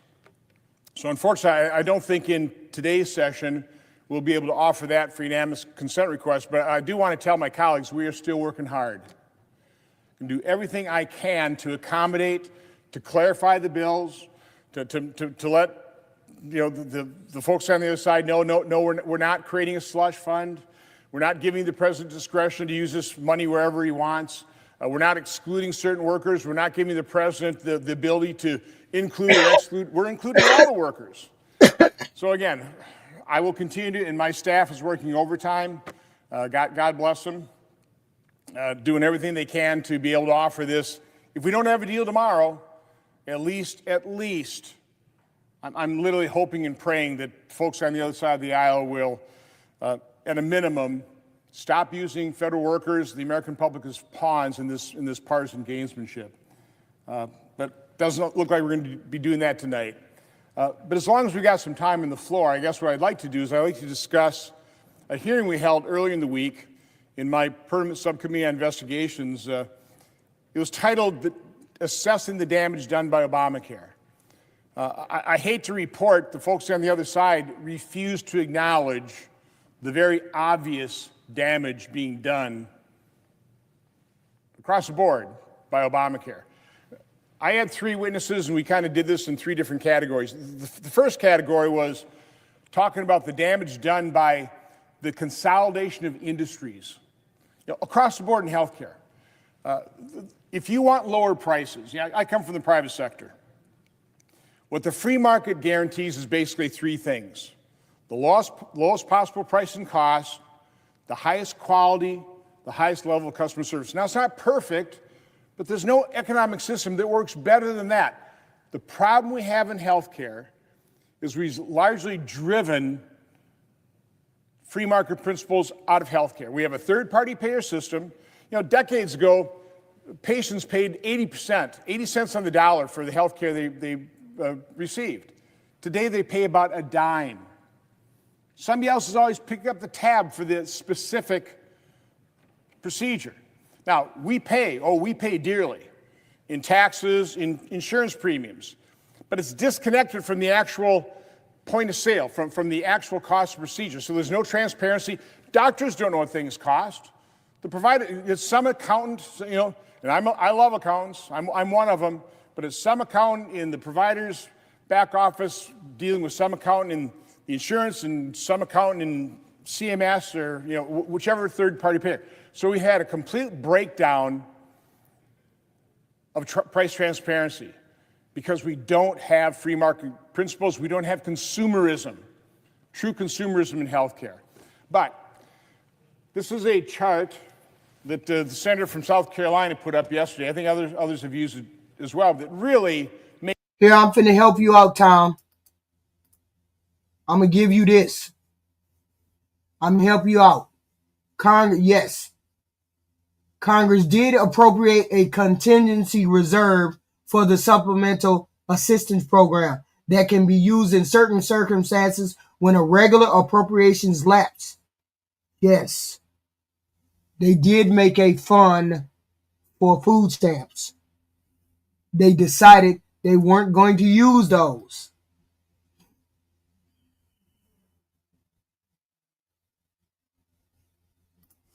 Finish. Makes the point in terms of consolidation of the industry, which is, of course, when you have concentrated power. So if the money was already there for them to pass with the food stamps, Tom, why didn't the Republicans release it so that the people could get the food stamps? If the money was already there, why are they playing chicken with the food stamps, Tom? It was made specifically for the food stamps. It wasn't made for nothing else but the food stamps. So why is it that they didn't want to release them? The Republicans didn't want to release food stamps. They did not want to give the people the food stamps, which is what I said. You have less competitive benefits. This is just the percent increase in the stock price of, I think, 7 of the top insurance carriers. United Health Group, 1,177% increase in stock price since the implementation of Obamacare. Cigna, 822%. Anthem, only 414%. Humana, 490. Molina, 859. Centene, 604. Aetna, 595% increase. This is a concentration of power, a reduction in competition, and this proves the increase in prices, the dollars, the trillions of dollars flowing into insurance companies, taxpayer dollars flowing to insurance companies because of the faulty design of Obamacare. That aided and abetted this consolidation, this lack of competition in the healthcare market. The second area of damage literally was to Medicaid. I mean, Obamacare has basically provided insurance through 2 mechanisms, Medicaid and the individual exchanges. Medicaid, of course, we talked about this in our One Big Beautiful Bill, the whole reconciliation package. The harm caused to Medicaid is profound. By allowing states to sign up able-bodied, single, working-age adults into Medicaid, that wasn't the main abuse. The main abuse is we reimbursed those states for every dollar they spent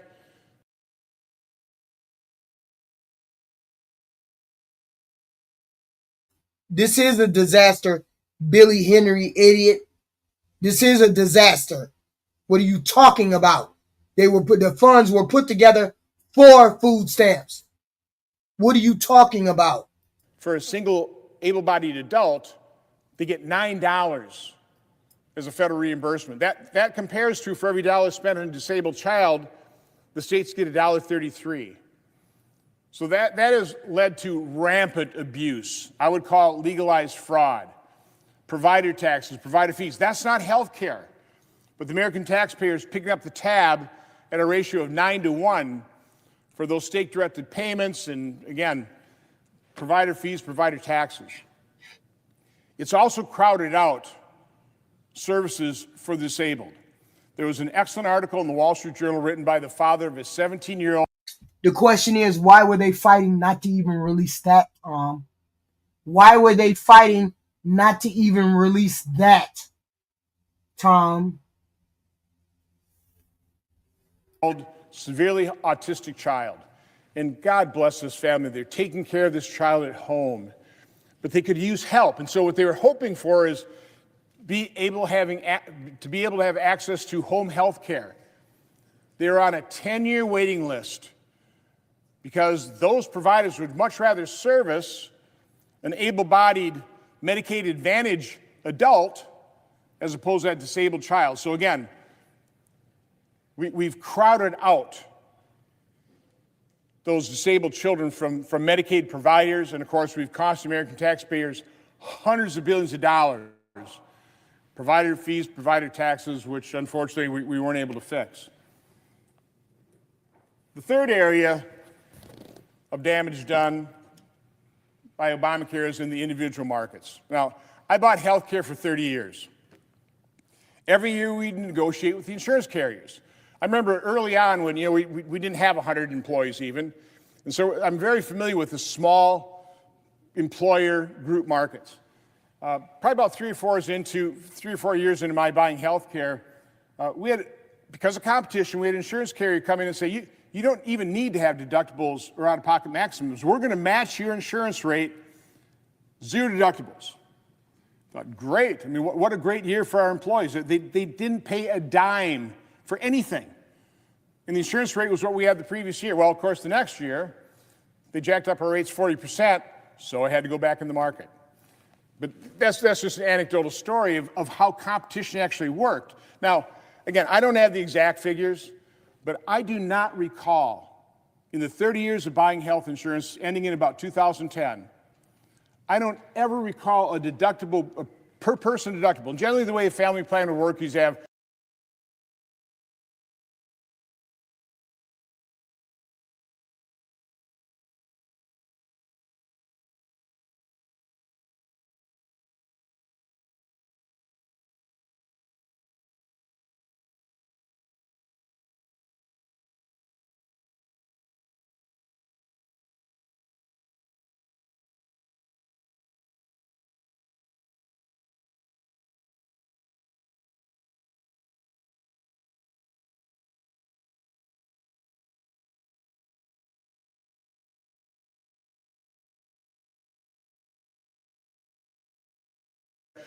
number of deductibles, 2 or 3 per family.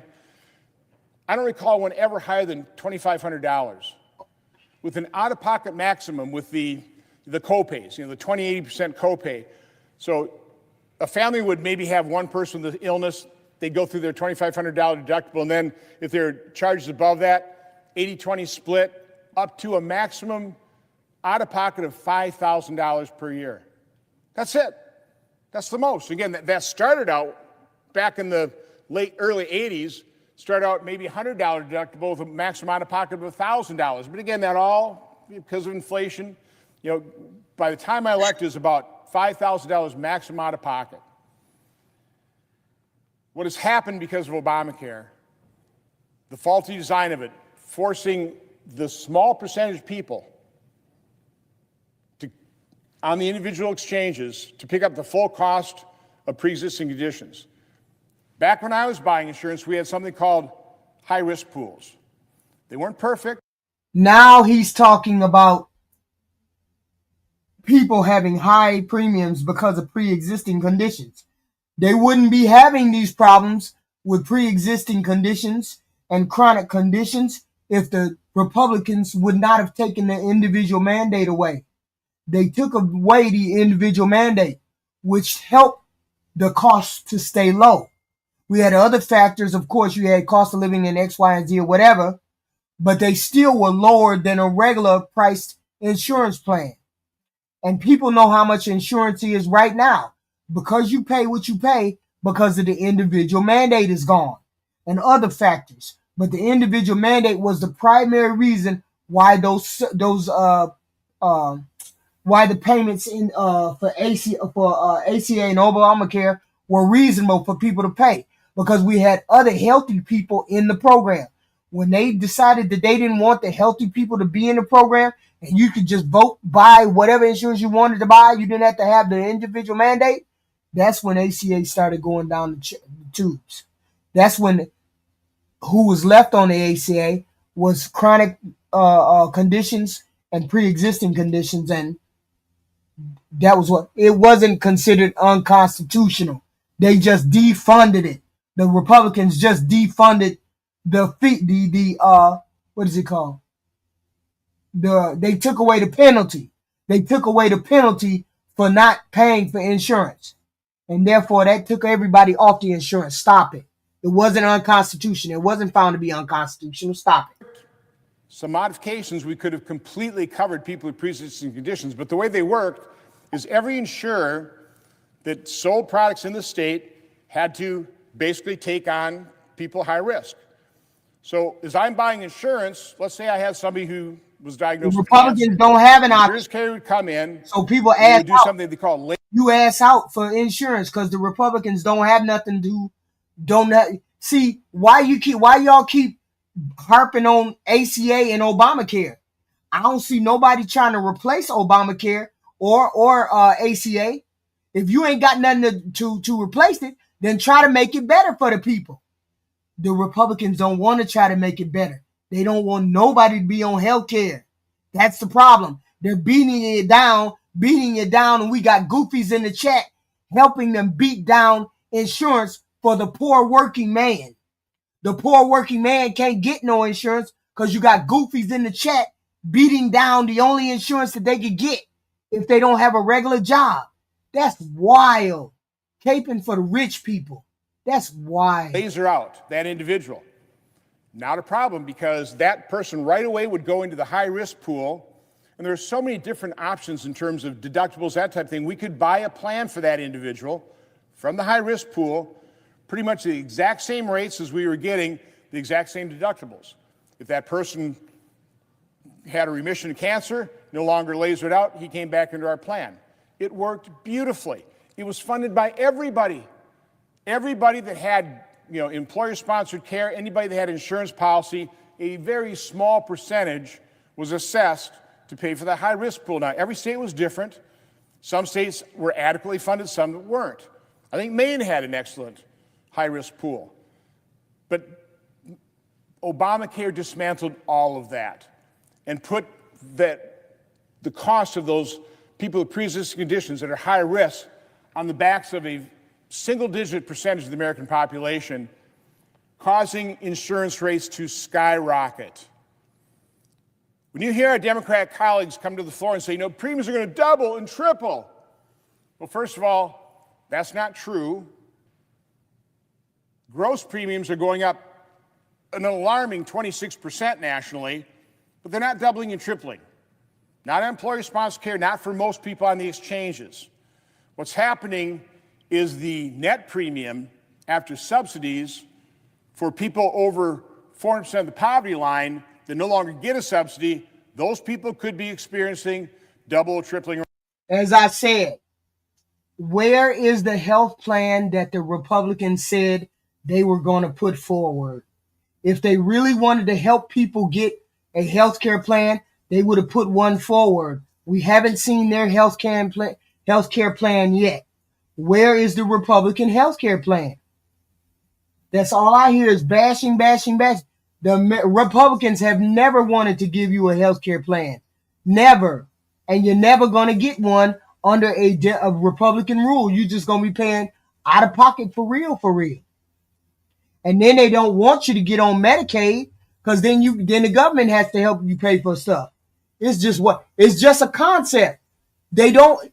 If you're gonna bash the Obamacare, have a plan in place to help to do better. I haven't seen them present a case that's better yet. Where's your better plan than Obamacare? Is your plan better than Obamacare? Then present your plan and let's do an assessment of your plan. You can do better than Obamacare. Let's see it. That's what we want to know. We ain't mad at you. Just present your plan. Just present a affordable plan for the American people. That's my whole point. Present a better plan than ACA. If you don't have a better plan, shut the fuck up. Yes, pre-existing conditions and chronic people go bankrupt because do you all know that the reason why your Medicare bill and your medical bills and all of those bills are back on your credit report because the Republicans voted to put it back on your credit report? Y'all do know that, right? You do know that they voted to put your medical bills back on your credit report. Remember when they got took off your credit report? Now they back on your credit report. Just dumb. Just saying any old thing. Start listening. Start reading. What is it? Researching. Start doing the research. That's crazy. Trump didn't put out no plan. He put out a prescription plan. He didn't put out no medical plan. That ain't no medical plan. That's a prescription plan for the Wegovy. That's a prescription plan for fat people to get on his prescription plan so he can make the money for the fat people to get skinny. It's called the Trump RX. It'll be up and running come Tuesday. It's all Trump. You're paying the scammer money to lose weight. That's what it's trying. He ain't got no medical plan. None of them have a medical plan. They never wanted to have a medical plan. That's wild. Race. And they over here caping for the rich people. The MAGAs are over here caping for the rich people to get wild. And quite honestly, from my standpoint, wild. Those are people I have a great deal of sympathy for that I would like to do something for. But we're not going to enter a negotiation until Democrats open up the government, okay? But again, I've said this repeatedly, I am happy to work with Democrats who will work in good faith, who will acknowledge the problem and repair the damage done by Obamacare and transition to a system that actually works. I think all Republicans are eager to do that. I know President Trump just had a tweet today. What we should be doing is we should be giving the American, these hundreds of billions we spend on this, give that to the American public and let them buy insurance policies that fit their needs, not the highly restrictive ones in Obamacare that have caused premiums to skyrocket. So what this chart shows, the red line here is the increase in the CPI. In other words, total inflation since the inception of Obamacare was 39%. All these blue bars, I know it's hard to read, this is every state, the percent increase in their premiums. That means for a 40-year-old enrolled in the silver benchmark. Again, averages are very difficult here because you have every state different, all these different plans, but we've picked one. This is pretty typical. So the average percent increase by state over all the states is 169% increase versus 39% increase in inflation. That's 4.3 times the rate of inflation. This is what has been happening to the 20-some million people on the individual exchanges. It's because the faulty design of Obamacare. It's got to be fixed. We can fix it. We know how to do it. You reinstitute high-risk pools. You give consumers a choice of all kinds of different options, short-term plans, catastrophic care. By the way, Obamacare insurance is what catastrophic plans looked like in the past, only orders of magnitude more expensive. So again, this is the gory snapshot of what Obamacare has done to individual premiums. Now, I've got another chart that shows you what's happened in the marketplace for employer-sponsored plans.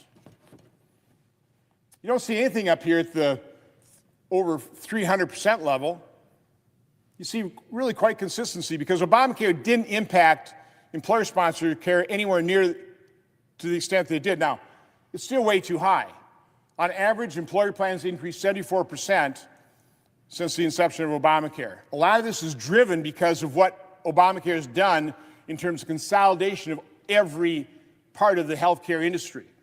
So there's no reason for these insurance rates to be almost double the rate of inflation. But it's a huge difference.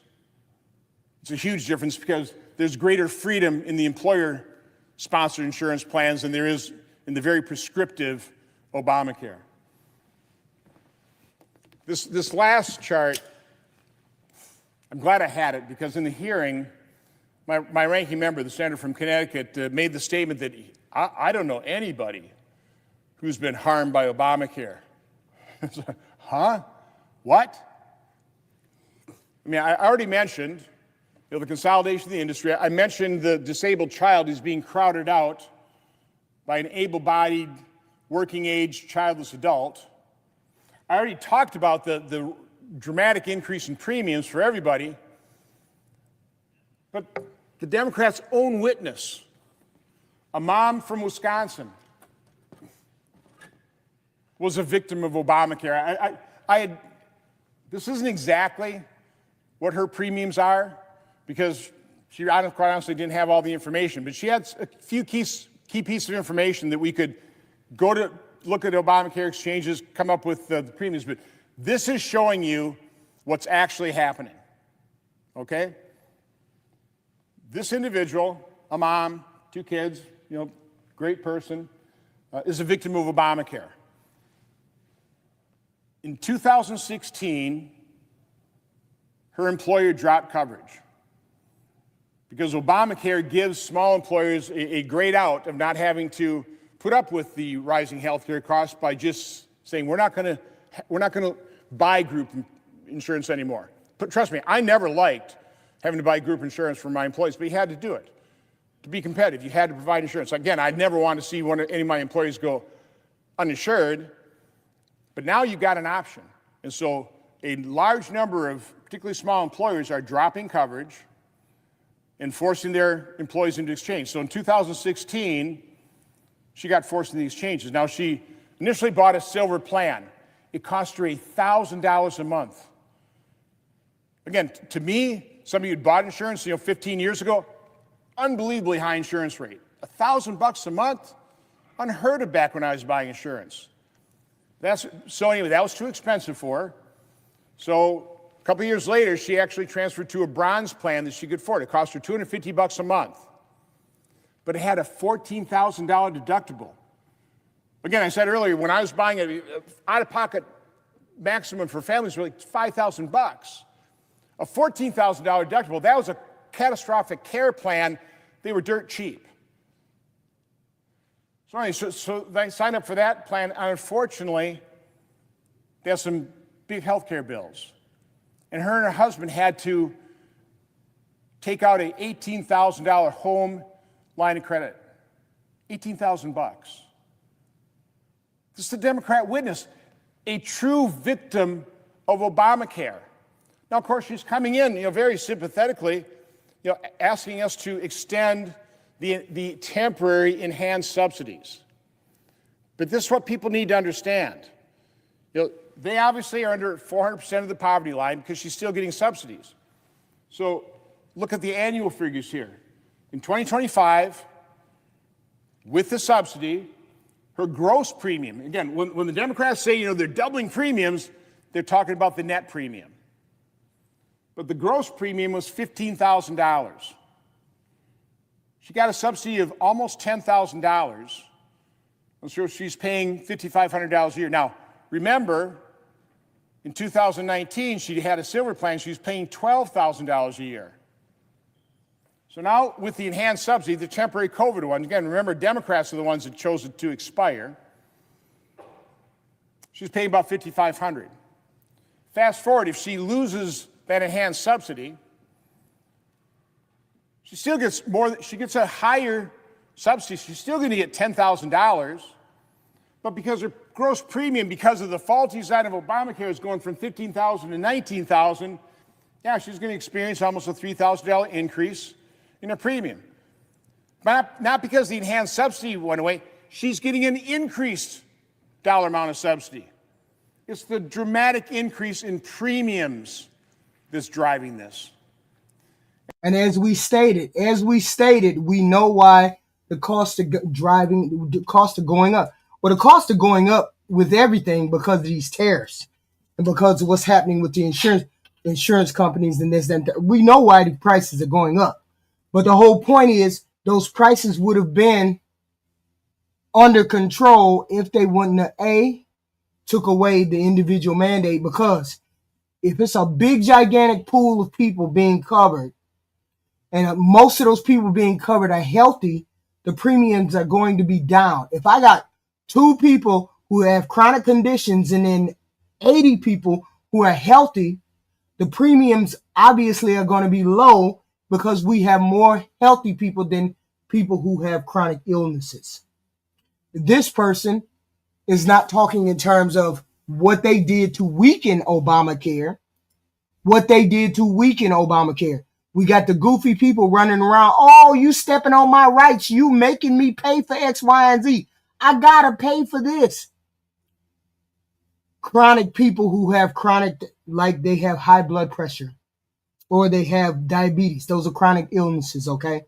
I don't know what other illnesses are chronic illness or pre-existing conditions, those kind of things. Hold on a moment. Jesus. You would be calling. Hold on.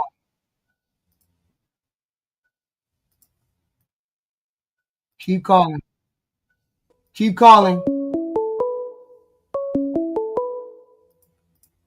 Hello? From. Black. To accept, press 1. Why y'all keep getting up here and then hanging up? What the hell is going on? You got to call back. I have no idea. The next time I get in the office is going to be even worse for you. Terrible president. That's the problem, just me. You're a hater. And we can't help it. Your president is the shittiest president ever. Obama wasn't a terrible president. He wasn't the best. He wasn't the worst. But he damn sure was better than this one that we got. That's for sure. That's for sure. That's for damn sure. That's for damn sure. Okay? Yeah, you just, what you think. We all know it's not truth.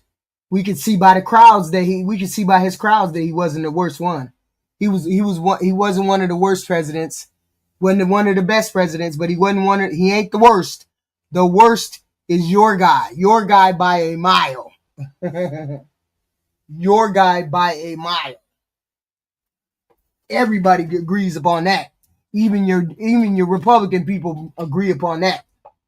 That he's a shitty president. Yeah, he's a crook. And that's how he became rich. He's a crook. God damn it, Black.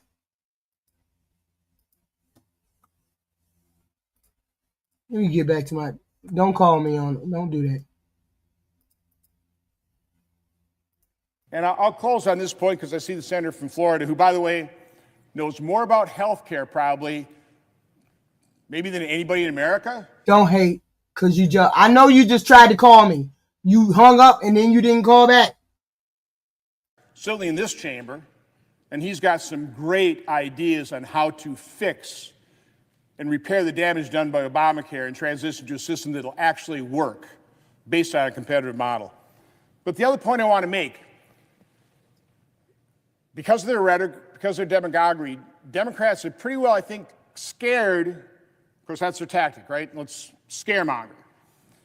scared Americans into believing that everybody's premiums are going to double and triple. And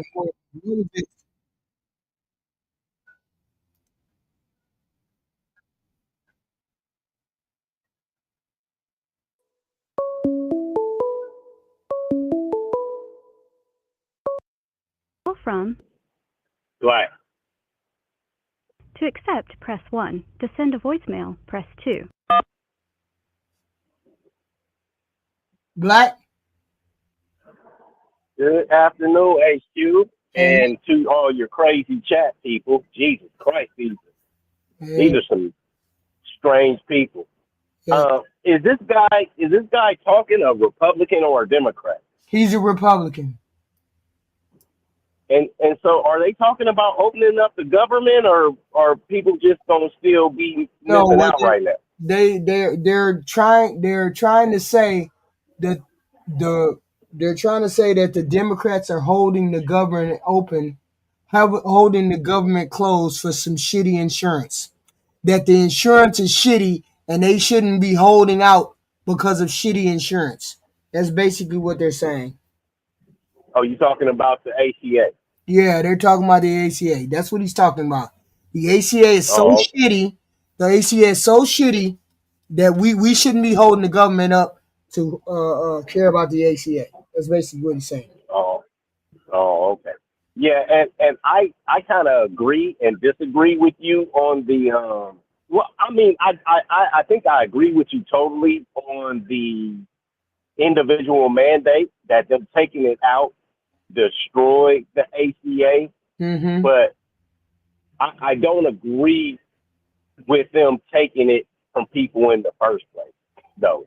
Yeah, if but you understand what I'm saying. I get it. I mean, I get all of that, and I get that people didn't want to pay for the ACA, but see, that was the only way that people who had chronic conditions, pre-existing conditions, could get a reasonable rate. The people who had pre-existing conditions, they couldn't get insurance. They couldn't get insurance.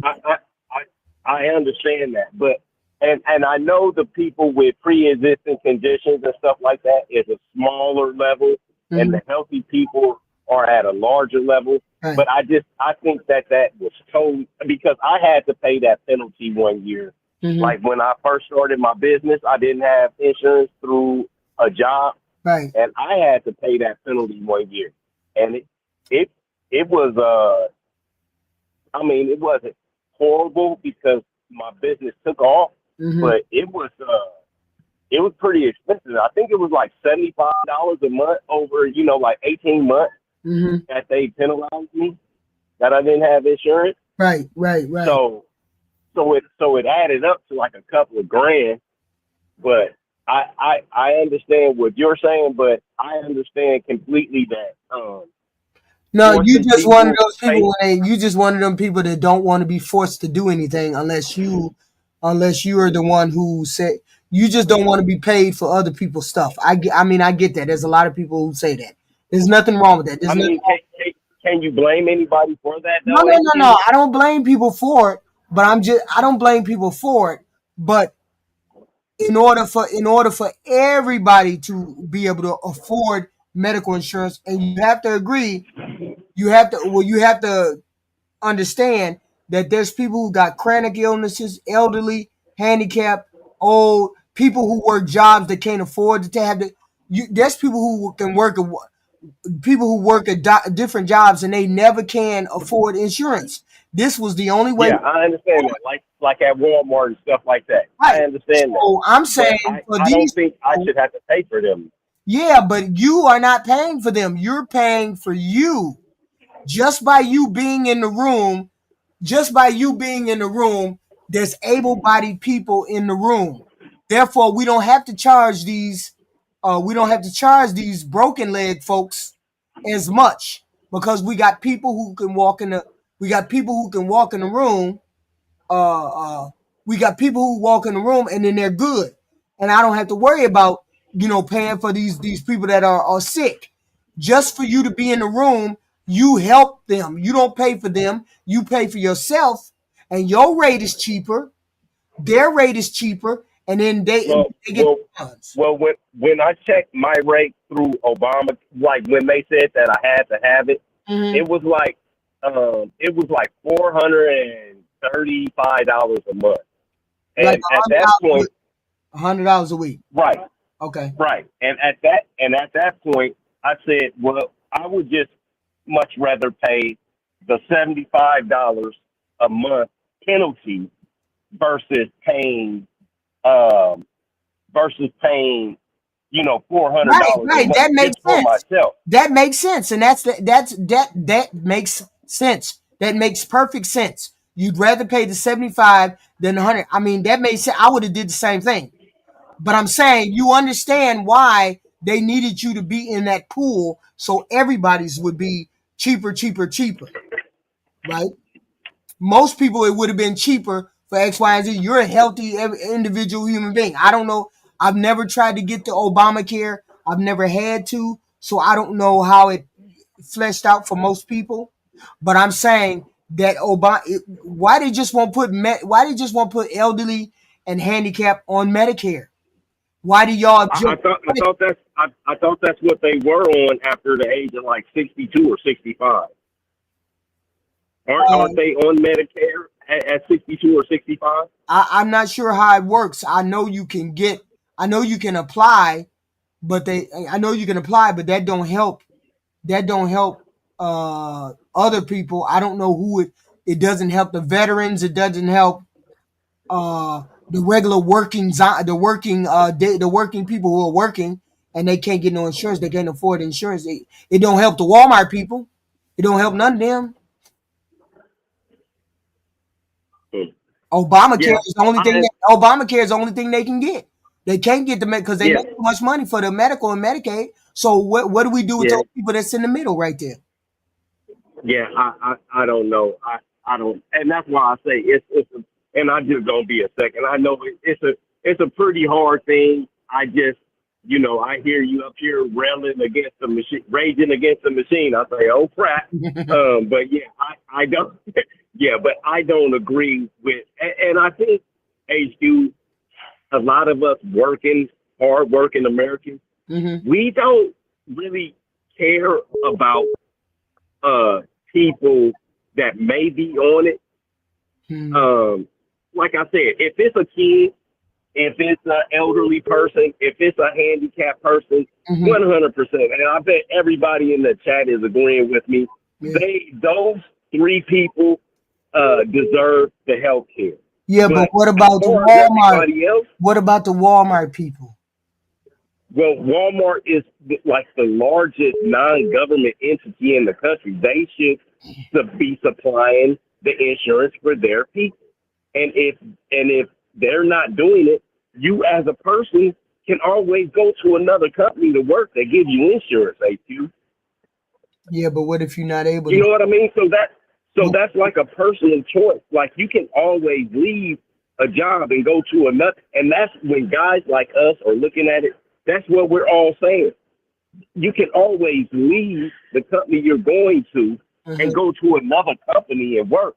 So why should we be helping to pay for your insurance when those companies, if they didn't have anybody to work the damn jobs, they would figure the crap out. And they would try and figure something out. But you gotta make it better for the people. But you gotta admit, there's some people that just won't be able to afford insurance. Right? That won't be able to what? Afford insurance. There's just some people that just will not make enough money to pay for insurance. They just won't. I'm not gonna say that. Yes, they won't be able to afford insurance, but if the jobs that are making the money were covering the insurance, each of the walking kids, it's 6 of them. Last time I looked, they were worth like $18 billion a piece. It's the job. If a job like Walmart can't afford your insurance, you should go to another job that will either provide you insurance or you know how they do that where like for my retirement I put like 9% in and they match up to 5%. you should go find a job like that instead of working at Walmart. Like, it's not my fault that But what if people they want can't? to stay working at Walmart. But I'm saying, what if they can't? Walmart is going to be open and they always not going to have insurance. What if they can't? What if they can't do what? Get a different job? What if they can't afford insurance on their own? Are you saying that they shouldn't have insurance at all? They just gonna go without Well, insurance? if they can't afford insurance, yes, they're going to have to go without it, or they need to find new employment that is going to give them insurance. Now, I'm not saying anybody should not have insurance. What I'm saying is, if your job does not supply you with insurance, go to another job that does supply you insurance. That's all. That's all I'm saying. I'm saying if Walmart is not going to give you insurance, go to another job that will give you insurance. Yeah, but some people, they're never going to. I'm saying for the people who never are going to be able to do that, what do we do with the people who are never going to be able to do that? What? Get a different job? Make a job that pays for insurance. I don't know. They're ass out of luck. They ass out of luck. That's why I'm saying, don't you think it would be fair for us to have some kind of medical, dental insurance put into place that they can afford, so that they can have health care? Not if they are. If let's say it's like Burger King.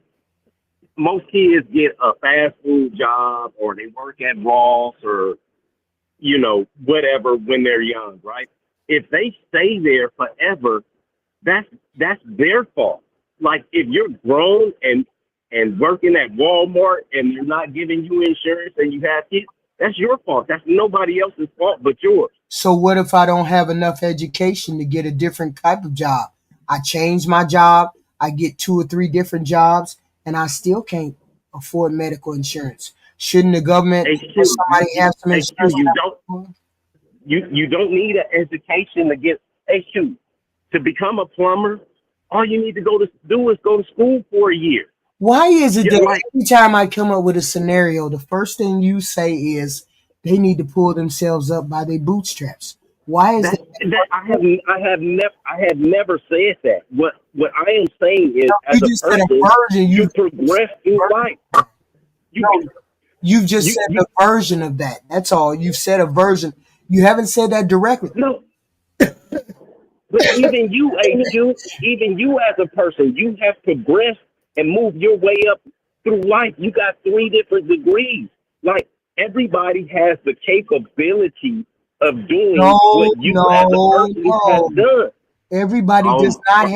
Everybody does not have the capability of making a lot of money. We are always going I didn't say making a lot of money. But we're always going to have a class of people that will not be able to make X, Y, and Z. We just will not have a class of, we always will have a class of people who cannot do as well as you or I have done. So I'm saying those are the people that the government have to help. They have to help these people. There's always going to be workers at Walmart. There's always going to be people at IHOP. There's always going to be people in that class that make less than $30,000 a year, and they're always going to be there with mental capacity, education. You can name whatever you want to name. So why is it that we just say tell those people to go fly? I just don't think it's fair to the other people that are doing the right thing with their life to be made or forced to pay for other people that are making. I've made bad decisions in my life, but things work out for me. You know what I mean? And you know what I'm talking about. I've made bad decisions in my life, but I have applied myself. I have applied myself every day to do better in life. So going to prison, that didn't stop me, from doing anything. I came out, went to a major hotel, made a very good living, raised my family and my kids, Then once most of them got grown, I stuck out and got into my own space and business. Like, none of these things have stopped me as a person, and I just see that none of these people, So you're and saying, not none of them. so you're right? you're telling me about the bootstrap thing. You're saying it yet again. You're saying it in a different way. You're saying regardless of what is the illness, whatever handicap that you have, whatever thing is holding you I didn't say handicapped people. I said handicapped people, disabled people, and children should So absolutely. people who don't have mental capacity, some people don't have the mental capacity, but they have the physical. Well, they should be at home. They should be at home with a loved one. If you don't have the mental facility, faculty to do anything, you should. I told you, my cousin got kids with autism. He has to stay home. He has to take care of his kids. And he's he's an able-bodied person. There's a lot of people that would be saying you need to get a job. Yeah, I dig it. I understand that. He is an able-bodied person. How does he explain, I'm sitting at home taking care of my 2 kids and I still can't afford insurance? How does he explain Well, it? he found a work from home business, and he's working from home doing his business. But I'm saying, like I said, all of that stuff is anecdotal. Everybody can't do that. You know what I mean? So I'm saying, why can't we have insurance for those people who can't do these things, who can't get out and work, who can't supplement their, who can't have enough brain power to do what they got to do? Why can't that be the case? Well, I'm saying they absolutely can, and they should be able to do that. But I don't think that we punish other people because some people can't. How is getting Medicaid? To me, it seems if they made it available, if they made Medicaid available for a segment of people who couldn't afford insurance, and they worked at Walmart, they got 2-3 jobs, but they still don't make enough money. Why can't those people get Medicaid, Medicare for free? Once again, HQ, I've never had 2 jobs at once and had to work like that. So I personally don't understand that. And that's probably what it is. I have no understanding of that, right? Because I've always had, full-time jobs. And I just think people should, once you have, it's like building a resume, though. Once you have a job, that shows that you're competent. You should be able to move and advance yourself through life. That's the way it works, right? It's supposed to be the way it works. That's what I'm saying. So even after I got out of a federal prison, I went to the biggest hotel in Las Vegas and got a job.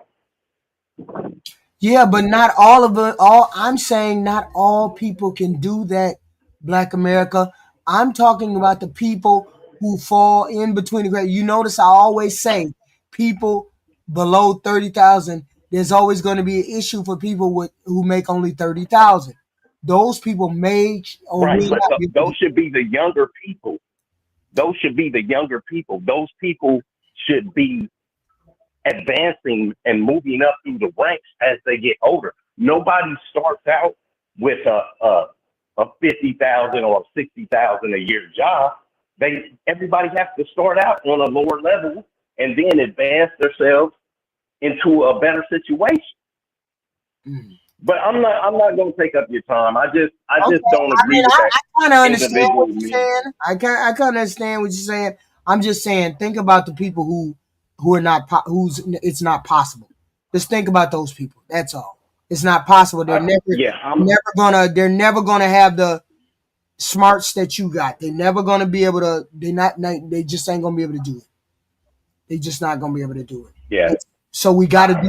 And I don't think it's smart. I just once again, with us guys that work hard, 12, 15, 16 hours a day, I think we think it's mostly HQ, just willpower. We just think that people don't have the actual willpower to do the things themselves. They don't have the willpower to get the shit accomplished. I'm not saying that they don't. And I'm not saying that they don't. I'm saying there are some people that don't have the willpower, and there's some people that's not the case, that they can't do it. It's other thing. I don't want to say because I don't know. I don't want to be out there saying somebody's slow in the head. I'm not saying that. What I'm saying is there are going to be people that will not be able to do these things. So we have to be able to look at those people and say, okay, you need help. You always gonna need help. It is what it is. So that's all I'm saying. I mean, I get what you're saying. And that's what I'm saying. I'm saying the handicapped, the disabled, and children, yes. But other people, if you haven't gone and had a serious medical condition, and everybody knows that you have a medical condition, you know what I mean? Like a doctor So you and all almost of there. that. Okay. So you almost there. Okay, so we're gonna agree on this. People that are handicapped, the elderly, not able-bodied, you got a problem. We know you just ain't gonna be able to do it. You don't mind putting pennies to the dollar and helping those people. Right. Exactly. No, 100%. HQ. I'm a Then we monster. good. So now I understand. I'm a monster, not a beggar. I understand what you're talking about. Okay, got you. Okay, I got you. Now I understand what you're saying. Anybody that falls below that line, you ain't dealing. Before that line, you ain't dealing with. Anybody behind that line that like disabled and young and elderly and can't do X, Y, and Z, you good to go with them. Okay, I got you. Yes. With them are cool, but everybody else, no. Just because you're working and you're not making over a certain amount per year, fuck you. Go get another job. Okay, I got you. Thank you, Black America. Thank you. All right. I'll see you later. Bye. I got you. Yeah. Okay. Somebody call back. Okay, we got Erica. Thank you, Erica, for the $1.99 super sticker. Thank you very much. Super chats are amazing. Super stickers are wonderful. Please put some super stickers in, some super chats. We have this conversation every day. Tomorrow, we're going to tune in at 1:30 tomorrow. I'll be back at 1:30, 1 o'clock tomorrow, to open up the, chat, maybe open up the panel. Who knows? I will be back at that time. I appreciate you guys. I appreciate you. Please like and share and subscribe. We've been here for 5 hours. We've been here since the Congress been open, since 12 o'clock. And we're going to be out of here because Congress has been over, and they're going to convene tomorrow at 1:30. So I will see you then. Please hit the like and the subscribe. We appreciate it. We do, because we like to have these conversations. We like to hear what people have to say. We like to chat. I love the chat. The chat is just off the chain. The chat is always off the chain with some wild stuff in there. Zombies included. I don't care. There's some chat. The chat is wild. So we got to do what we got to do. I will be back here at 1:30. Please hit the like and the share and the subscribe. We appreciate it. We appreciate you guys. We appreciate all of it. Yeah, we got to figure out what we got to do for us normal, everyday, average working people. We got to figure out what we doing, because everybody need help out here. Everybody need help out here, and we got to start getting help. It just is what it is. We got to figure out how to make these people help us. Instead of helping everybody else, they got to start helping the middle class. It is what it is. I will see you guys later. Love you. Appreciate you. Hit the like button, the subscribe button, the share button. I appreciate all of it. Yes, I do.